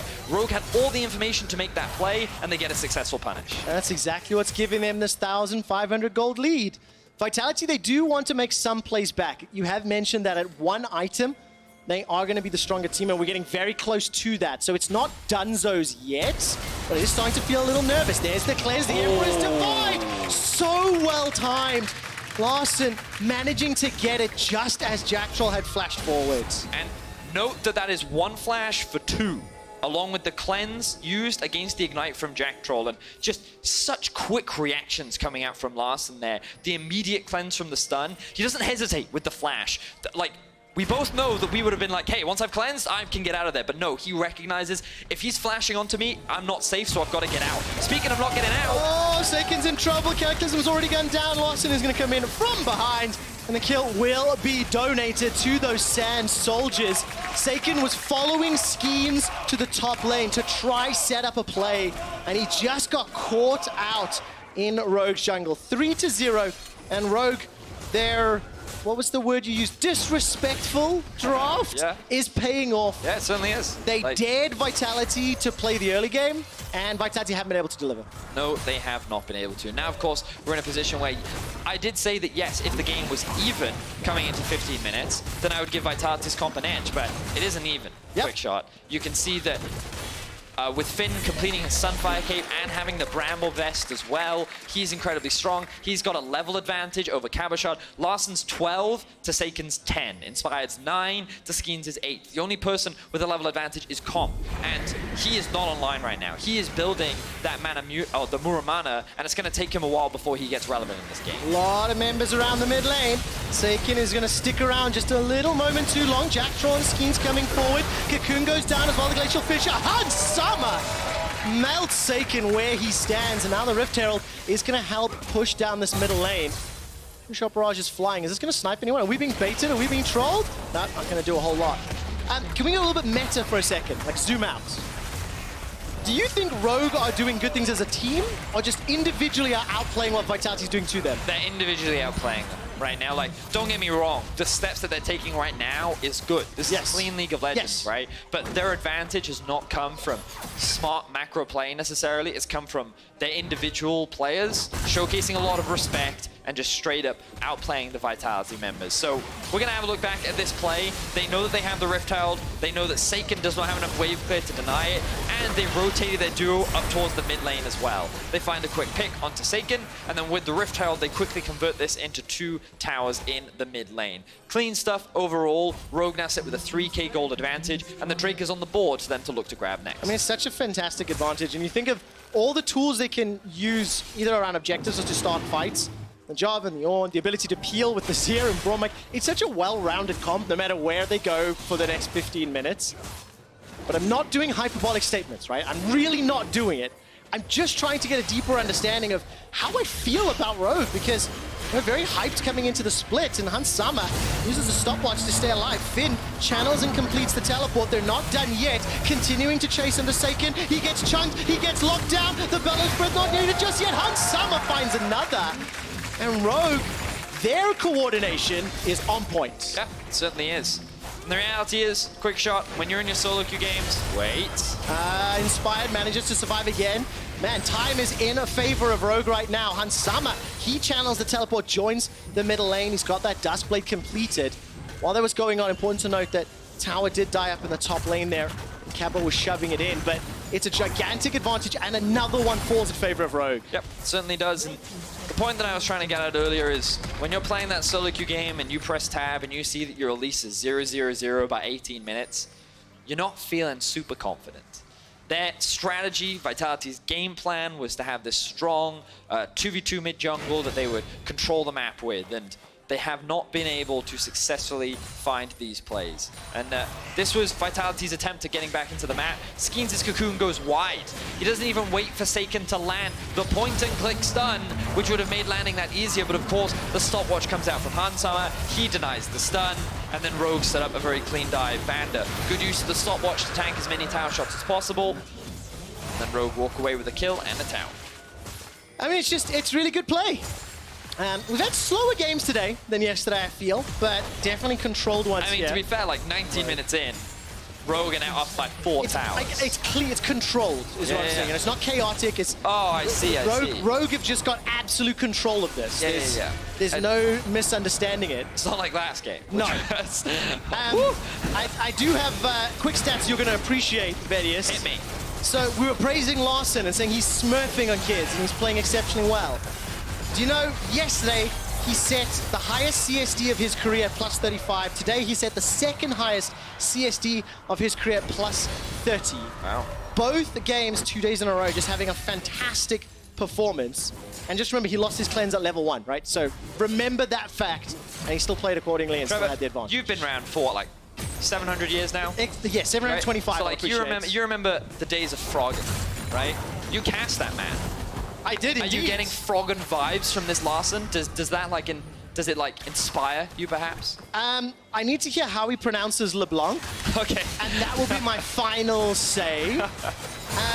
But yeah, I think maybe in terms of the laning phase, I don't know if I go as far as to say that maybe for the late game and the team fights. That's fair.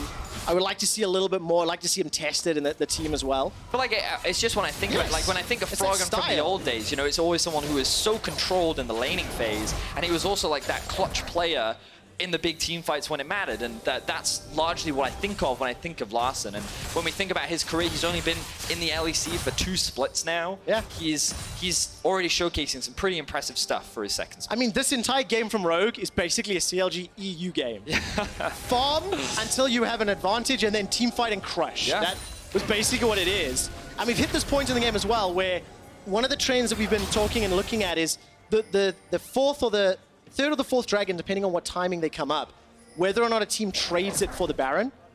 And I don't even think Vitality will be able to do that. If you look at, they've lost 5 towers across the map. Rogue can easily turn and burn wherever they wanted to. Teleport's not available just yet, so maybe they'll play a little bit of time there. But Rogue can basically decide which objective they want to prioritize and just like dare Vitality to come at them. So the funniest thing to me about this game is Comp gets engaged on. Oh my word. So much damage, but he escapes with his life for now. Yeah, so notice the build that we're seeing from Finn. He's built 0 magic resistance because he looks at Elise and says, you're irrelevant to me. He only cares about being able to hold Cavachard in a side lane, and even if Skeens come, like, Jungler's Season 10. He's level 10 to a level 14. Like, just the base stats alone, he feels to be enough against a 1 item, well, 2 item with the boots, Elise, but like, he doesn't need to build magic resistance. I laughed so much at Kedril on the desk yesterday talking about junglers getting to level 18 in the practice tour. He's like, no, I'm never going to do this. Maybe I'll try a different level. Yeah, I mean, hey, if Skeens gets a pentakill, that's his way back into the game, right? Let's talk a little bit about Vitality because, look, they did try, right? Like, Skeens tried to make some ganks. We had the inspirational speech from Froskuren beforehand. Very likely going to be 0-4. But, you know, where do they go from here? I mean, in the game, obviously, you hope maybe Cabo can play a side lane at some point. And that's what we're going to look at. All right, 2-on-1 here. Aiken's going to come in. They're going to interrupt.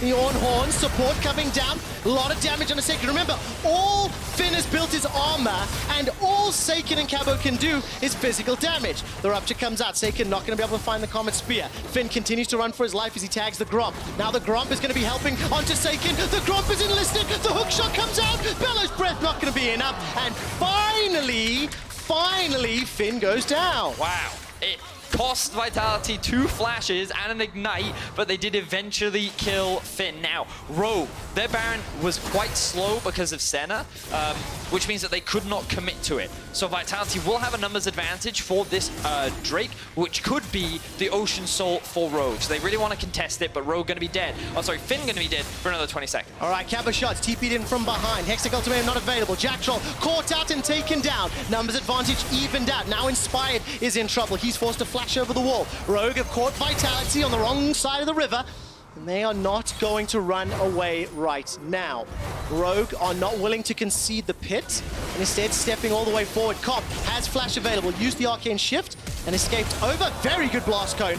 A little lucky timing on that one, and Finn, by the way, respawned, teleported in. Ocean Drake secured, as well as the Soul. And I mean, great start here, great continuation for Rogue. A little bit of a speed bump when Finn goes down, but it doesn't matter. Yeah, and it was one of those situations where Rogue thought, oh, okay, well, if we create pressure on one side of the map, obviously we can trade it for something like a Baron or a successful team fight. And the idea is that while Senna is not the strongest at taking Baron, Azir is very good at taking it, because once you get those 3 soldiers up, you get all this bonus attack speed, and you can just melt through that objective. But unfortunately, they couldn't quite commit to it because Skeens is in the area, and you always have to respect that possibility of a steal. 2 items now for Larson. He got the Luden's Echo to back up the Nash's Tooth. Mirror Mana completed for Hans Summer, who's quietly 2-0-3. Yes, he's down 30 CS, his opposite number, but the ultimate snipes across map and just the general kit of Senna. I mean, Hans Summer's looking revitalized this year. I mean, for sure. He's stacked right now. You know, the Mirror Mana now being completed. He's working towards his second completed lethality item. You have 2.5 items on Larson. He's probably not going to upgrade that Oblivion Orb because he doesn't really need the Morello this game. And it's 25 minutes. We talked about it. They have Ocean. Like, I hate to say it, quick shot, but I think this game is done. Yeah, well, let's see how Rogue finish it out. I'm hoping that I cast a curse it so it gets a little bit more exciting. Well, let's see. Skeens, Flash and Smite available, a level down. True Shot Barrage is going to tag Inspired. That drops him real low. Real low. And Vitality, it interrupted the Baron. Look at this. Vedius has cast a cursed Rogue. Rogue Reddit guy, go yell at him in all caps. The engage from Oh, Jack that's Troll. good. The 3-man knockup, where's the follow-up? There's nothing. Jack Troll, that looked amazing. But his only goal was to interrupt the bats. There we go. He wants to allow Cabochard time to be able to siege onto this tower. And because he's completed the Trinity Force and the Ravenous Hydra, he is a big threat in a side lane. You know, it's interesting because it's kind of at this point in the game where Rogue as a team start to make those small blips. Around the Baron is where their execution is not the cleanest, and Cabochard, using his experience, taking advantage of the champion that he has, where he's very strong, can take these towers very quickly. Yep. Is now posing a threat and an obnoxious obstacle that Rogue have to overcome. It also reminds me a little bit of how Cabo and Jizuke used to play a lot of late games last year. Yeah? They did a lot of split push to draw attention. And do you remember the Rogue v Vitality game last year where Rogue was smashing and then Vitality won because of the TP backdoor into the base? After the fight at the Dragon Pit, right? Yeah. Similarly, Jizuke playing the side lane against Fnatic as well. Just pushing and extending and just being like you said, a nuisance. I think it's a very good word. But how much of a nuisance can they be? 3,000 gold down? If Rogue can commit just to one of these like inhibitor towers and use the numbers advantage, it can go south real quick. Real quick. But this is where we want to see some progress here. All right, so now Rogue is looking to try and take control over this top side of the jungle. You can see that all this vision is going to be cleared out, and they're going to try and set up as much as they can. And what they don't realize is that there is, of course, this vision sitting behind them that can be used as a TP flank from the side of Vitality. But of course, now the Baron is being started off. TP is available on Comp. Not available on Cabochard. It looks like Vitality is just going to commit to this split push. All right, Jack Troll's a few seconds away for the quickness. Skeens getting tagged up by those Sand Soldiers. Vander's got the ultimate and the wall available. Throws down the ulti. Call of the Forge God. They want to keep the Spider outside of the pit. What goes up must come down. Skeens goes to the Krug camp, and Rogue are able to pretty cleanly take Baron and defend any potential steal from Vitality. Good luck, Cabo, split pushing now into Baron-empowered minions. This is going to make it a lot more difficult. Yeah, clean play overall from Rogue. Of course, they didn't need to clear out that the vision behind them because the lack of teleport from Cabochard. So overall, good stuff from Rogue. Now they just begin the siege. Han Summer, I gotta check how many stacks he has right now. He's at 57. Okay, so not the highest amount, but once he hits that 60 mark, he will be able to get a bunch of bonus stats. Currently, he has 50 bonus range, and once he gets up to 60, I believe he will get an increased further range, which just makes sieging so easy. Especially, you're basically like another cannon minion sitting at the back. I'm just trying to figure out how anybody gets to him and sticks to him long enough to kill him. Like, with all of the tools in this composition, Han Summer is just going to be able to shoot fish in a barrel. His for range the is rest 6, of the 7, game. 5 now. Unbelievable. Unbelievable. Pretty crazy. I mean, look, really good, clean play, and unfortunate here for Vitality. I want to see whether or not some changes over the coming weeks will help Vitality out there. Pretty clearly falling down to the bottom of the table and not looking at like being a challenger right now. If anyone's looking at the screen, you can join Yankos on PGL tonight, where he's going to discuss Motivation Work Improvement Team. I wonder how many people still know that meme. I don't know. It's old, man. It's old. It is an old one, but I'm an old guy, so... I mean, it's true. Well, we'll see how it works out. That's G2 versus OG, match of the week a little later. Rogue uncontested. Look at the minimap. Seiken and Cabo are trying to push. What are you guys trying to do? Your base is in shambles. Call of the Forge God is available. Rogue may just want to go for another push. Look at this. The turret is going to fall down on the Nexus. Now all 5 members of Vitality are around. But they can't do anything. They're so far behind. The Horn has been summoned. And that's an easy double kill for Han Summer. We'll follow up with another, as Larson is now on a killing spree. 4 quick kills. As Cabo is now left standing. They're going to take down the Nexus. Absolutely massacres Vitality. 10 kills to 1. They did not allow them to use their early game comp at all. They outscaled them, outdrafted them. Rogue smashed Vitality in week 2. A little early on one mode, but I like it.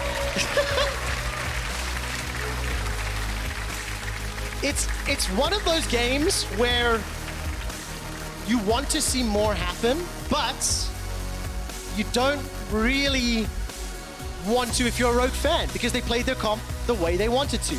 They were defensive, they were reactive, they didn't fall prey to any of the engages. I mean, it's just... Yes, all props to Rogue. Good stuff. But like, I have to bring us back to Vitality, because how many times are we going to look at this team and like, why do you keep drafting comps that are really difficult to play? Why do you keep taking your comps in a direction that are like, you have to play this one condition, and if you fail to meet that condition, then your game then becomes impossibly hard. Like,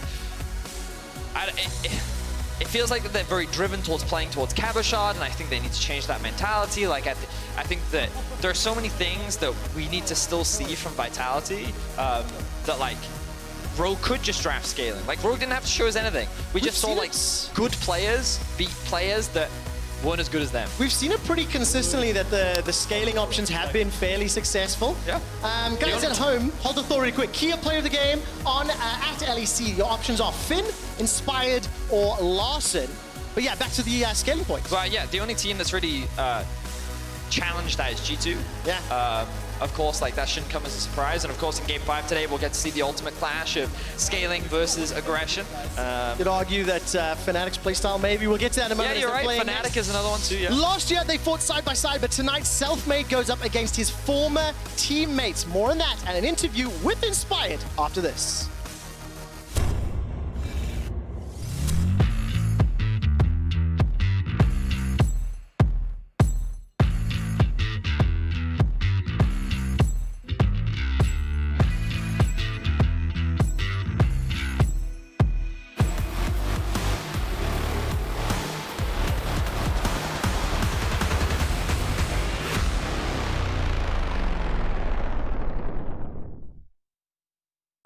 The LEC back so I can stand in the chat. I want the LEC back in my life. Rap battles, Medi, Vedi, feeling alright. I want the LEC back tonight.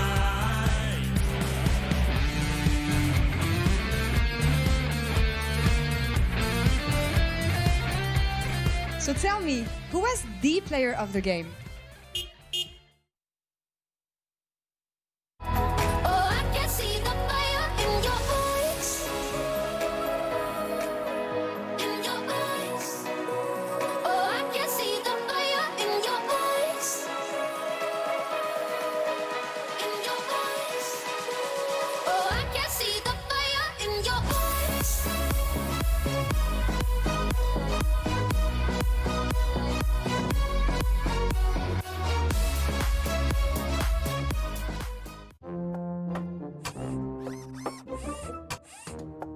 You don't have a chance against me.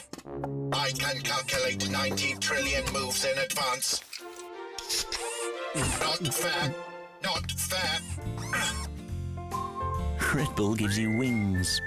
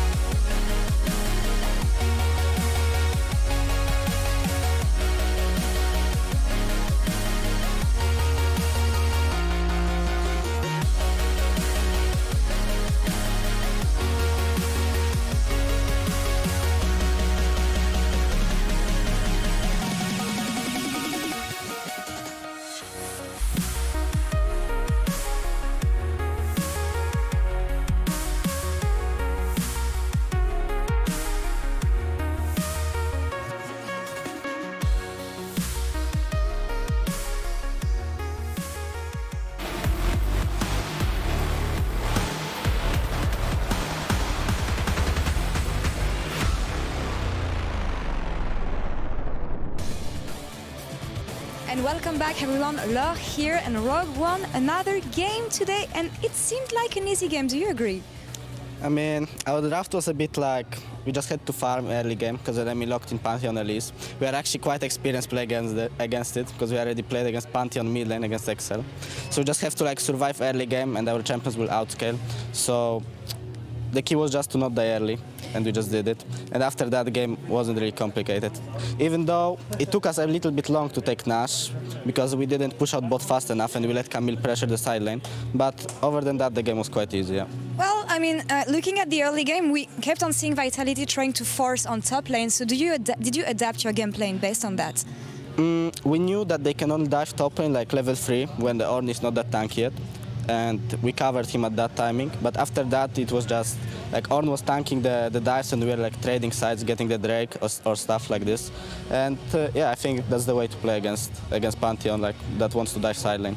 And you guys played it beautifully. I mean, Rogue is playing so well right now. But I want to know more about you, because here you're coming back as the 2019 Summer Split Rookie of the Split. So what are your personal expectations this year? I just want to prove that I'm one of the best junglers. In my opinion, even like I'm top 3 jungler in Europe, and I just want to prove it. Well, I hope you'll get a chance to do that. Thank you very much for the interview, and back to you guys. Thank you so much, Laure. And Inspired may have been the rookie of the split, but the key player of the game is Finn with 62% of the votes, what is quite high. And on top of that, on a champion you hate. Yeah, I think in this case it worked because they just had to outscale. When you're playing against an AD-heavy composition, it's good. And, you know, when Ornn delivers a solo kill, then you know you're on the right path. I think in the context of high-tier top-lane champions, Camille is not up there. And it looked rough in this game. Yeah, indeed. You know, we poke a joke at Yamato, but he had some good points. But hey, it just serves that some things work in some situations and some things don't. What works in this situation is my 2 wonderful analysts as we move on to our next game, which for one player is an extra special one. After an amazing first year in the LEC, Selfmade left SK Gaming to become Fnatic's new jungler. And as he prepares to take on his former team, we wanted to discuss who this transfer impacted the most, SK or Fnatic? Now, I think there's a lot to say about this, and I want to start from the perspective of SK. How did it change them, and how different is that from what it brought to Fnatic? And let's be very clear, because it's kind of a weird question. The idea is that did it hurt SK more than it benefited Fnatic? Yeah. So for as far as we can tell now, right? You have to kind of gauge what his impact was on either team and what his identity was with either team. And for SK Gaming, to be frank, Selfmade was almost everything. It was basically him and the kind of like second command might be Crown Shot, but otherwise it didn't feel like there was a lot that you could gravitate towards in the roster, which is partly why they gutted a huge portion of it coming into 2020. And in Fnatic, while he has been popping off games, it's still kind of the expectation is Fnatic are always going to be a top team, and if he wasn't there, would we assume that Broxah would have had them in the same position? What I'm curious about as well is the context of the meta, because 2019 was a very jungle-heavy meta where junglers had a lot of impact, they could get very, very fed, and that's where Selfmade definitely, like always, he was shining. Now coming into 2020, I don't think he would have a similar impact on this SK Gaming lineup, because junglers, they dictate some parts of the early game, but then they fall off. So I think this was the perfect time to make the move after an impressive 2019. And it's funny because when you actually look at the guy that replaced him, Trick coming in, Trick has had a very quiet impact on SK Gaming. I feel like a lot of people watch it, they feel like Trick's not really doing anything, but the fact of the matter is that he kind of like looks at what teams are doing when people are going for these monster objectives, and then he's just like, you can't take this, we'll zone you off, and he goes back to hard farming, like it's free dragon, but I think he had super low damage on like his Rek'Sai game, and it's mostly just kind of about his control and his pathing, so it's hard to say, like Selfmade's SK automatically looks so much flashier. Like that was a team that made it into playoffs in their first split, and it was entirely off the back. I don't know if Trick's SK do the same thing, so I'm already leaning towards losing SK or losing Selfmade on SK was probably like the bigger difference maker. Yeah, and it is hard to say, and we're not trying to spread the gospel here. Of course, we also realize that the meta has changed, that there's different things you have to get used to when you're working with more rookies on your team. Trick apparently does a lot of calling for SK Gaming as well, so that has to be taken into account. But let's look at now Fnatic and what they've gained. And you asked the question, hey, well, would they have been in the same position with Broxah? In terms of wins and losses, probably, right? Because that Fnatic team would just have still been at the top of the table. But now let's look at their ceiling. Has that changed for you with Selfmade in the lineup? I think, you know, the ceiling that Fnatic reached before was definitely, like, they reached a point where they just need to play through bot lane. They couldn't figure out how to play through the mid 2v2. They couldn't figure out how to play through the 2v2 top lane either. Now with Selfmade, all of a sudden you can expand beyond that. You don't need to fall back on just playing through Reckless. All of a sudden there is a 2v2 to talk about. All of a sudden Whippo gets attention, and I think Selfmade is fitting that role perfectly. I think Fnatic can become more and more diverse as time progresses. Yeah, but I almost want to put like a placement on it. Because the thing is like Fnatic have caps, they go to a world final. They lose caps, they still go to worlds, they get to knockout stage, they run into the team that wins it all, and then they get pushed out, but they take a game. So maybe theoretically like, oh, better than what G2 did with that 0-3. But now I'm like, okay, SK Gaming might scrape into playoffs. But if Selfmade and Nemesis can take Fnatic back to a world final, then before when I was like, I think Selfmade on SK, that was like the bigger loss. Now if it's like world final potential with like you said, that potential ceiling, I'm like, no, Fnatic taking Selfmade's much bigger now. Yeah, of course. If you're going to put it in that regard, then making it to a world final would always be bigger. But I think that is kind of what I want to take away from this is the fact that we don't know yet for Fnatic. And there is a part of me that is inclined to say that a mix-up was good in the end. A mix-up is good for this team. We heard it yesterday with Whippo. The honeymoon phase is there. We're learning new things from each other. He's taking the lead. Selfmade is making us do all these plays. So that must be a good thing after all.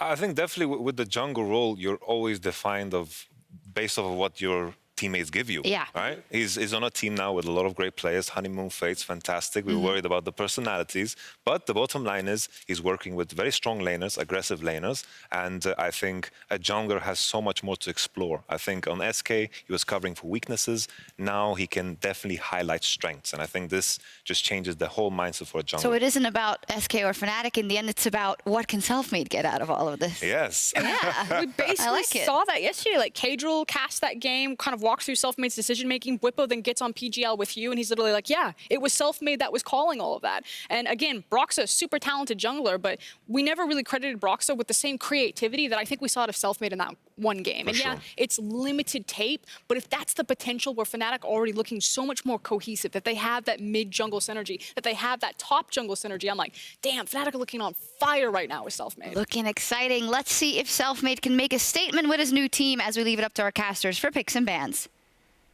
What? You know, Trevor, you were right. Drakus and I were really condescending. We should have known that given that you are, I don't know, hundreds of thousands of years old, just like the Elder Dragon, you probably would have understood the Drakes a little easier than we did to explain. For years, I've been doing segments telling you how much I love dragons, and the thing that you go to is the age. That is ridiculous. Honestly, like, when I look at that and I look at you, like, it's uncanny. You know, like, well, yeah, because it actually is me. If this doesn't make sense to you at all, and maybe you don't know the dragons or the souls or how they work in 2020, go check out the explanation that we did at the start of this week. Go check out LOL Esports VODs, and I'm not going to be funny. I know the old man jokes happen a lot. Like, my knees actually do hurt. It's so silly. Welcome back to the caster desk. I am a quick shot, joined by Vedius once again for the penultimate game of the week. It is Fnatic taking on SK, or as you're going to hear throughout the course of this game, effectively Selfmade versus his old team. Bragging rights are on the line. So let's see what he can do. We're jumping into picks and bans, and the question is, what will the priority be? SK, of course, are on the blue side for this matchup, and the first ban that's going to come out is the set. So clearly, this champion is being respected. You can see the laugh on Whippo's face. He's like, that's a shame. We heard yesterday in PGL how much of a fan of the champion that he is, but it looks like SK actually just focusing on some of the power picks. Syndra also being taken off the board. I wonder if they will deny Selfmade the Gragas, or if they'll look to first pick it themselves. Well, Gragas is going to be taken away by Fnatic instead, removing that one from Trick. Hearing a lot of people talking about it, praising it. Heard the words OP busted several times in interviews that Law has been running on the show. And, I mean, this is going to be a very difficult game here for SK. Fnatic in their last two matches have obliterated everything that stood in front of them.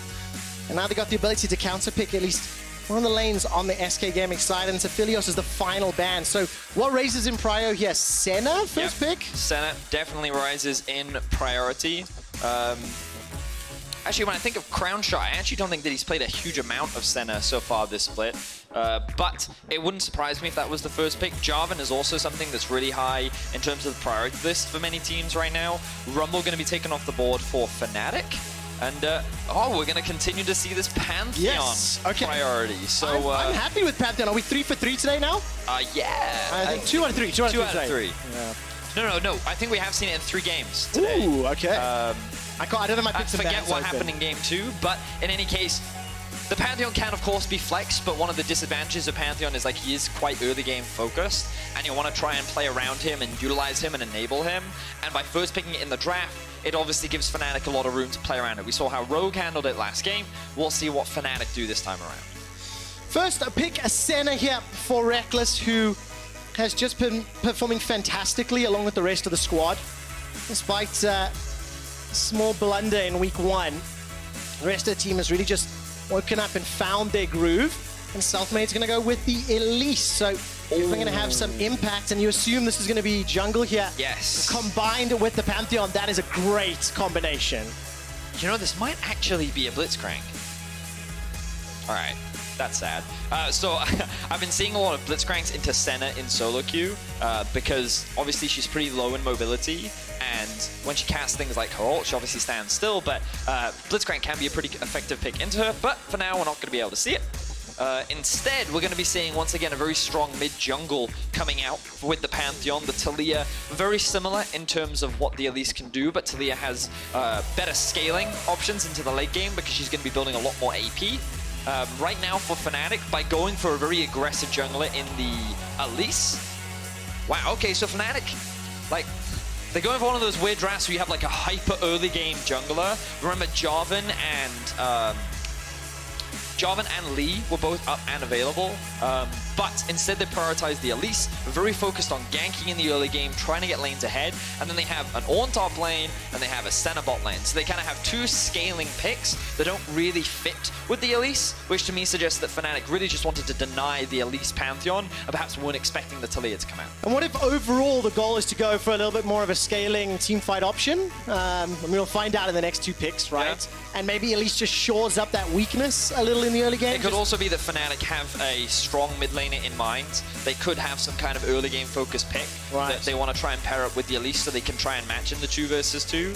We'll have to wait and see. For now, supports are going to be the priority. They're taken off the board. I wouldn't be surprised if Fnatic actually look to first pick the Braum, forcing SK to be the ones to ban. Now, how nervous do you get if you're a Fnatic bot laner, let's say, and you look at Taliyah, Pantheon, got some globals in there already, the ability to jump in and join whatever fight is going to happen, wherever Selfmade decides to play. It is something to consider, the amount of globals there and the ability to just, pick those fights when you want to. Yeah, for sure. SK deciding to ban away the Aatrox, so Fnatic not going to have that blind pick available to them. I think that we're likely going to see the Braum locked in right now for Fnatic. SK could then answer with a Rakan if they wanted to, maybe something like a Nautilus as well. But I think that we've seen Senna paired up with Braum often, and I think that it would make the most sense, especially considering that they are playing Ornn. Well, looks like it's going to be a hover for a long time here before the Nautilus is locked in. So you correctly predicted the options, but a lot more options to look forward and go in. So the reason why I think Fnatic went for Nautilus over the Braum was, number one, Nautilus is just a very strong support, and with Leona banned away, like European supports consider it the next best, but also you can force the enemy into the Braum, which, yes, while it is good into Ornn, you now kind of lack a pretty reliable engage. Yeah. Because now your engage options are, sure, you've got a Gangplank ultimate there, yeah, that's a pretty good tool, and you've also got a Pantheon ultimate, but that actual setup and that engage is not the strongest. It's not easy. Okay, Wait, Ornn mid. Ornn into Pantheon. Build all the armor. And there is the flex that we were not anticipating. Okay, I wasn't anticipating that at all. So zoom out. Whippo, top, Rengar. Do you like it or not? I mean, well, no, but I mean, like, I trust Whippo understands top lane matchups significantly better than I do. And if he's picking it into Gangplank and then making this swap happen, clearly Whippo is confident in this 1 versus 1. Like, we know that Rengar has high early game damage, we know that Rengar can roam around the map a lot, and we've seen mixed performances from Rengar, or Whippo's Rengar rather, so far from last year. So, you know, we're just gonna have to put trust in Whippo here. The one thing we can say is it's not a strong mid jungle, but it is a strong top jungle, which means that Selfmade, I expect him to look to play around the top side of the map this game, and given that they have Senna and Norlis in the bot lane, I think that Fnatic should be fine. I mean, I'm excited to see how this one plays out. I'm very interested to see if Fnatic can keep up the tempo of their 2 previous wins. And that very last pick, Rengar, catching everybody off guard. Fnatic are looking good. They will be taking on SK Gaming, and Selfmade on the Elise taking on his former team.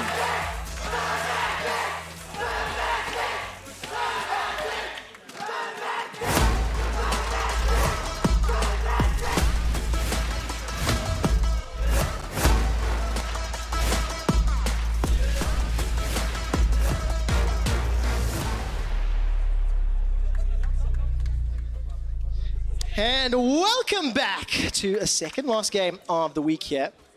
Little quick tidbit for you. Not only was the Rengar and the Ornn shenanigans there to catch us off guard, but Hilly is playing his first LEC Nautilus game. What? Yeah, that's right. No. Stats team just pinged me, and they've let me know. Wait, how many years has Hillis been playing now? Many And years. you're telling me he hasn't played Nautilus once? Apparently so. Apparently so. That's what the stats team are feeding me. And we'll get to take a look at what his performance will have this game. But I think I'm much more excited in the top half of this game. GP Taliyah Pantheon into Rengar, Elise, Ornn. All right, so I kind of want to bring our attention back to the mid lane. We talked a lot about the mid lane last game, and we will be following the junglers a little bit in this game as well.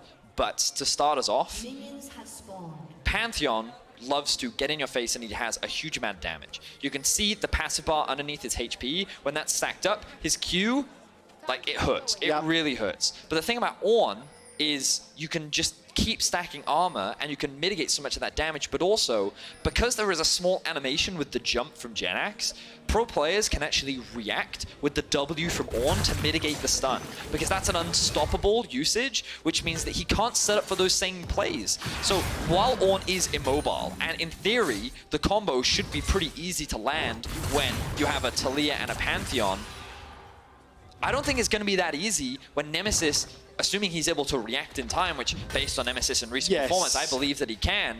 On top of the fact that he will have Flash available to him, like, I think this lane suddenly becomes way harder to just camp and play through. So exciting to see a creative pivot here from Fnatic in their 4th game on stage.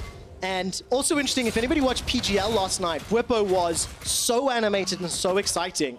And he was talking a little bit about the team dynamic and how it's sort of shifted from last year to this year. Talking about how multiple people can play, you know, little carries a little bit more freely or more comfortably. And he talked specifically about Selfmade combining with Nemesis. Now I want to see what Selfmade can do with Whippo in terms of this duo. And it's what you mentioned in the draft, Vedius. As it stands, Selfmade's clearing his jungle, started bottom, moving top. So we're seeing both junglers kind of match. Trick is going to do a red into blue into Gromp, whereas Selfmade has done a blue into Gromp into red. So they've both taken, you know, very similar paths. What's surprising is that Selfmade is immediately pathing towards the bot side of the map. Taliyah's clear is pretty fast, and she also does pretty well against large camps too. Which means that there is the risk that she's done a full bot side clear and could look for a potential bot gank. So Selfmade is in a position where he can cover, and now he spotted Trick. Yeah, look at the mid lane and the bottom lane, though, both of them very extended. Selfmade gets the first ticks of damage onto Trick, and as Nemesis, Reckless, and Hilly is shoved all the way forward, if anything happens, if any altercation breaks out, they will be able to be the first people to move. Well, look at this. Let's look at the minimap real quickly. Top lane, pressure. Mid lane, pressure. Bot lane, pressure. This is like a jungler's dream. Selfmade can do literally whatever he wants, and he has the freedom to just invade on the enemy jungle, knowing that he's guaranteed to have that same level of safety, because his laners should always be able to move first. Yeah, absolutely the case. Sort of what you, again, were alluding to during the course of the draft. Selfmade now hopping over the wall. Well, he wants to, but there's no Krugs there. There we go, thank you. I literally turned my attention straight to Trick and didn't see. He's going to get spotted, flash So that's in. an engage from Hilly, and he's going to get caught up by the shove, and he's still going to be able to escape. I think the dredge line tagged the wall before the unraveled earth. That's what it looked like to me, because he did that Spider-Man pull from I was way so long range. confused, but yeah, good spot there, quick shot. I thought that like, wait, is there a Tristana ult in the game somewhere? But no, you're right, he was able to land that hook onto the wall, so he didn't get knocked into the team of SK. That could have been very dire for Fnatic, but they were able to get away with their lives. If this were a legacy game, if we were shoutcasting like 5 years ago, we would then discuss dredge line mechanics. Would we? Yeah, for sure. Just like when the new GP came out, it would be barrel mechanics. And that was like a legitimate thing that we used to talk about. So on Hilly's first ever game, he's got it. I'm sorry, hold on. I actually did not see that because I was looking at Vedius. I literally did not. I was talking to Vedius. Let's talk knife mechanics, shall we? Let's talk knife mechanics. What did he do? When one knife goes into the back, right, the other one swiftly follows, and it turns out that a pirate can't handle it. So, Bwipo, he just murdered Sakre live on air, right? Like, it's... I hear the sirens in the background, quick shot. He wasn't expecting that. But here we are, the mid lane game. All right, Nemesis does get caught out, doesn't flash quickly enough, and Trick is able to respond for SK. Very good setup there, combining with Jenax's stun. I think Nemesis's Bellows Breath, I believe it was on cooldown. He wasn't able to escape. Okay, look. So, I missed this. Here we are. So, again, knife mechanics, right? So he knifes the barrel first, and he has the full stack of his passive, right? There's one knife, there's the bowler. Oh my Second knife, word. Third knife, right? Like, it's a 3-knife attack. What can you do, right? Anyway, back to the mid lane. You can see that Nemesis, I'm not sure if his Bellows Breath was on cooldown or not, but he wasn't able to use it in time regardless, which meant that the stun comes through, the knockback comes through, and this was the combo that we were talking about between the Taliyah and the Pantheon. Devastating if that initial stun comes through, because there's very little that you can do to get out of that situation. All so right. 1-for-1 trade overall, SK with a slight gold lead for now. Yeah, let's take a look at the items really quick. Bwipo double Dorans in the top lane, triple Dorans, a crown shot down in the bottom lane, and Nemesis has access to call the Forge God. Level 5 for Trick, level 4 for Selfmade. I'm just trying to track where they're going to be heading next. But I'm glad to see SK with a successful kill in the mid lane. Nemesis on that Ornn was theoretically going to become a real problem for Pantheon, and you see how easily he was controlling the wave. So I want to see just how often or what Nemesis can do as the minutes play out. So one thing we haven't talked about yet is Gangplank's impact in games. And the thing that makes his ultimate very obnoxious for a lot of AD carries, as we see Sakre very afraid. Cue the Jaws Bwipo. music. I just want to know, Chris, if Bwipo kills Sakre a few more times like that, we need to see an edit with the Jaws shock. Dun dun dun dun dun dun dun dun. Not this time, Bwipo. Yeah, I mean, they're full health, quick shot. I don't think he's going to kill him just yet. He did it 80% health a second ago. Yeah, I mean, for sure, but that 100%, 80%, significant Okay, difference. okay, But anyway, I I accept got to that. get this Gangplank point in, because I'm probably not going to get a chance later this game. Gangplank ulti makes AD carries' lives very difficult because he creates this huge zone, which means the AD carries, if they're in the wrong position, either get chunked out or they get zoned from the fight. Senna is a pretty unique case because her range scales throughout the game. When you get into these late game team fights, she can actually stand on the other side of the Gangplank ultimate and still hit the opposition. Oh, really nicely done from Hilly. Now they just used the Hex Smash over the wall, but to his death, Trick was waiting in the wings.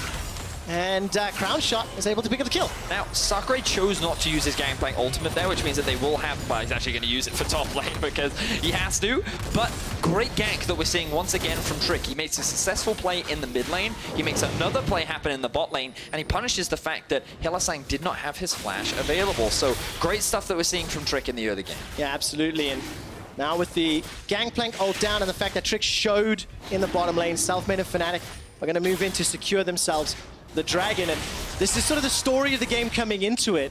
Looking at the at 15 stats, kills plus assists at 15, Selfmade was second best of the junglers to 7th for Trick, but he started off really well. The combination CC with the shove from Taliyah is just working out exceptionally well, and it's giving them some tools to play with as we move forward in the game. Yeah. I'm I'm kind of thinking about like scaling, right? Right. It's a bit of a weird one because Ornn is mid lane. Bit of trading back and forth. Nemesis just does not care. But when I think about Senna in the late game, really strong AD carry, right? Rengar, I think his ability to one-shot champions in the late game does like definitely become relevant. And you kind of look at Crown Shot and like, I don't think Braum is necessarily going to be enough to stop it. He does have exhaust, so that could be an influence factor, but it's a weird one for me, Quick Shot. I can't say with conviction that I think Fnatic for sure have the strongest scaling comp. Done. Flash away from Crown Shot. But that already gives you an indication. Does this help your conviction I mean, at all? like, so this is the thing, though. Like, I kind of think on paper that Fnatic should have a better scaling comp, but you kind of look at SK with the Gangplank, and they have Talia as well, both very relevant in the late game. I'm really interested to see how this game progresses, because right now SK kind of seem to be the driving force in making a lot more of the plays happen. They're moving around the map. And I wonder at what point Fnatic will start to look to be more aggressive. But then I've got a follow-up question, because now you're just talking sort of champions on paper. What about ease of execution? You know, how does it work when both of these teams scale? Because they're going to be quite interesting to play out. I obviously see the Ornn Nautilus engages, but at least Rengar are going to be quite interesting. Yeah, but I mean, so this is the thing, right? Rengar in team fights kind of wants to flank and dive onto the backline, and he wants to just one-shot the enemy AD carry. But what's interesting is when we look at the itemization coming out from Bwipo, it doesn't suggest that he's necessarily going for like the full lethality one-shot build that you often see from your solo queue Rengars. He's picked himself up a little bit of lifesteal. He also has himself the Kindle gem, so he has that early cooldown reduction in health. And what I think Bwipo as a player loves to do when he's playing on this Rengar is he loves to look for roams with his ultimate and have it available as often as possible. And we'll see how often he makes these plays happen as we see another play happen in the mid lane. We do indeed. Tower First Blood was picked up by SK Gaming. Hylissang, I think, predicting the flash didn't work out. Now Trick manages to arrive, throws down the threaded volley, as well as Unraveled Earth. They're not going to be able to find the CC. The Rift Herald continued to siege with the help of Crown Shot and Limit, and they attack at the inner turret as well. And Fnatic finally take down the top turret. So big advantage to SK. 1,600 gold in the lead as we've gone past the 10-minute mark, and I'm liking their decision-making in the early game. It's working out. Yeah, I think SK are being proactive right now. Their carries are scaling well. You can actually see Crown Shot has an 1,100 gold advantage, largely because he did get that kill onto Hylissang, but also all of this plate gold and all this tower gold has been funneled into him. I think that means that Mist Fortune is going to hit a much stronger spike in the mid game because Reckless is still going to be stacking up his Mana Mune, and he hasn't completed his lethality item yet. So I honestly feel that in the mid game, Fnatic kind of have a damage trough, and they kind of have to wait.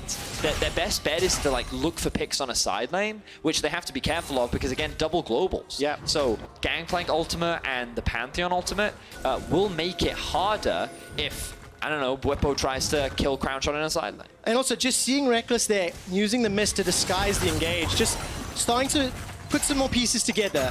Rengar, Elise, Nautilus, Ornn hiding in the mist, coming to move towards you. If SK are out of position, that is going to be so easy for them to set That is a pretty up. cool.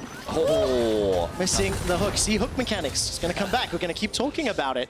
But that's a really good point, Quickshot, because the miss, the E, obviously you don't know who is what. Yes. So when you think that, like, I don't know, an Ornn or a Nautilus is running at you, and then all of a sudden, oh, it's Rengar! It could definitely be obnoxious and difficult to play around. Well, we'll see how SK respond, because so far they've been in control. Cannon Barrage comes down from FLICKR.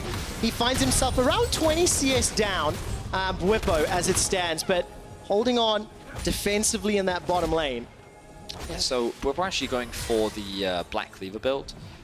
Definitely gives you a lot more cooldown reduction. Definitely going to be valuable damage as well. I imagine it's not that hard to stack up the Black Cleaver stacks. Give you a little bit more durability as well, but doesn't quite give you the same burst that like a full lethality build will do.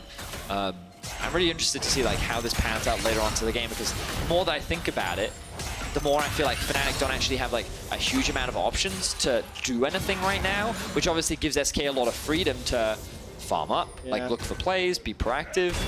And make another sort of approach onto Nemesis. Trick was waiting.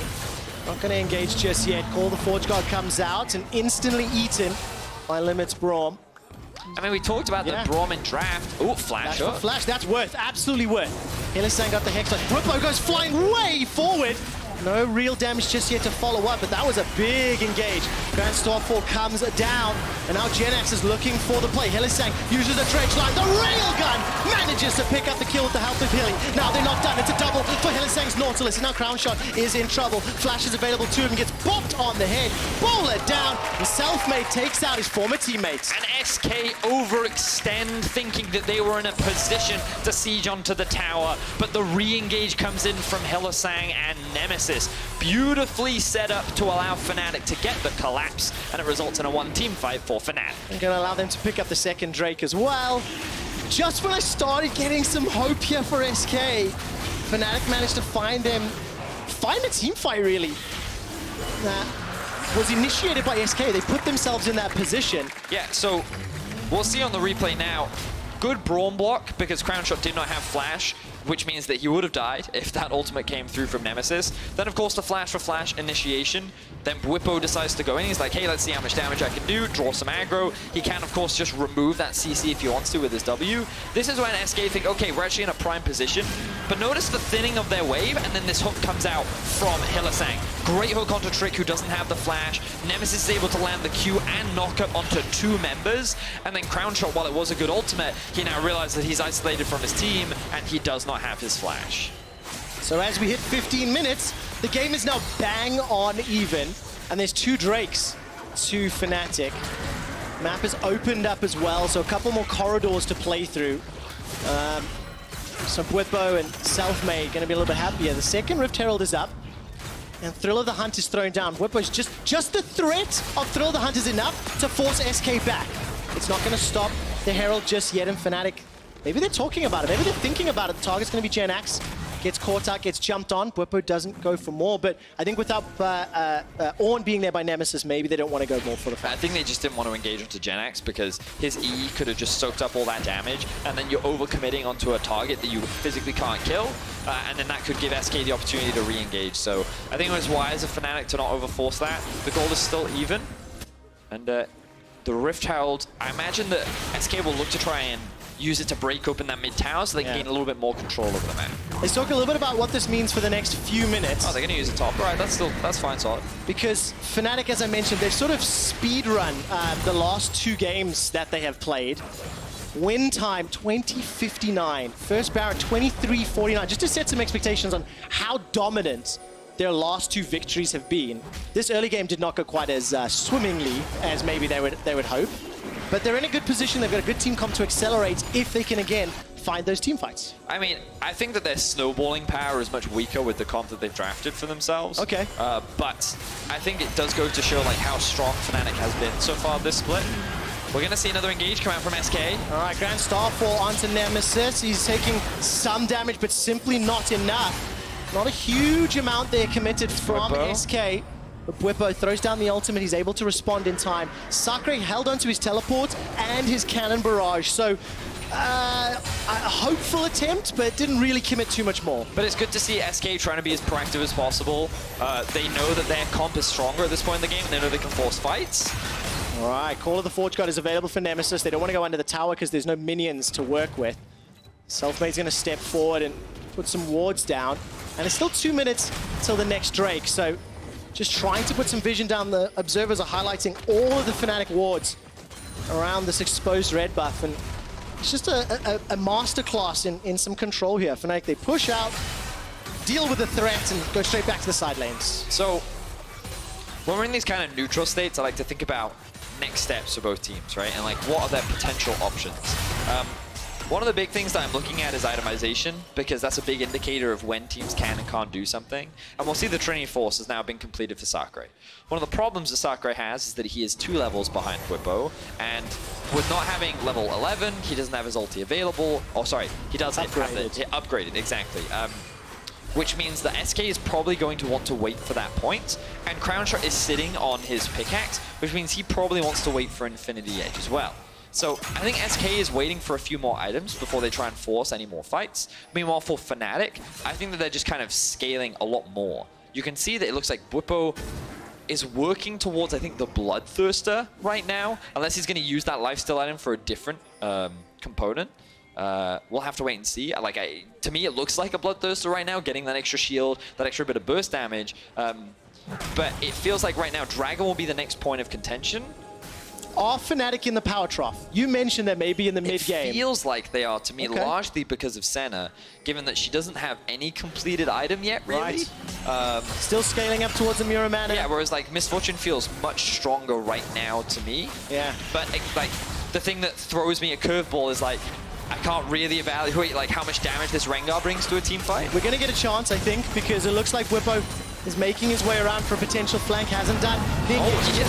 That's a massive engage from Fnatic. The Brawl will stop the Ornn Horn. Limit forced to flash away, but it's Whippo that goes down. He's caught in between 5. Fnatic couldn't make the damage stick, and it simply was not enough. The power trough that Vedius was talking about may have just been demonstrated on screen. So this is one of the concerns they had for Rengar, is if you're relying on him to be a mid-game damage, SK just shut him down, then what do you do?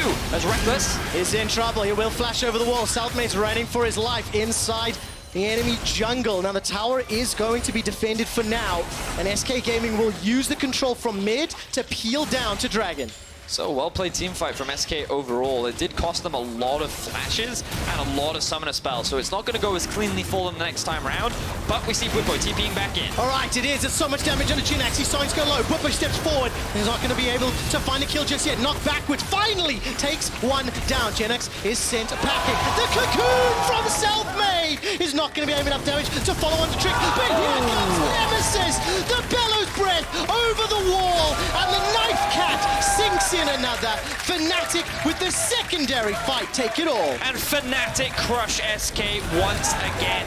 It felt like that fight was lost, but SK took too long and Fnatic turn it around. They secure a tower, they're gonna secure a Drake. Fnatic walk away the victors. Is this what you were talking about on PGL when you said the crispness, the decisiveness of Fnatic? They lose one, but the moment Whippo's back, the re-engage and literally everything landing. Yeah, and I mean, we were just talking about summoner spells, right? If you think about how much SK had to invest in order to just stop Whippo from doing anything, we can appreciate more now that with all of those tools unavailable, how hard it was to stop him. So let's have a look at this fight.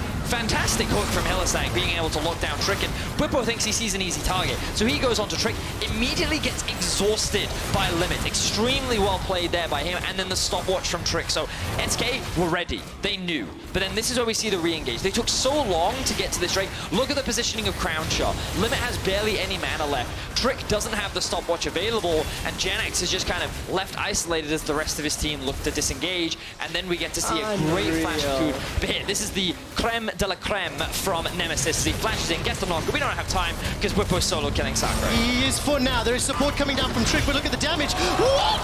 The Ornn Horn does it, seals the deal. Now that's a golden Trick once again. He doesn't need to run. They fancy themselves another fight. Knock back from Nemesis. SK don't want this. Glacial Fissure comes down. Whippo finally taken out. Hilly has arrived just a little late to the party, but that looked like a 2v4 that honestly felt like it could have gone for Fnatic's way. I was sitting there looking at Nemesis, and he was like, I'm a blacksmith, baby. I don't need to back off from this fight. And then he's like, nope, wait, there are 4 of you. Actually, Knifecat, you're on your own. And then he was out of there.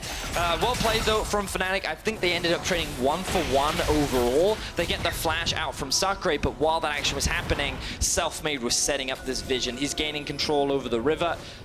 Hylissang. He's in trouble, and look at those hook mechanics, managing to get himself to safety.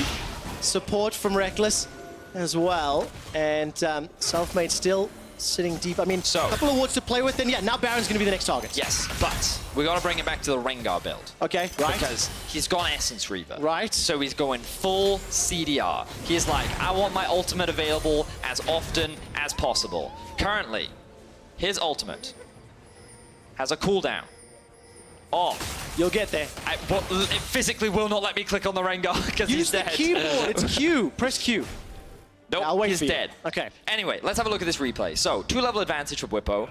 We get to see him all in on Sakurai, and you can see how he just, like, there's very little that the Gangplank can do in this 1-versus-1. He's slowly just getting chunked out. The ultimate comes in from Senna. And Trick thinks that he's saving his top laner here. He doesn't realize the Nemesis is going. And at this point, I'm like, Nemesis can for sure 1v3 this fight. But it's when he realizes, oh wait, no, Braum is also here, we gotta back out, that he's like, yeah, okay, sorry dude, I can't afford to fight this. I got stuff to Smith. He does indeed. And talking about Bwipo, who was running away there. At level 13, so his ultimate rank 2, it's a 54-second cooldown for Thrill of the Hunt, waiting for it to get to max rank. Less than a minute. That's what 54 seconds Yes. mean. You have a head for numbers, my boy. You're welcome. But what does it mean, Vidius? It means that he could use his ultimate as often as he wants. Like, he could use it right now, and it'll be back up in time for the next fight. Like, he's eyeing Pantheon. Like, I love the Zhonya's Rush from Trick. While it does reduce your damage, it also helps you mitigate some of the pick potential. Oh, it's the combo. Oh, wait, never mind. Bwipo's not in there. We got baited ourselves. It could have been. The threat, the implied nature that he could be there. Oh, his ult is up. But also remember, we saw actually the threat of Bwipo's ulti just pushing people away from Rift Herald. Yes. Many minutes ago. And now the whole game state has shifted. It felt like SK were dictating the pace and we're in control and we're pushing Fnatic around. Yeah. Because now we it's up to Fnatic. see Reckless does damage now. Oh yeah. Like, he's strong. So that trough that we were talking about is definitely not an issue, and I think the Fnatic can feel way more confident in these fights. Here it comes. Oh, another fantastic dredge line. Trick uses that hourglass you just talked about, Betty. That's a 3-man knocker from Nemesis. His Ornn has been impeccable. Gen X jumps into the back line, but he needs more support. Nemesis is currently holding off 4. He will finally go down to Crown Shot, and there is no reply from Fnatic. Gen X got out with his life. It was a battle of the front lines where, oh, hook lands. It does indeed. The shield is up though. Limit blocks a lot of damage. Reckless continues to step forward. His Hilly now will get burned down. Bwipo leaps in forward, but is exhausted instantly. Look at that heal from the Battle Roar, but it's not going to be enough to pick up any kills. Another to SK. I think that when Fnatic don't have Nemesis, they can't afford to commit to these fights because they need that front line to play around. They need more of these extended fights, and like, it feels to me that Bwipo is struggling to have an impact in these 5v5s. As Selfmade could get caught out here. Yeah, he does. Flashes over the wall, but it has bought some time. Reckless is in range, got flash available. There's a teleport now coming down. This is Nemesis. Flashes up 2. No ultimate. This is a very slow Baron thus far. Nemesis can jump into the pit, and it looks like he's going to. The Rupture has just been thrown in. That's the flash. That's the Bellows. The burn through. Reckless gets a double. He's looking at SK for more. The Baron has been elicited. That's a triple. Quadras on the cards. It's stolen by Scumbag Selfmade. But the Baron is gift wrapped for Fnatic. Everything about that play was Nemesis. This guy TPs into the fight, flashes into the pit, and just tanks up everyone from SK to allow Reckless to do what he's wanted to do in every fight. Just last hit the opposition from a mile away. Beautifully set up from Nemesis. It's gonna be the Baron for Fnatic. It's gonna be the Dragon Soul for Fnatic, and they couldn't ask for more.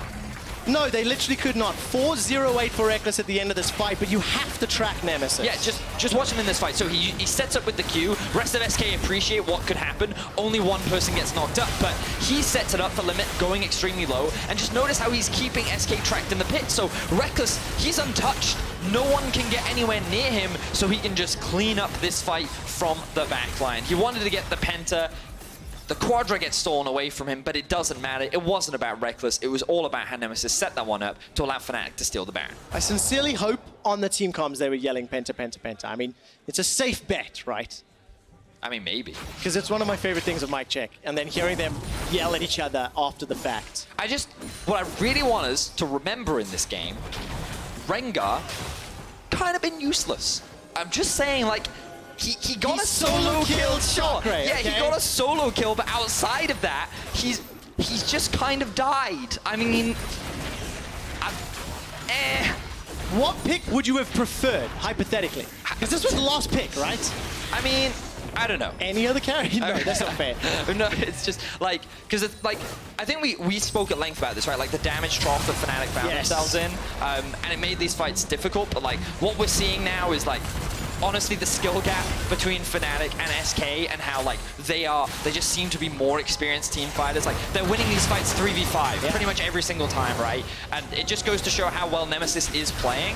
And now they're looking to siege onto the base and end this game. And I think if you zoom out, it's showing you how coordinated Fnatic are, how prepared they are. It's week 2 of the Spring Split, and they just feel very practiced, you know, very in sync, if you will. Well, look, they're pushing into the base now. 28 minutes is on the clock, 4,000 gold up already.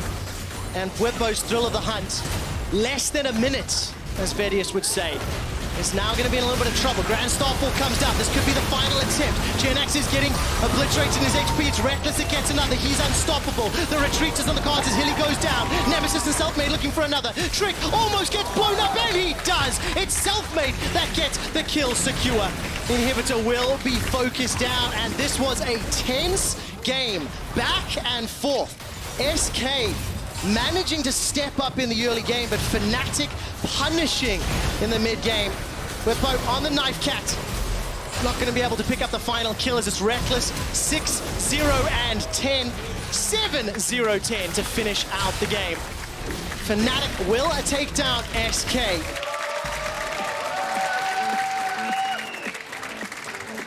That was a really fun mid game. I mean, it definitely was a fun game. We need to ask Fnatic the logic behind the Rengar pick, because I'm still personally, like in the 1v1, we could definitely see why he picked it into a gangplank. We could 100% see that. And like, he played the lane very well. He put Sakri very far behind. But in the team fights, it felt very difficult for him to have that same impact. Yeah. And I felt like all the praise needs to go to how Nemesis executed and how Hylissang were able to find these engages. And then when Reckless was free to just keep those last hits up, when Fnatic could find those extended fights, that was when Fnatic was able to come out on top. I agree, and I think I want to change the question. Instead of asking Fnatic, I just want to ask Whippo.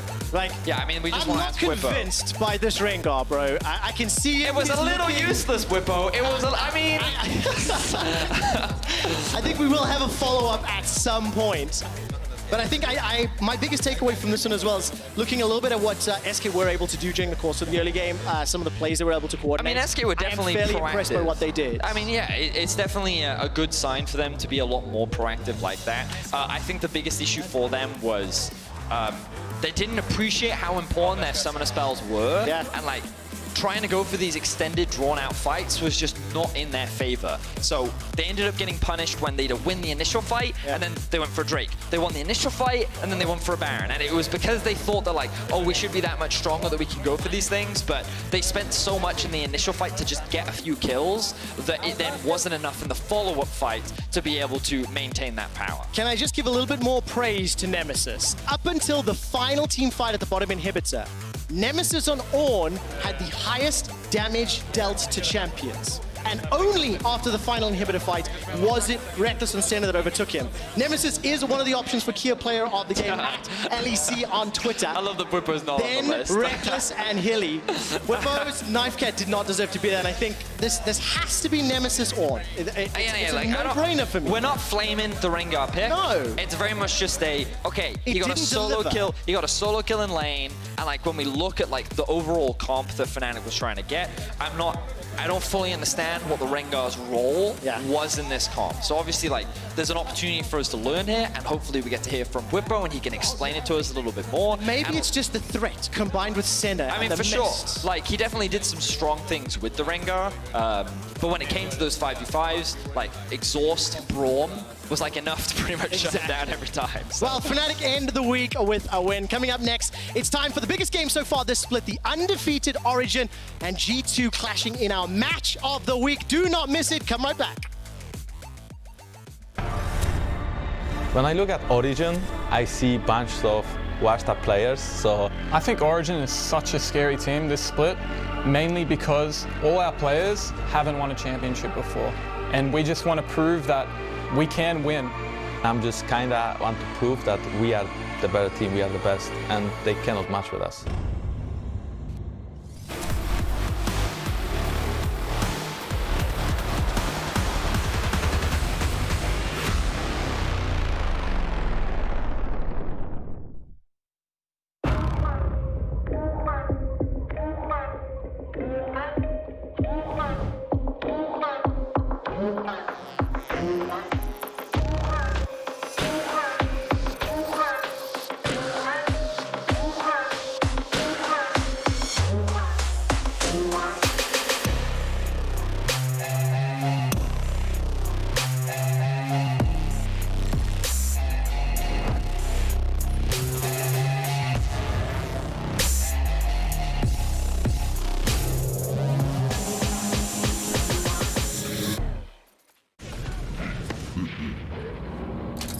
Hearing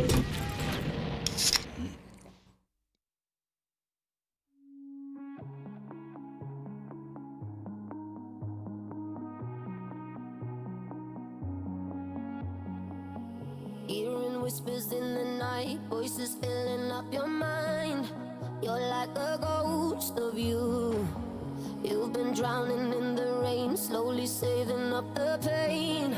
So deep inside of you, see the colors of the sky slowly turn from black and white. A rising hope, bright as gold. And now there's nothing left to lose, so we're breaking all the rules. And they don't know what we know.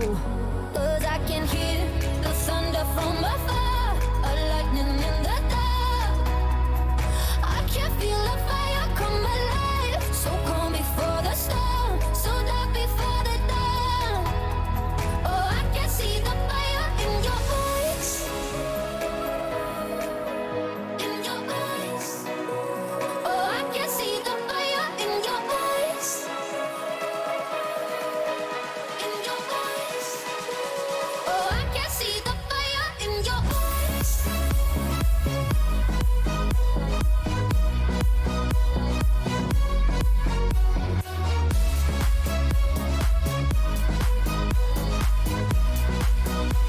Oh, I can see the fire in your eyes. Now you'll never be the same once you felt that burning flame.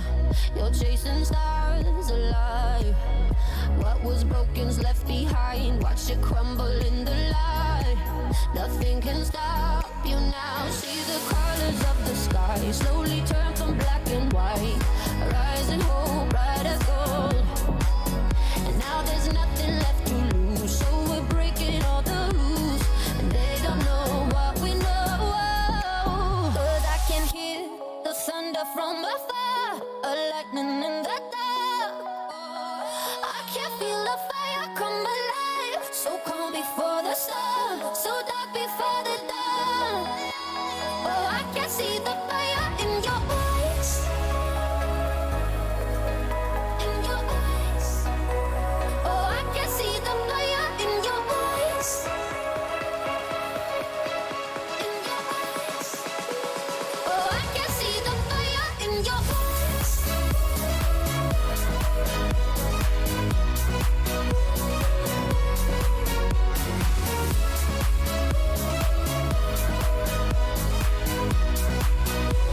Oh, I can see the fire in your eyes.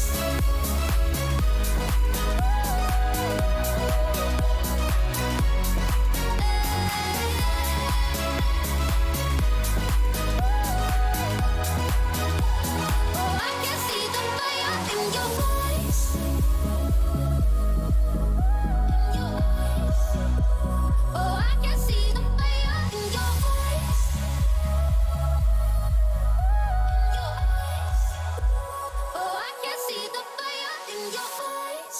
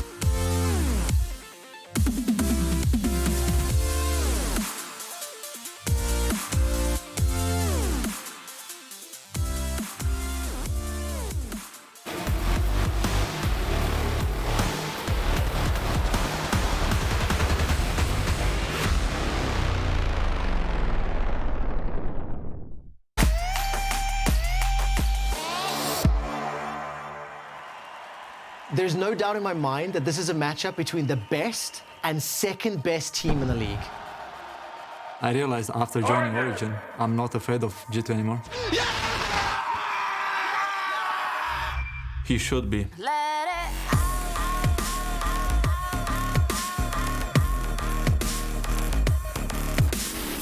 Bold statements. Origin looks like the best team. Trying to finish the job, but has to overstayed as well. Crown shot still laying down a bit of damage. E goes the wrong way. Now with the Eden Yang goes. He's still alive. G2. Doesn't land on anyone. Look at the dawning shadow. What you gonna do when they come for you? I'm pretty sure that everyone who plays against us can never feel safe. We are chaos. Origin versus G2 is no longer the David versus Goliath matchup that we used to have. Upset was not touched in that fight. 9K damage. That is so not okay. I think me and Upset will show them what a true world-class bot lane is.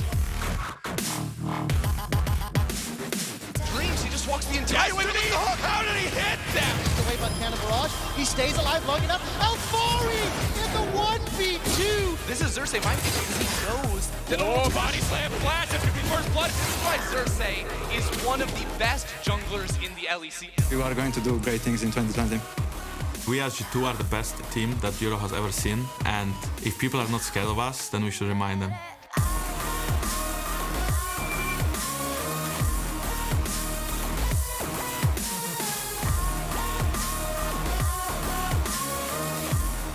G2 and Origin are definitely the two best teams in the LEC. We still have the exact same players. And these are the players that went to the World Final and dominated Europe. I think this weekend's gonna be a bloodbath.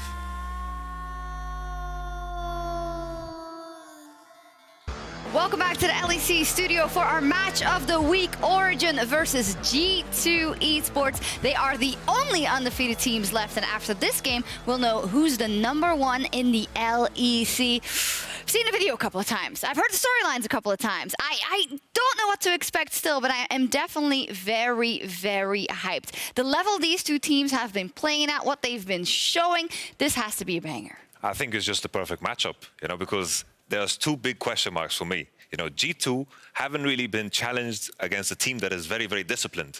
And OG have always had these drafts that, win the early game and then mid to late game, they just breeze through. But that is where G2 always show their strength. So a lot of question marks in the air, anything can happen. Yeah, it's kind of like a measuring stick of all the vastly different styles. We've said it before, we're going to say it again, just to quote Caps, they are chaos. They pick drafts where they outplay their opponents and then they execute on it brilliantly. And on the other side, you have just the precision, to quote Yamato Cannon, and Origin, that patience that's coming out of this squad. So it's like, what's going to rule the day? The patience and the precision of Origin, or the absolute chaos and just limit testing of G2? Yeah, and the question is also, are we going to see the same stories? Because sometimes in these hype matchups, it doesn't go the way you thought it would go. Maybe G2 Esports is taking this as an opportunity to show us we can play cool, calm, and controlled. I don't think so, but we'll see. And maybe Origin is looking for the more proactive and chaos-style compositions. We don't know. Yamato, if you were Origin, they're also undefeated, but you do have the feeling they're still a bit of the underdog. What strat would you go for?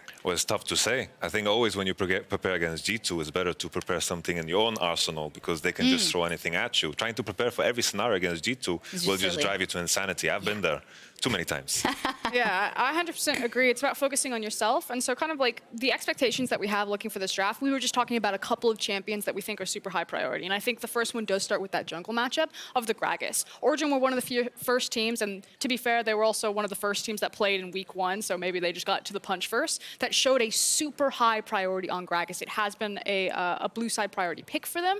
This time around, I believe they are on the red side, but I'm just curious if they're going to get that pick again now that the rest of the LEC is cut up, now that they know how strong Gragas is going to be, or if G2 are going to separate that Gragas from Xerxes or find something else into the matchup. For sure. I think it's funny that we always end on the same note when it comes to junglers. Elise, Lee Sin, Gragas. Because Elise and Lee Sin has been showing up, and I'm a big fan of Janka's Lee Sin, and I think that's the edge he has in this jungle matchup. Because Xerxes' Lee Sin, I haven't seen it too much. I haven't seen it much. Depending on what comes out, what are we thinking of this jungle matchup? Xerxes has really started this season off very, very strong, and I think we're seeing kind of the next step, rather, of Xerxes, right? He's evolving, but what can he show in this matchup versus Jankos? I feel like a lot of the tape that we've had from Xerxes so far has been about neutralizing or kind of gathering information. We always say right place, right time, and there seems to be really great communication with his laners, that they're setting up waves for him, that he's at the perfect gank, covering people when they need to overextend. But for a lot of games, it is fairly quiet, and it's just gathering information, figuring out what the enemy jungler is doing, and then Origen just, they deny anything that you want into an early game and then roll into those mid-late game eases. For sure. Like, what I would love to see about Xerxes is, I feel like the last years he's been spending a lot of time to like fix the criticism. Oh, he doesn't play the meta junglers. He always plays the cocktail Ivern and Zac. He always plays for farm and doesn't play the early game style. And all of a sudden, you know, as we're moving, he's turning into a fully fledged jungler that has no weaknesses. I want him to dig deeper and bring those good old picks like Ivern back, Zac back, maybe a Warwick or something. That would have been wonderful. Yeah, of course, and maybe a curveball will be necessary depending on what comes out on the side of G2 Esports. And let's take a step back and look at, you know, how important a win in this situation would be for either side. And I think for Origen, of course, no matter how undefeated you are and how strong you've been playing, getting that notch on your belt by beating G2 Esports is such an incredible boost for your split. Now, there's no like statistical lock-in here or mathematical lock-in here, but I will say that if you're G2 and your Origen to go 4-0 and kind of like the first 2 weeks of LEC, for me, I'm like, you're gonna make playoffs. Like you're absolutely almost like locked to do it because everything would have to go so dramatically wrong. Origen's been there. For you not to make it. And so in terms of like the impact and the weight, having such a strong start like that, especially getting G2 and Origen kind of out of the way when teams are theoretically kind of figuring out their synergy, kind of still going through their growing pains, it's just like a best case scenario for either of these squads. Yeah, from G2, all we've heard in these videos and in the hype video is people should remember that we're the best. People should remember that they are not able to beat us. And that's why I have high expectations for the way they step into this game. And I'm hoping they show us their cleanest game yet. I hope they remember that from the get-go, because sometimes I feel like they are the ones forgetting with how they play in the early game. Yesterday was a big step up because they actually had a massive lead, strong matchups, and then continued on to snowball the game. When G2 is ahead, they look like the most dangerous team by far. That they do. Here we go into picks and bans for our match of the week. G2 Esports versus Origen. We dipped our toes into the pick and ban conversation already. What bans can we expect that we've seen throughout the day and for these teams already? I'm really hoping for the Xayah ban on blue side to make sure that there's some tension in terms of what you want to pick for the AD carry role. I think Xayah Khan first rotation on red side is super, super strong right now. And just kind of going off the back of that with now a first ban Jarvan, after listening to you kind of talk about, you know, Xerxes champion pool and maybe not having the Lee Sin, that's what I wanted to see. G2 to triple ban junglers, maybe even first pick a jungler and really push Xerxes to see how deep that champion pool goes. How comfortable are you in these matchups against our summer MVP?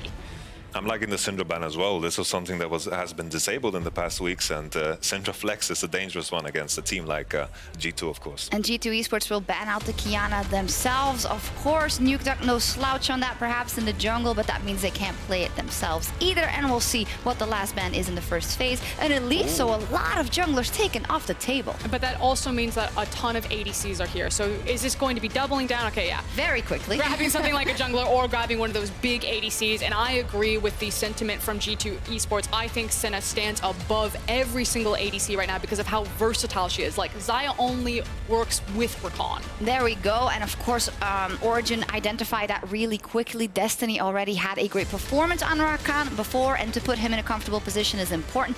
But Caps was so destructive on Senna when we saw it the last time, so we'll have to see what Origen can put up against it. How do you feel about the Braum versus Rakan matchup? I think Rakan definitely wins out there. I think I like the Xayah Rakan, and I considered it just a better ban than the Kiana because Lee Sin has a good matchup into the Kiana jungle. Nukeduck doesn't like to play the Kiana mid lane. I think with Xayah Rakan, it's so good into any support you want to play with Senna.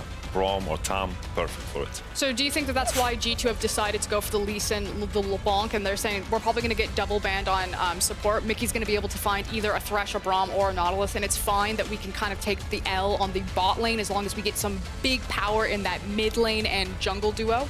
For sure, I'm with you on that. The question is now, mid lane or no? Is it the Lucian lock-in? Oh, no, okay. Can I just say how excited I am about the LeBlanc lock-in for Perks? I mean, we don't have to repeat it. I think we showed the VOD of the last RNG game just a couple of days ago, but to see that mid laner back in that position on this mid laner versus Nukeduck, that is hype. But how hype are we about Rek'Sai? Honestly, not that hyped. I was hoping for something more exotic into the Lee. I want to touch further on the LeBlanc pick because it's such a takeaway from Nukeduck. Yeah. He liked to pick it so much. It's a very strong blind pick. Syndra being out, Lee Sin, LeBlanc is one of the best 2v2s in the game right now. Yeah, fantastic decision there from the side of G2 Esports. And then looking at what will come out for a ban of Lissandra. Morgana ban is very troll. Very troll. Is there something weird happening in scrims? They got a ban, Tom. It must be. So here's the thing, like, I know that when Sona top, and people have been joking about it, one of the strategies that's being played with Sona top is like a pseudo funnel with like a jungle. And I'm not saying that they're playing Morgana funnel, but the last time we did see Morgana, it usually is in tandem with funnel. And maybe that's just a basic Morgana support ban and they want to play something with big hard CC, like maybe they have the Rakan, you might as well take this one away.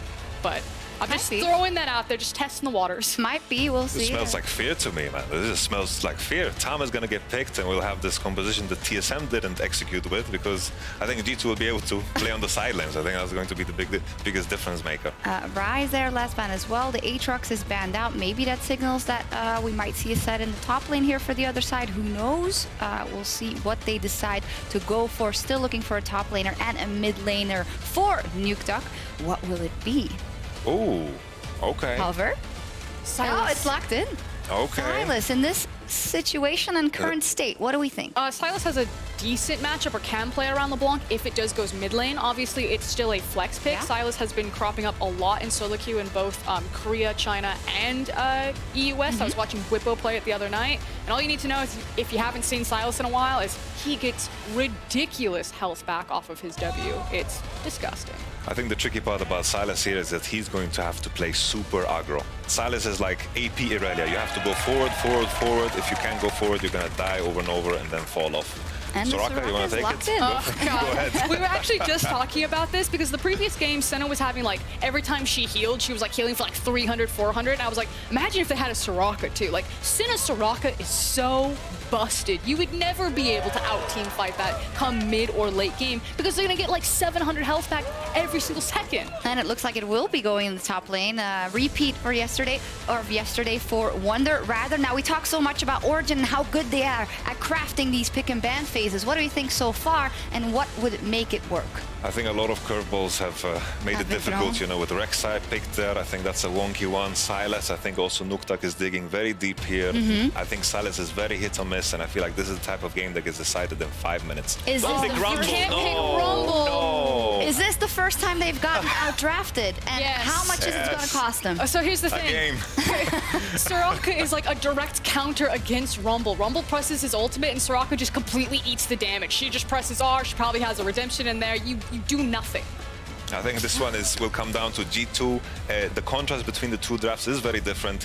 Very big team fight heavy composition on the right side. On the left, they'll have to split. So if they find the fights, maybe OG can claw their way back in. You both have great analysis and great insight, and the draft is horrible if I get it here correctly. No, not horrible, not horrible. It's okay. Well, you said they lose the game. I think I think it will cost them a game. So how do they save this game? What do they need to see from them for more? Team fight, team fight, team fight. Because the 5v5, if they get caught, a very squishy composition on the left side. But G2 know how to play mid to late game. They will split around. Okay, we'll see what happens. Both teams have drafted their compositions. Gyotto and Grabs went head-to-head. He's given a hug. Maybe he's saying, you really got me there this time, Grabs. But we'll see what happens. The fans aplenty with the flags for both G2 Esports and easy collapse? Or will it be craps? Or what will we see? There we go for our match of the week. And after this game, only one team will remain undefeated as Origin and G2 hit the Rift.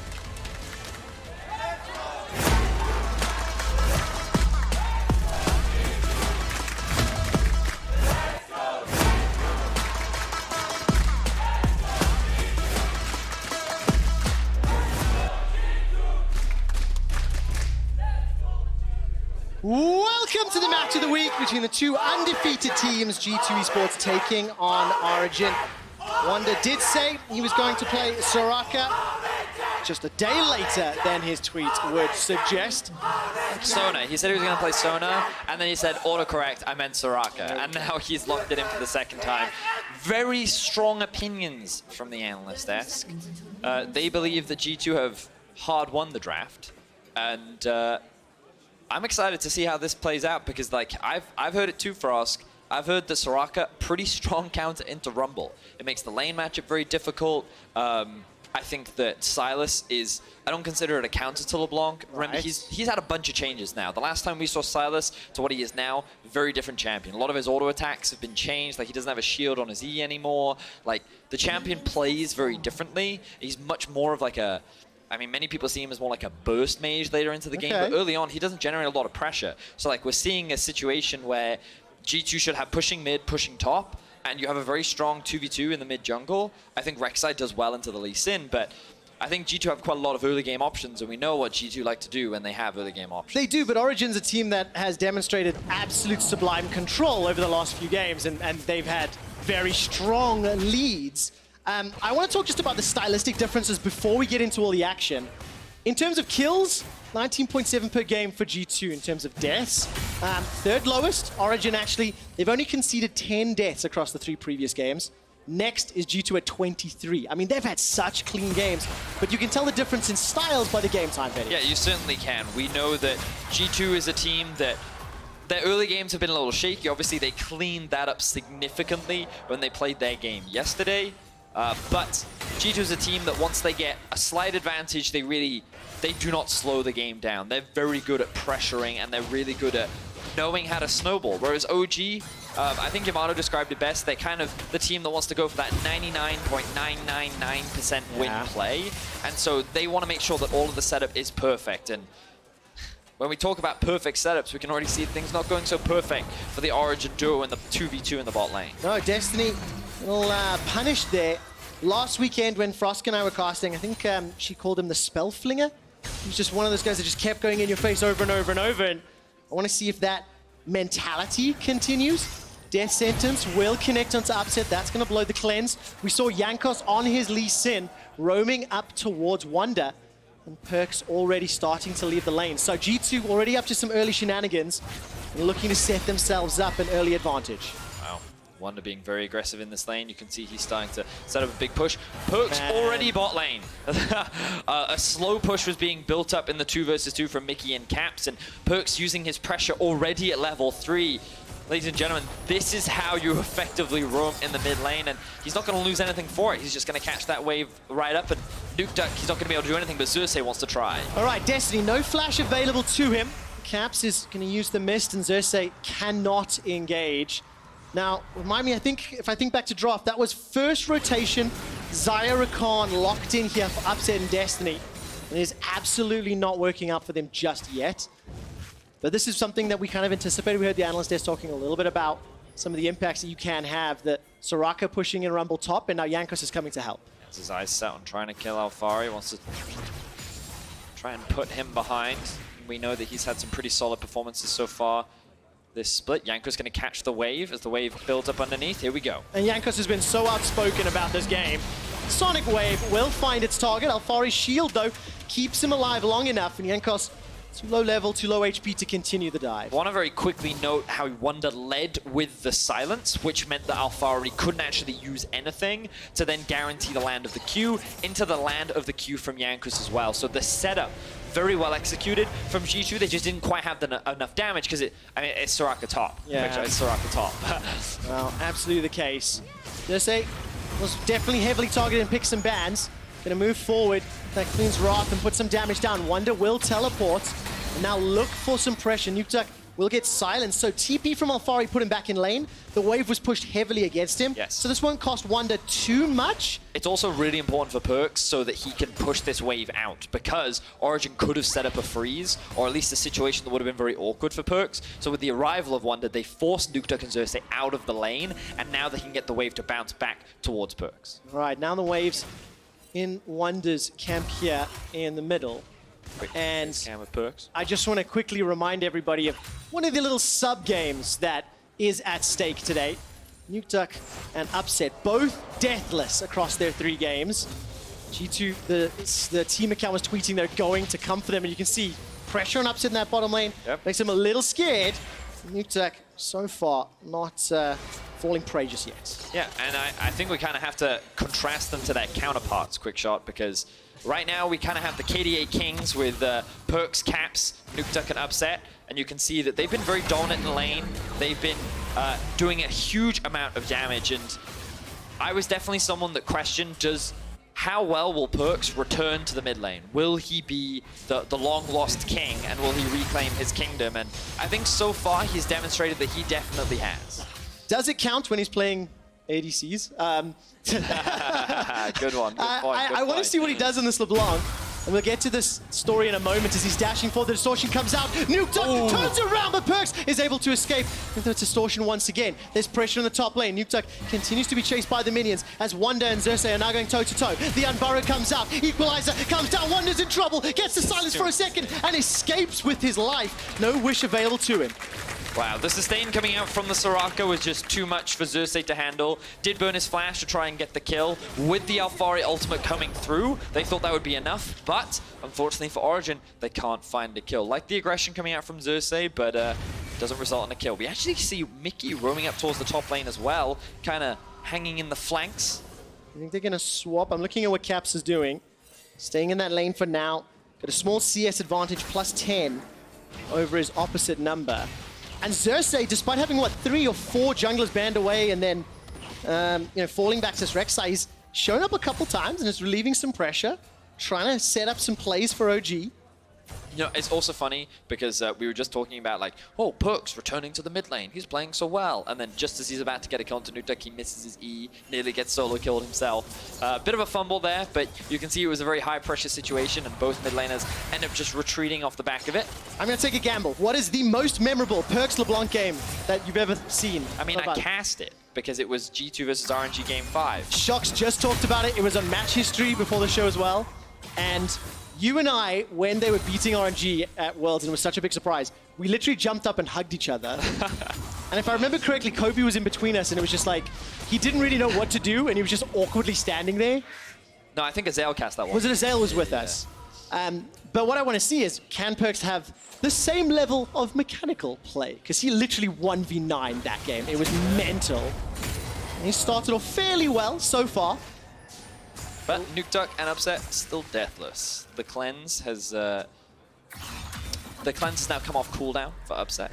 And something that we heard the analysts talk about was Soraka counterpicked a Rumble. Well, right now, Alphari doing very well in the lane. You've got to remember a couple of things that obviously have happened. Wonder using his TP into the mid lane. On top of the fact that Alphari did get his jungler to help try and set up a dive.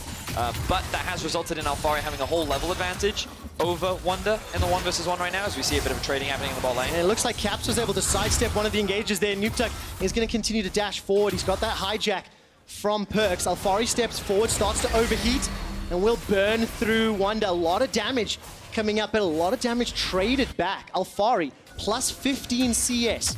The action's not done yet. The junglers are going to meet in the mid lane. Xerxes' passive will spot out Jankos, and there's the engage from Perks. He comes away worse, though, as he's chunked. And as it stands, OG, they're grouping up, and it seems like they're starting to apply a little bit of pressure around this southern river. I mean, I think OG will be pretty strong in the mid game, and I also think that they scale relatively well. I think one of the big things they're going to struggle with is Senna in the late game. And of course, like, when you think about LeBlanc, what she does very well is in the late game, she can just chunk you out of nowhere, right? She can maneuver around vision, she can find you out of position, and then she can just jump over the wall, QR, maybe land an E, there goes your HP, right? But you then have Upset's ultimate to be able to dodge that. Ooh, actually, we can see there's the engage, here's the engage! Destiny manages to catch Caps, but he finds the Lantern. He's going to be able to escape the Law bottom lane. There's Thresh's Lantern saving Senna for a change, but good engage from Destiny. So just a heal for Ignite trade. This could give Xerxes an opportunity to go for the Drake, but of course, Nuke Duck has gone base, so they won't be able to find anything off the back of that. Keep your eyes on Caps now. He's pushing in the mid lane. He does have the Ignite available too, but we do see these 2 control wards just sitting on the minimap right here and right here, which means that if he wants to roam up top or if he wants to roam up bot, obviously he's going to get spotted and you can already see the pings coming out. So Alfari immediately going to disengage off the back of that one, and this roam power of Perks is being heavily mitigated by this good river vision that's coming out from Origin. I'm so excited. We're 10 minutes in, and OG and G2 are dead even. We've got a number of champions that are going to be very exciting to watch during the course of the mid game. Nuke Duck stepping all the way forward, not going to be able to land the chains. I don't think Perks did either. Manages to distort all the way back into Nuke Duck's face, and now Destiny will step forward into Yankos. But like, this is the first litmus test. I used I said a quote in the Match of the Week hype video. I said, I feel these are the top 2 teams in Europe right now. Now, this is before seeing Fnatic continue to smash this weekend, so I do have to revise that a touch. But it's good to see what level of competitiveness Origin will put up against G2. And it feels to me, with the draft and the way the draft played out, G2 are in try-hard mode, that they're playing deadly serious. Vedius, as you can see, Mickey will find a death sentence. First blood secured onto Destiny, but now all of a sudden Origin are flanking. The overheat in Alfari has just timed out. Equalizer comes down. Rift Herald is still the target. Flash forward, exhaust onto Alfari. Nuke Duck steps forward. Remember, he's still deathless. One more death is available. The railgun comes out. Alfari goes down. A second kill for G2. And Nuke Duck is running for his life. They lost Destiny first, and the TP engage did not work out. Perks, don't think he has enough damage just yet. Nuke Duck's going to be able to heal away some of that chip. So Origin are the team that tried to force the play there by starting up the Rift Herald, but not going to quite land there. But it's G2 that ends up coming out on top, largely just because they were in a better position and they were able to execute better. When we get the replay up, I actually want you to keep your eyes on the chain CC combination that comes out when a Soraka is in the game. Her silence is so devastating because it prevents you from doing literally anything. Upset currently being run down. Takes a lot of damage, but he escapes with his life for now. Still has cleanse and flash though. Cap's also aware that there are people in the river and they're not his friends. So he doesn't want to overextend there. Destiny now a little overextended. All right, round 2, fight. Waiting for the chains. Perks a little late on that one, buddy. Destiny was able to fly away to safety and had the quicker fingers. Teleport now coming down as Nuke Duck will join the fray in the middle lane. Any CC connects onto Perks, combined with Xerxes and Destiny. This could be a dead mid laner. Following Nuke Duck, he's trying to bait out something. Flash is still available for Perks. Whew. So, G2 find themselves with a bit of a gold advantage early on, and here's the replay that we were looking for. So notice here, the hook initially lands and the silence follow-up. There's nothing that he can do. He thinks he's normally safe in this situation, but of course, that chain CC prevents him from doing so. Now, Alfari TP's onto a control ward, and you're thinking, oh, this flank is perfect. Here comes the Rumble ultimate. But notice how Caps just zones away the Xayah, and Xerxes can't get anywhere near because Perks is keeping him off the back of the fight. So initially, while it looks like a good flank, the problem is OG can't actually collapse. So it ends up just being Alfari running into a 1 versus 5. Yeah, not able to do much more. So G2 come away with a 1,000 gold lead. The Herald was not secured during the course of it. And while we were watching that replay, Origin did get into a little bit of a scuffle in the mid lane. Let's take a quick status of the CS differences. Alfari plus 25 over Wanda's Soraka, and then vice versa for Perks. He's currently up about 13. Wanda now under a little bit of threat, but if you look at the minimap, support from G2 coming down. So the tension is still very, very high as we're now moving into this mid-game. No towers have fallen yet, but we've swapped lanes, Vedius. The man, Drake can be started up. Rift Herald would normally be traded by Origin. We heard Gyoto talk about it in his interview yesterday where he's like, if we're conceding a Drake, normally we're trading it for something somewhere else on the map. And this is the first time we're seeing Origin not have that same level of control that they've had in the past. They're going to have to give this Drake up completely uncontested. There's nothing that they get off the back of it. And G2, they're sitting very comfortably right now. Okay, set some expectations for me then in these next few minutes. First Dragon down at 14.5. No towers yet. We've got Australia lanes. So what do either team want to do to unlock an advantage? Well, for G2, I think they're happy just scaling. Normally you'd say this about Origin, but when you think about the late game power, I think Senna's really strong. I think Soraka's going to heavily outscale what the Rumble will offer in these team fights. And of course, he will be rushing the Morellonomicon to try and mitigate some of that healing, but things like the Silence are very powerful in the late game. And LeBlanc's damage is going to be very obnoxious to deal with later into the game. Now, Wonder oversteps a little bit. He does. The silence not out just yet as Overheat comes down. Equalizer starts to burn Wonder. Flame Spitter comes out once again. Wish is still available. Has now been used. Alfari throws everything at Wonder. And it pushes him away, but it's not enough for the kill. While that was going on, there's an engage up in the top lane. Nukeduck running for his life for now. The Herald is the focus as the distortion comes forward. Perkz will manage to make his way out. Herald still alive. Death sentence goes between the uprights. Nobody caught yet. Finally, Herald looks like it will go down. Destiny manages to get an engage. The Herald is dropped as the Flay goes backwards. Upset Nukeduck now falling back. Nukeduck gets caught up by the ethereal chains. He gets turned on, collapsed on. This might be the first death of Nukeduck in 2020. G2 shut down Nukeduck. He will no longer remain deathless. The decade of the duck is done. And G2 now set their eyes on the tier 1 in the mid lane. Oh, I really like that one. Well, look at this. G2, they outplay the skirmish. I think, do you think it's fair to say second time in a row that OG's sort of fishing, trying to set something up, yeah, and G2 just this counter? is quite uncharacteristic for OG, but this is also what G2 do. They get into your head, they force you to play in a way that you don't feel comfortable playing, and like, they think that they can force this fight right now. Oh, Destiny, he messes up his execution. He can't catch Caps out. Perkz is uncontested, and Mickey's the one that takes the brunt of the damage. This then forces OG to be split up. And look, Upset, he's still chunked out from the earlier damage that he took from Perkz. He never got to lifesteal that back up.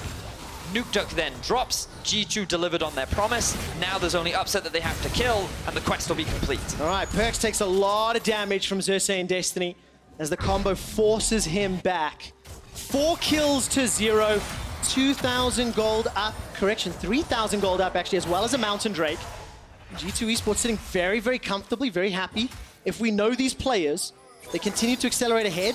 Their next objective will be to hunt Upset down and do everything they can to manage to pick up yet another kill. Now, Origin will likely be able to get this tower. You can see the positioning and control they have over the top side of the map means that G2's not going to be able to respond in time.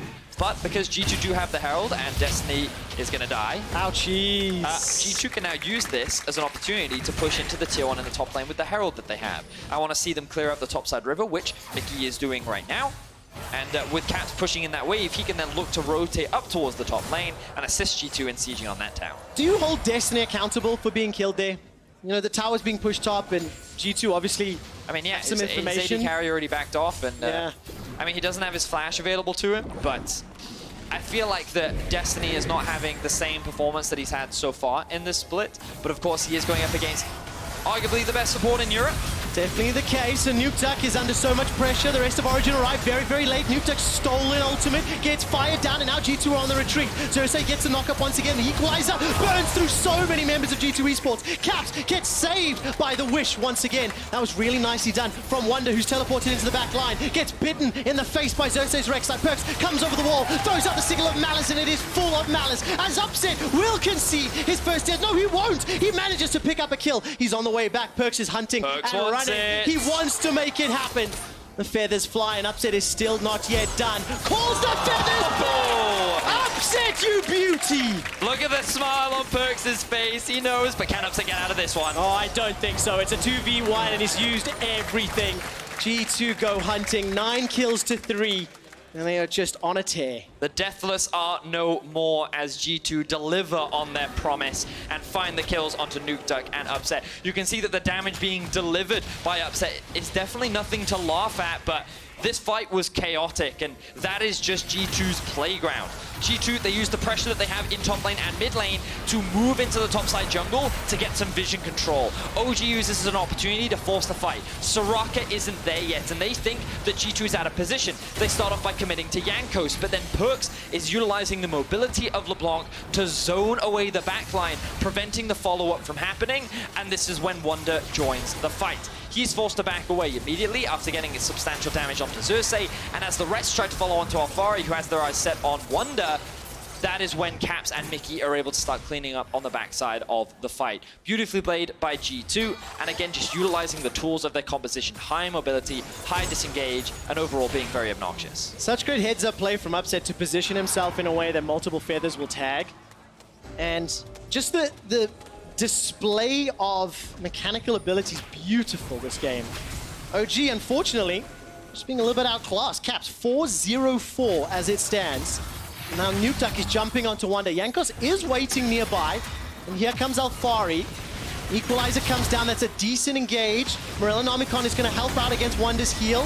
Wish is still available to him, it has now been used. 4 members of Origin go in, they get 1 kill, turn their attention to Wonder, who's throwing out the silence, trying to find a route. He goes down, it's Nukeduck that finds another, and OG strike back. They're also going to look at the tower. And G2 are looking to trade elsewhere on the map. Yes, this is a good play for Origin because they are able to get some shutdown gold. They're able to get those very much needed kills onto G2 Esports, but it looks like they're only going to be able to trade it for 1 tower as G2 is just gaining so much more control over the rest of the map. 3 towers to 1, 3,000 gold lead, and 2 dragons in favor of G2. Origin, they can turtle now. When you think about it, hiding under those inhibitor turrets, there is some possibilities for them to defend.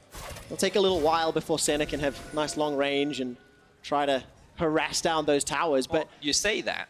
How many stacks is she at? She's already at 50 stacks. Okay. All right, so to put that into perspective, Reckless had 58 at like 28 minutes into the game, and Caps is already at 50 when we're at 21 minutes into the game. So he's going to have 675 range very early on.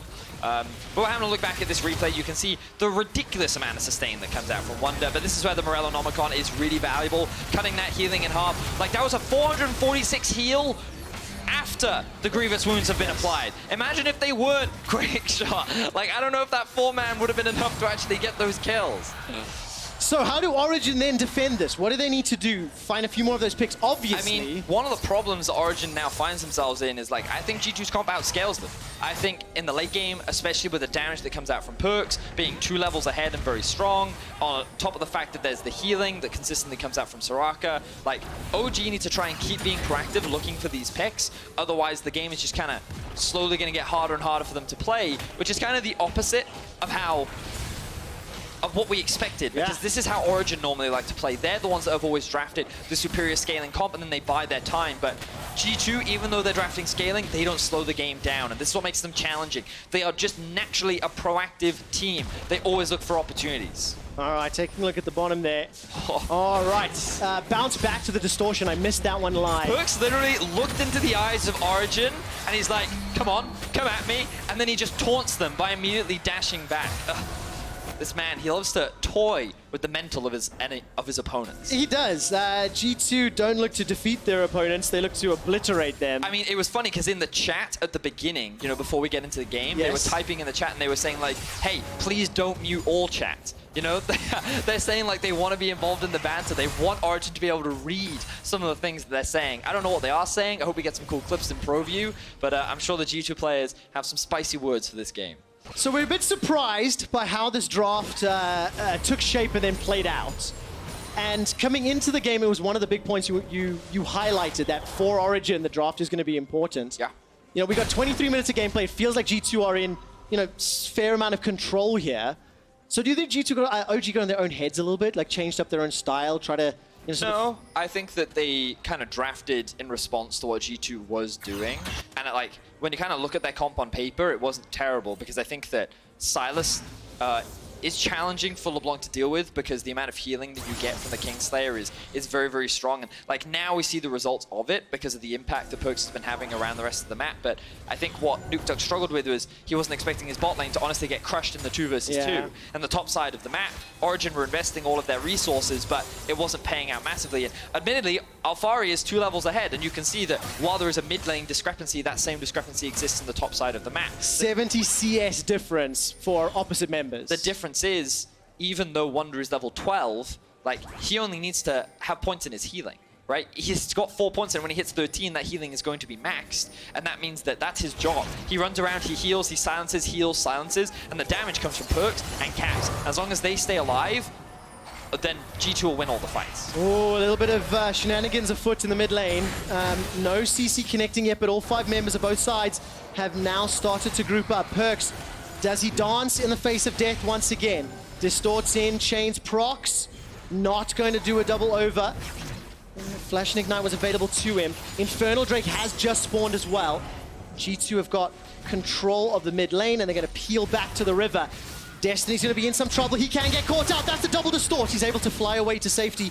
Destiny is dancing on the edge of safety over and over.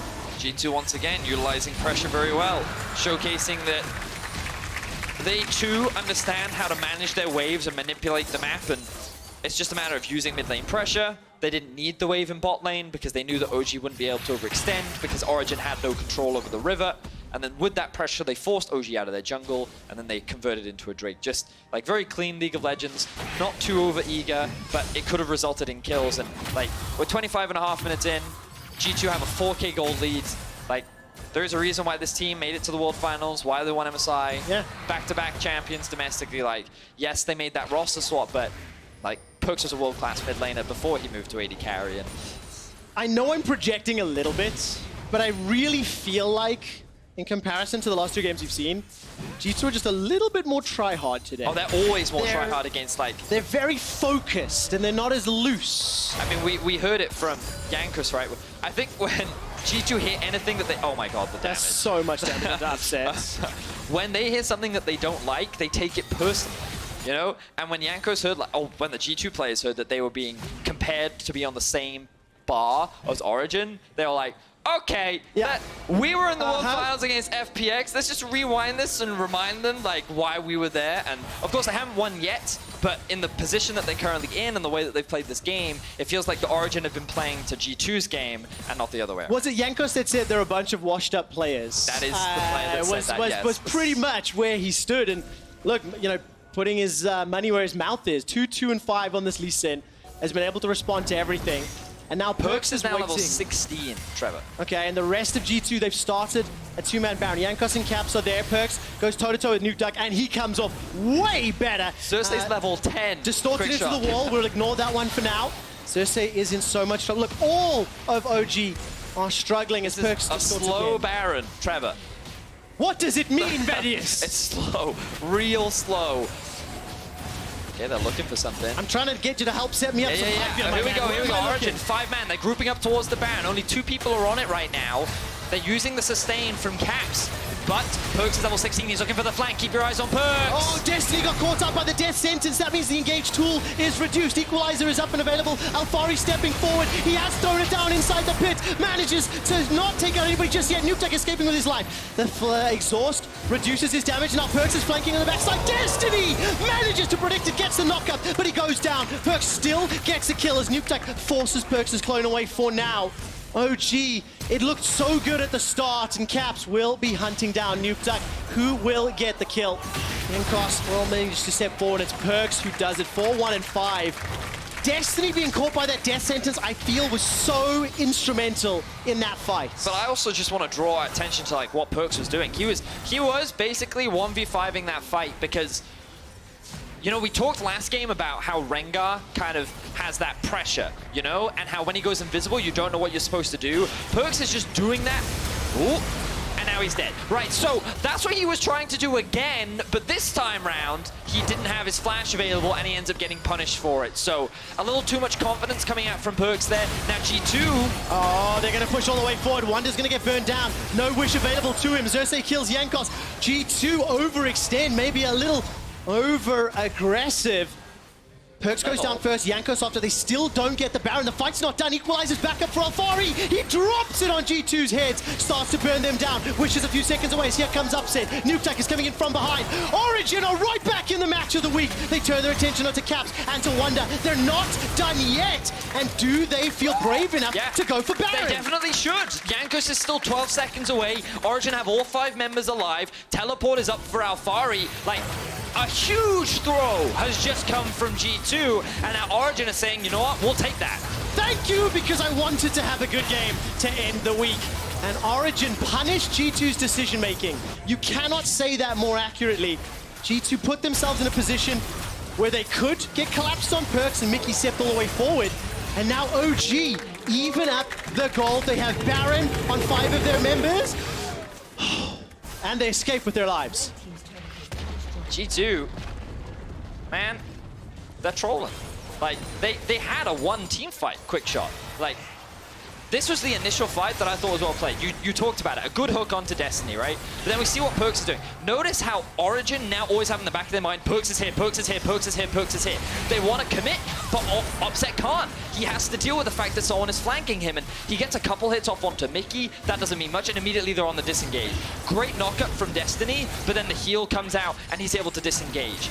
Ooh, now we see the chase coming in from Origin. Oh, whoa! Where did that burst come from? What? I couldn't even see the animation, and Alfari is blown up where he stands. Destiny gets kicked backwards by Yankos' Lee Sin, and despite the feathers flying, Upset cannot help his team out. 2 quick kills to G2. Perkz goes caps lock, and he just shuts down Alfari.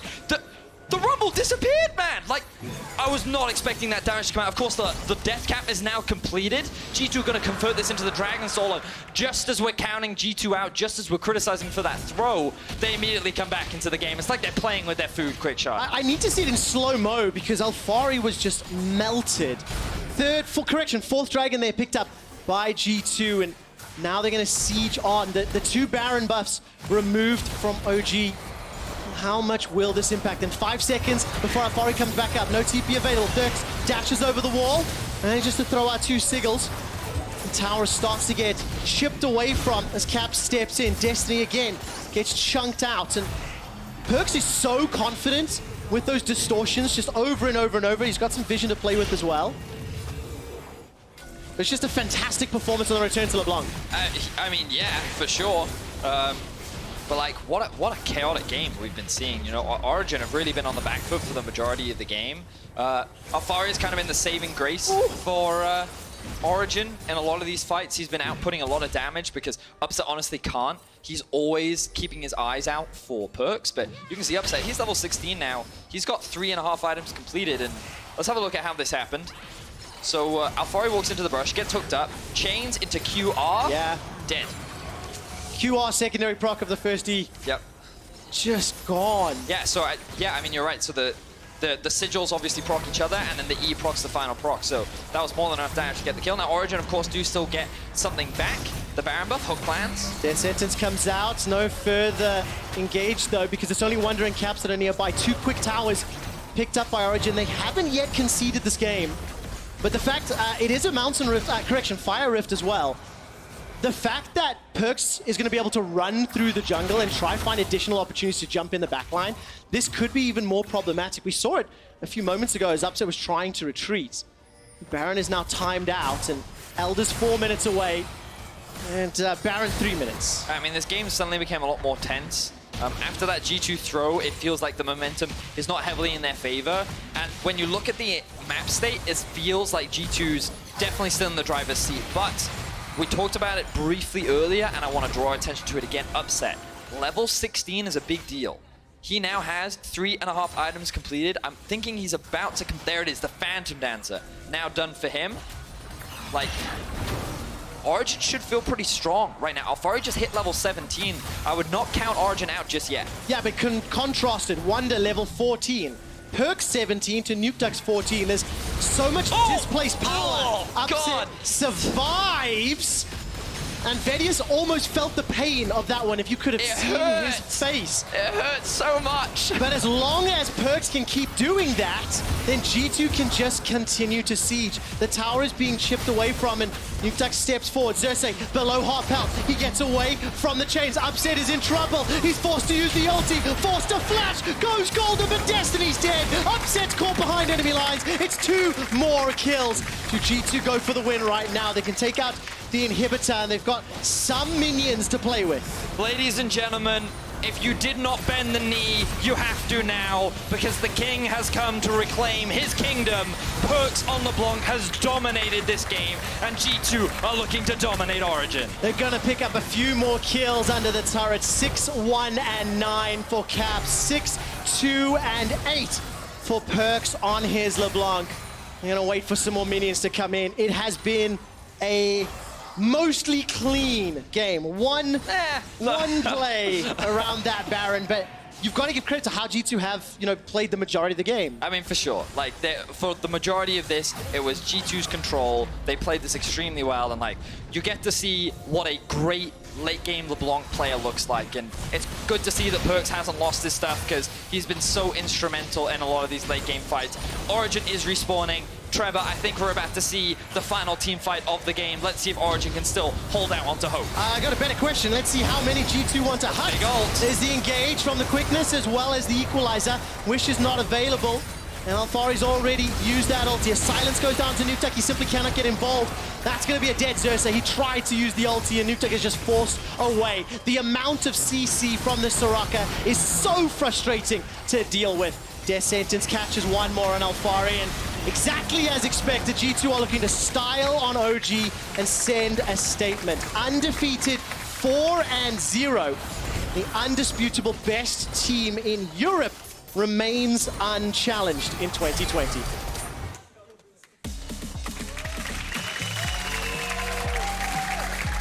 If anybody watches the Oscars and somebody's taking too long in their speech and they get played off, yeah, that's what just happened. That's just what happened. That is exactly what just happened from our production team. I mean, G2 made it exciting, right? Like, they threw really hard. Like, really hard. They gave away the Baron. There was an opportunity for OG to come back into the game. And then one small mistake, you know, Alfari gets hooked, he dies, immediately G2 are back in the driver's seat. Coming into today, Origin with 3-0, and they'd only conceded 10 deaths in their previous games. They conceded 21 deaths in a single game against G2.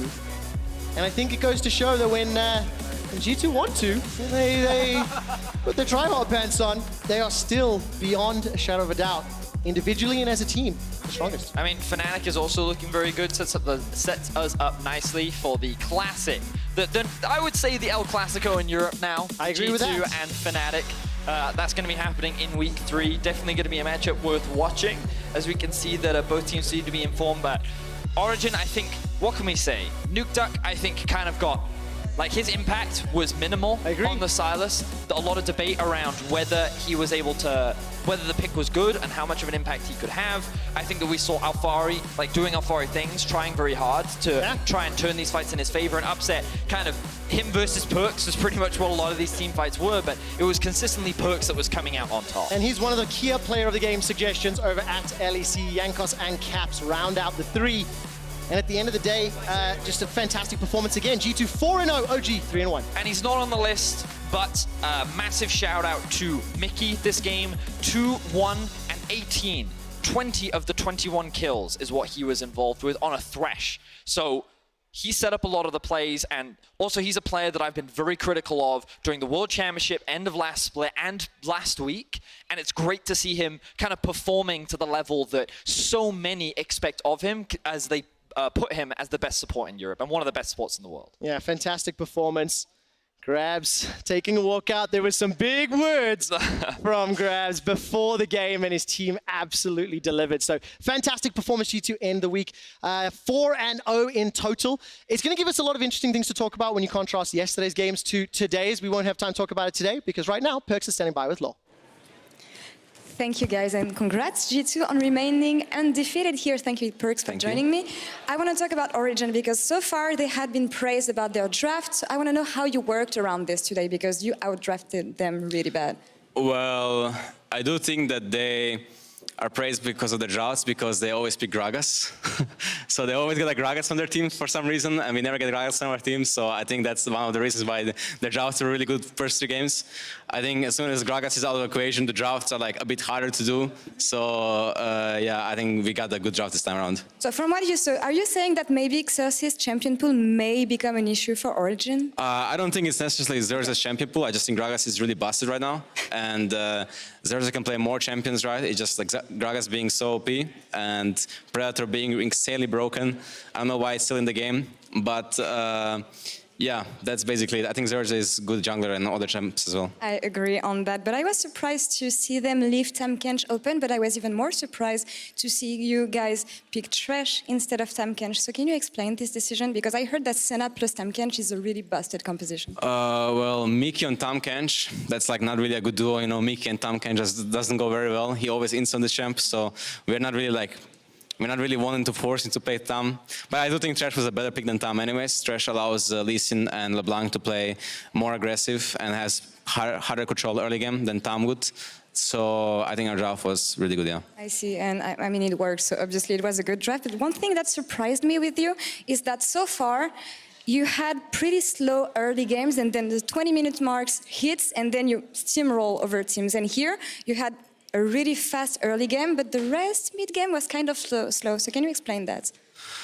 Well, in this game, we are really giga outscaling them. So getting early game leads is up to their mistakes, I feel like. Not, I mean, they played well, right? But they should be ahead early game, I feel like. And yeah, it's just we have really good scaling. And I was playing silent while Nuke was not. He was grouping a lot, which they kind of have to do as well because we have Lee Sin and Serac ult. So I think that we just played to our winning condition and they tried to play to theirs and we prevailed, yeah. Well, taking a step back here and focusing more on Europe as a whole, I listened to what Janko said yesterday and what he thought about what is supposed to be the second best team in Europe. So can you tell me what you think about the level in Europe right now?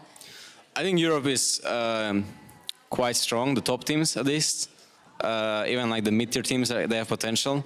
And it's not really settled who is really good right now, but I think Fnatic will always be good as long as they have like the main core they have, right? So Fnatic is, I think, the second best team in Europe, not Origin, right? And I thought so before playing them, and even when they played against each other. But so playing against Fnatic next week will be really hype because those games are always hype, right? And establishing ourselves as the best team in Europe once again next week will be the goal, yeah. And we'll see about that next week. Now, about the underdogs, the dark horses, we talked about Excel, Rogue. Who should be the most surprising team on the Spring Split for you? Well, I don't think Rogue is really an underdog in this split. I feel like they have a pretty strong roster all around. They should for sure make playoffs, right? Compared to previous splits where it was a struggle. I think Excel could be a good team. I guess it's hard to say. There's a lot of like mid-tier teams that could be good, but I'm not sure, honestly. We'll just have to see how it plans out, yeah. We'll see about that and who becomes better through the split. And now, I want to ask you, I have the answer, but who do you think got player of the game here? Got player of the game? Yeah. It was probably going to be Caps or me, because Caps was really consistent with Senna, and I was making some big plays. So it was me? Yeah, it was you. Well, thank you very much, fans. I appreciate everyone who voted for me. I know that I kind of deserved it, so thank you. Well, last question before throwing to PGL. I want to ask you, you went back to your kingdom this year. I want to know, as a mid laner who went to bot lane, who went back to mid lane, are you helping Caps with this transition? Yeah, I think it's a mutual, like we're working together because there was like some champions that were released last year that I didn't play, such as Akali and Kiana, and I got some tips from him there on those champions, and I'm teaching him in general botlane knowledge because it's a much different role, but similar in a way. Just he already has the new champions coming out, Sen and Aphelios, that he's very good at because it's the same, they released the same time as other AD carriers got it, so he's like as good or better than them on those champs, and he's learning really fast. He's like very, very skilled, so I think we will not have any problems with that, yeah. And it's always nice to hear about the synergy between the two of you. Thank you very much, Perts, for the interview, and congrats on the win once again. And to end this week too, let's send it over to Shox. Take it away. Yay! Thank you so much, Laura, and welcome to the LEC post-game lobby. I'm Shox, joined by Yamato and Jankos. Hello. There we go. Excited because, you know, it's been a long weekend, but an interesting one at that, and a very hyped last game, I have to say. Jankos, how good do you think you did as a team in this game? Well, I think that we were playing overall more respectful and more reserved than we usually do. And I think we threw a lot when we had our leads, and we took the game very slow. So there are for sure a lot of improvements to be made, especially me and Wunder inting on the weak side. But it was a pretty decent game.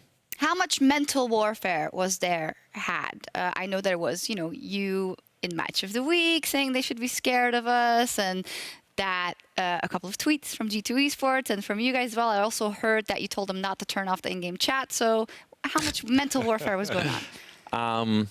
Well, in our heads, we could never lose to OG. And I think that even this game, we expect ourselves to probably play even better and like stomp them more, if that makes sense. But the game was actually pretty even and pretty long, so I have to give that to them. But still, I mean, we love to trash talk and we love to like call out other teams. So mental warfare is always fun, yeah. Yeah, it is. We kind of have built you up to be these competitors because obviously you were both undefeated and Origin was playing very, very well. But do you buy into that narrative yourself, or do you have your sights on other teams that you think could pose a threat to you than OG? I mean, I think that OG is still overrated, even though they did beat Fnatic in the first game of the split. I feel like Fnatic is probably the second team in Europe currently. I would be more... well, maybe not scared, but I would look forward to play them more next week, for example, because I think we'll obviously easily beat them, no problem there. But it could be even tougher than OG is. And then Rogue is probably like a top 4 material, whereas I would still put them as the 4th seed. And they still have to prove themselves. But they're also clearly top 4, except for like all the other teams that are just like kind of bad. Yeah, Yamato? Do you agree with the notion? Because I always had this idea of Origin just getting carried by their draft. Even in the Fnatic game, there was the Swain pick. You guys banned Gragas today. Is that the kind of the knife you have to stick into them? I mean, I think that the Gragas overall works for pretty much every team right now. As we all know, jungle is useless role. It doesn't really impact the lanes or anything. So what you do is you pick Gragas and you bring the CC to the team, and then you also have Predator, which Wunder really hates because he cannot not overextend. So I appreciate if Wunder would learn how to play against Predator, but up until then, we will probably be forced to think about Gragas, yes. At what point in this draft did you realize that you were heavily outdrafting them? Because that was what was echoed on the desk here. I mean, probably after 3 first bans, we knew it's over. I mean, it's hard to say, right? I feel like we had a really good idea about picking Lee Sin LeBlanc. For some reason, they banned the Lees, which I don't necessarily agree with. And then, obviously, first picking Senna. Senna is such a broken champion. And not banning Thresh for 5. I think there's like some mistakes that they have done. And I feel like all the other teams that played them so far gave them their comfort picks. And, OG was left unpunished. And even in that game, I felt like they played them up pretty well, right? They didn't get called when they shouldn't have, and they knew how to rotate, and they punished me and Wunder when we were inting. So I still feel like their play is like kind of solid, but most of the time their drafts they were getting away with too much. I think I have to echo the sentiment. Like, we were screaming no when they picked Rumble, because I thought this was one of the picks. And Rek'Sai. There was nothing else left, actually. I was just hoping that Xerxes had something spicy for the Lee Sin, because I feel like with these bans, the Lee Sin pick is very predictable. The Lee Sin LeBlanc rotation is so strong because I think it's just the strongest 2v2 when Syndra is out, and this was something that Nukta picked so many times. And then afterwards, when Rumble came in, I just thought Soraka, she buys Chalice so naturally. She gets MR, and the ultimate is just so strong against it. So I just felt like, that moment, G2 is a team that can actually play on side and stay away from those big team fights and get leads elsewhere. And then I just thought G2 have it in the bank. Yeah, Jankos, how happy are you with Grabs and his picks and bans so far? I know there's like more people in the team now. There's been some additions as well on the analyst side of things to help Duffman out. So how confident are you in the drafts for this split? Yeah, about the graphs, right? It's still a hard subject, I guess. Okay. I think that so far he didn't really disappoint, right? He delivered, I would say. In no game, I felt like we have been outdrafted, except for scrims. In scrims happens a lot, but it seems like he takes the knowledge from scrims to a stage, and then, if we disagree, we just like kind of step in as the players to try to make drafts actually playable for us.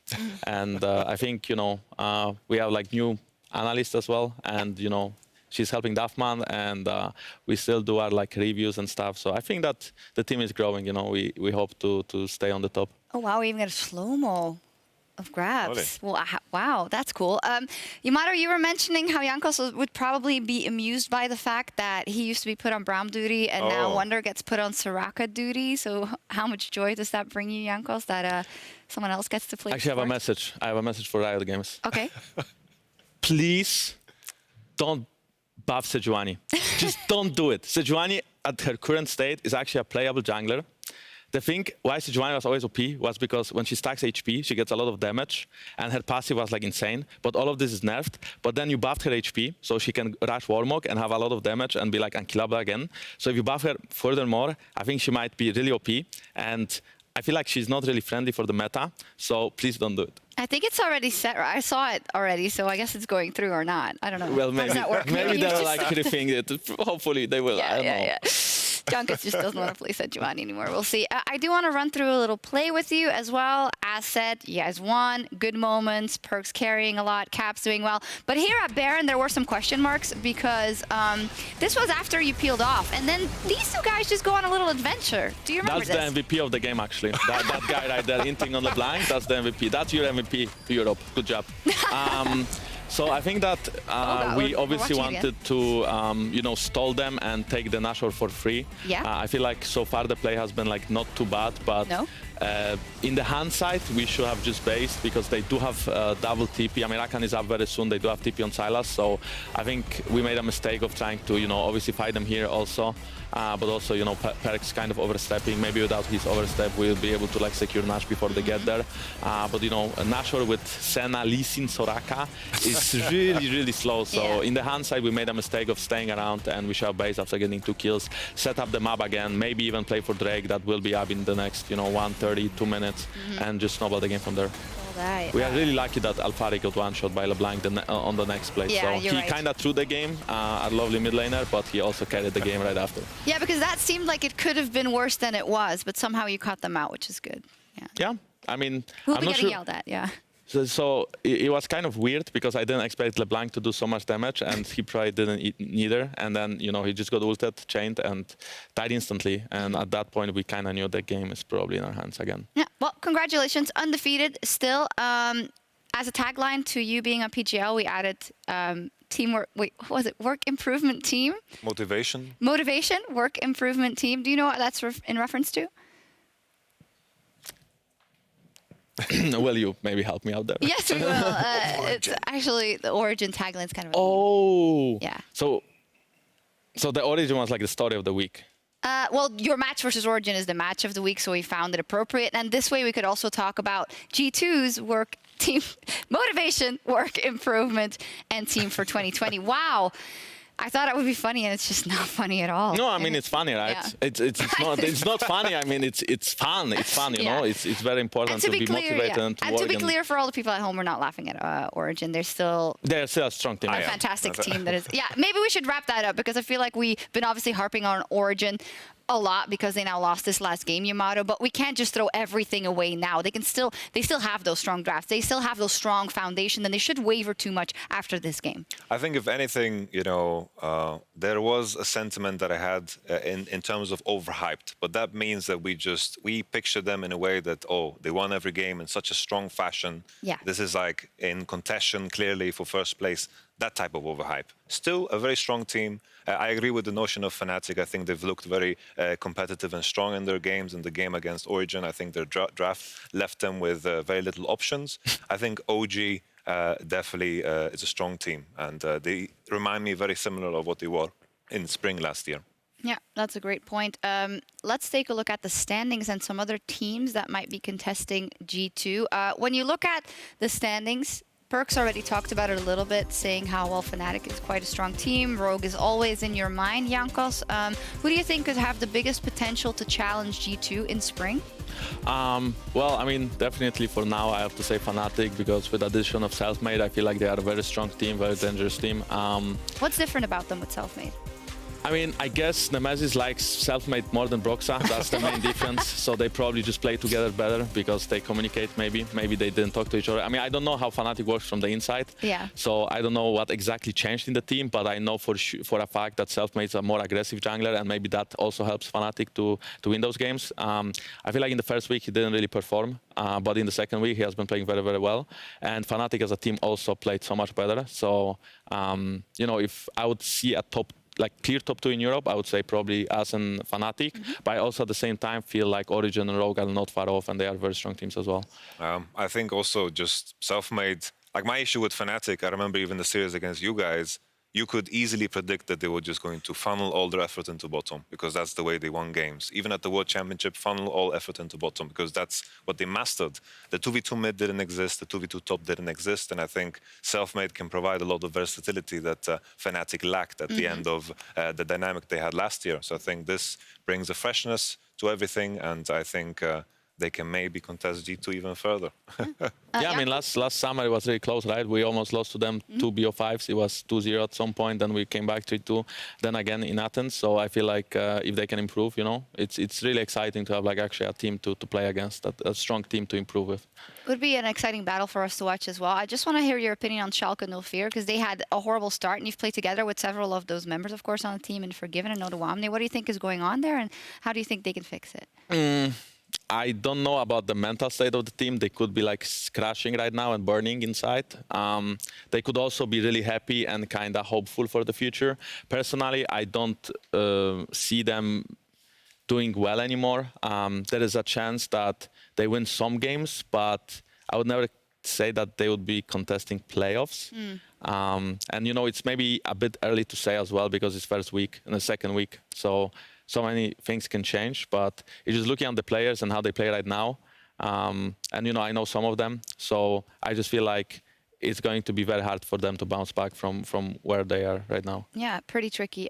Before we move on, how is Jankos feeling in the Spring Split? You now have, again, new jungle mid duo that you're getting used to, but then you got used to it beforehand. How's that shift been for you? I mean, I think nothing much changed, right? Caps requires different attention on the bot lane, and Perkz requires different attention on the mid lane. But I played with Perkz before. About Caps, I also played with him, maybe a different role, but he overall likes to be left alone and play his own game, and that's what he kind of does at the bot lane. Obviously, it's a different role, and he needs more attention than he could in the mid lane. And he can like carry games as hard, but you know, Perkz can, for example, and then we can shift the carriness into Caps. So I feel like I'm just chilling, and you know, it's going well so far. I think chilling is good in a 2020 jungle. You know, the biggest criticism I had for you guys last year at the World Championship, when I think your entire path to the finals, you didn't need to focus on 2v2 mid. And then you faced the biggest 2v2 mid team ever. Yes, I mean, yeah, FPX was a really strong 2v2 mid duo. We did play a lot of scrims against them, so we knew what we will face, and we just didn't prepare for it enough, and we were just the worst team. So, you know, it hurts, but sorry for bringing clearly, it up. clearly FPX was the better team. Yes. I'm so sorry. We've never heard you say it. Now it's out there. Now we never have to mention it again. And Tian was the better listen, and he was really insane and like, but it's okay. I got over it. Yamato, I hope you're proud of yourself. He might be tilted into I'm just hurting oblivion. Jankos. I didn't put him as first jungler as well. I wish I could change it now, yeah? I'm sorry. I'm sorry. I think that this year, you know, obviously our team will work in a different way, and let's say our lane swap doesn't work, then worst case what happens is that after Spring Split we just shift back, Perkz goes bot lane, Caps goes mid lane, you know, but I just don't think it's possible. I feel like both of them are so talented that they can perform on any role, and, you know, so far, it's only 2 weeks again, but looking at scrims and when we started playing scrims, it just seems like the improvement is like, you know, a very big improvement, and we are winning games, you know. And the next week is a big test. We face Fnatic and OG. Fnatic and Rogue. And we should be easily able to beat them. But yeah. And then you would be 6-0, which is then yeah, and then we're chilling again, right? Because then, like, if we did beat OG, Fnatic, Rogue, then Time for What Gareth. else And we're is there? chilling, you know, for a couple of weeks. And there's nothing else. Something else that is very important is that everyone at home can vote on the Kia player of the game at LEC on Twitter. And this is the leaderboard. Perks is in first place, followed by Finn, Alfari, Patrick, and Reckless. And just for your information, in case of a tie, the player with the highest percentage of votes will come out on top. So that is the case right here. Deserved? Yeah, I mean, looking at all these players, they are very talented, obviously, and very skilled. I mean, I don't know how Patrick got there, but like, no flame. Just I didn't see the Excel game that they won Against Schalke. Against Schalke. Yeah, Okay, that makes. really Oh hard. yeah, he was Barros. really like so much damage. Legolas. His DPM was insane. Yeah, so I feel like all the players deserve it. Obviously, Perks, you know, when he pops off, he can like play really well. But same goes for every single one of these players. Yeah. That's not that crazy in this yet. week, It's like right? 2 wins and 1 wins. What? Two times in this week, right? The Lucian performance had to be MVP. Oh, yesterday for Perks, it must have been. He was also robbed of a pentakill completely. Yeah. He was not really robbed there. I mean, we tried to give it to him. Yeah, I mean, it was a bit like of a late dive, right? No, But Ender explained it to me. It's apparently because between the 4th and the 5th kill, you get a bigger buffer, but it only triggers between the 4th and the 5th one, but not after the triple kill, which is what he took too much time to kill the 4th Well, sucks person, for him. basically. Sucks for him, indeed. Well, whatever. Next Friday, though, the LEC returns with 5 more games, finishing with a huge clash between G2 and Rogue, and then G2 versus Fnatic. That's on Saturday, and that is the match of the week. Yamato, will G2 stay undefeated? I think yes, honestly. I think yes. I think Rogue have shown that they're slightly weaker than everyone else. I've always questioned G2 on their weaknesses, but they seem to deliver over and over again. This week, I think your early game improved massively. Last week, it was a bit of a cocktail against Mad Lions. So I'm hopeful. If you guys are improving, then who can stop you? Yeah, I mean, I agree with you. Oh, clearly, we are the best. No, I mean, I think that early games have looked better. Because in the first week, we were just really I felt like, especially in the first game against Mad Lions, we were playing really bad like mechanic. Like I flashed on Blue Buff, for example, and like Perix was like flashing in and waiting for Cannon 1 second, and he still got away with it and stuff. So I feel like we were like all rusty this week. All of us have, you know, stepped up their game. We also figured out the patch. We figured out the drafts. And, you know, next week is exactly the same. So I don't see a reason why we would get beaten by these teams. Yeah. Obviously, all you know, they are good teams, but I'm just saying that. No, G2.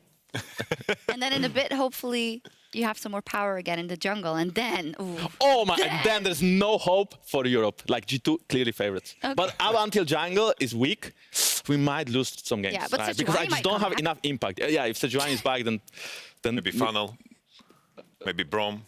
Okay, you know what? I might just retire at this point. If all of this comes back, it's just over. Please don't. You have unfinished business. Thank you so much for joining me. There is, of course, more League of Legends coming up as week 2 of the LCS kicks off in LA. And if you missed anything from the LEC, we'll have a rebroadcast for you after their last game. For us, though, it is time to call it a night. We'll be back next Friday for more action. See you then. Thank you, Jankos. Thank you, Yamato. And peace out, everyone. Thank you.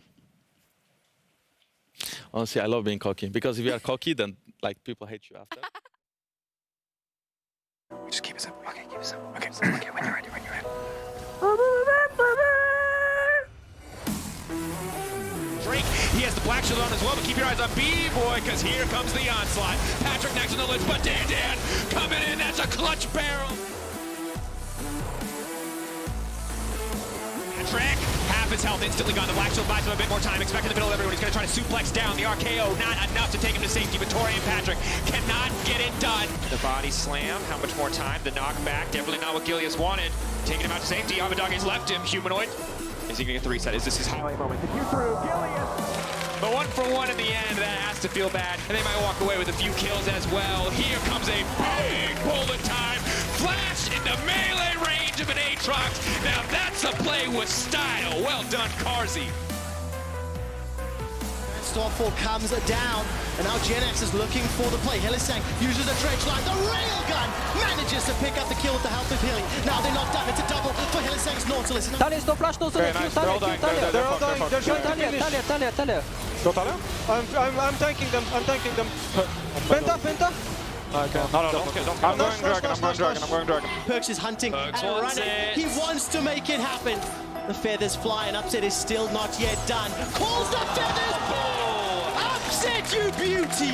He gets away from the chains. Upset is in trouble. He's forced to use the ulti, forced to flash, goes golden, but Destiny's dead. Upset's caught behind enemy lines. It's 2 more kills. Undefeated, 4-0.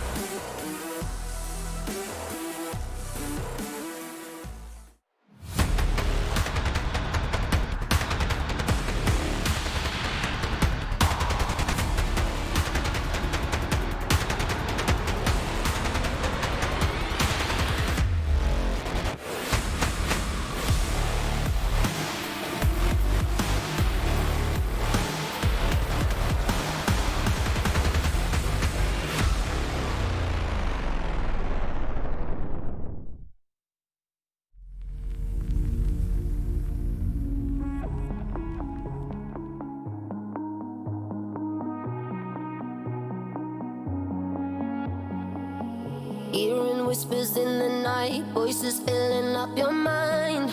You're like a ghost of you. You've been drowning in the rain, slowly saving up the pain. So deep inside of you, see the colors of the sky slowly turn from black and white. A rising hope, bright as gold. And now there's nothing left to lose, so we're breaking all the rules, and they don't know what we know. 'Cause I can hear the thunder from afar, a lightning in the dark. I can feel the fire come alive, so calm before the storm, so dark before the dawn. Oh, I can see the fire in your eyes, in your eyes. Oh, I can see the fire in your eyes, in your eyes.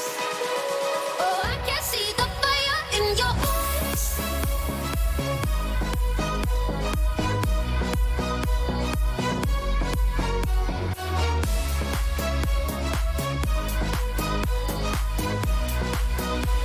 Oh, I can see the fire in your eyes. Now you'll never be the same once you felt that burning flame. You're chasing stars alive. What was broken's left behind. Watch it crumble in the light. Nothing can stop you now. See the colors of the sky slowly turn from black and white. A rising hope, bright as gold. And now there's nothing left to lose, so we're breaking all the rules, and they don't know what we know. 'Cause I can hear the thunder from afar, a lightning in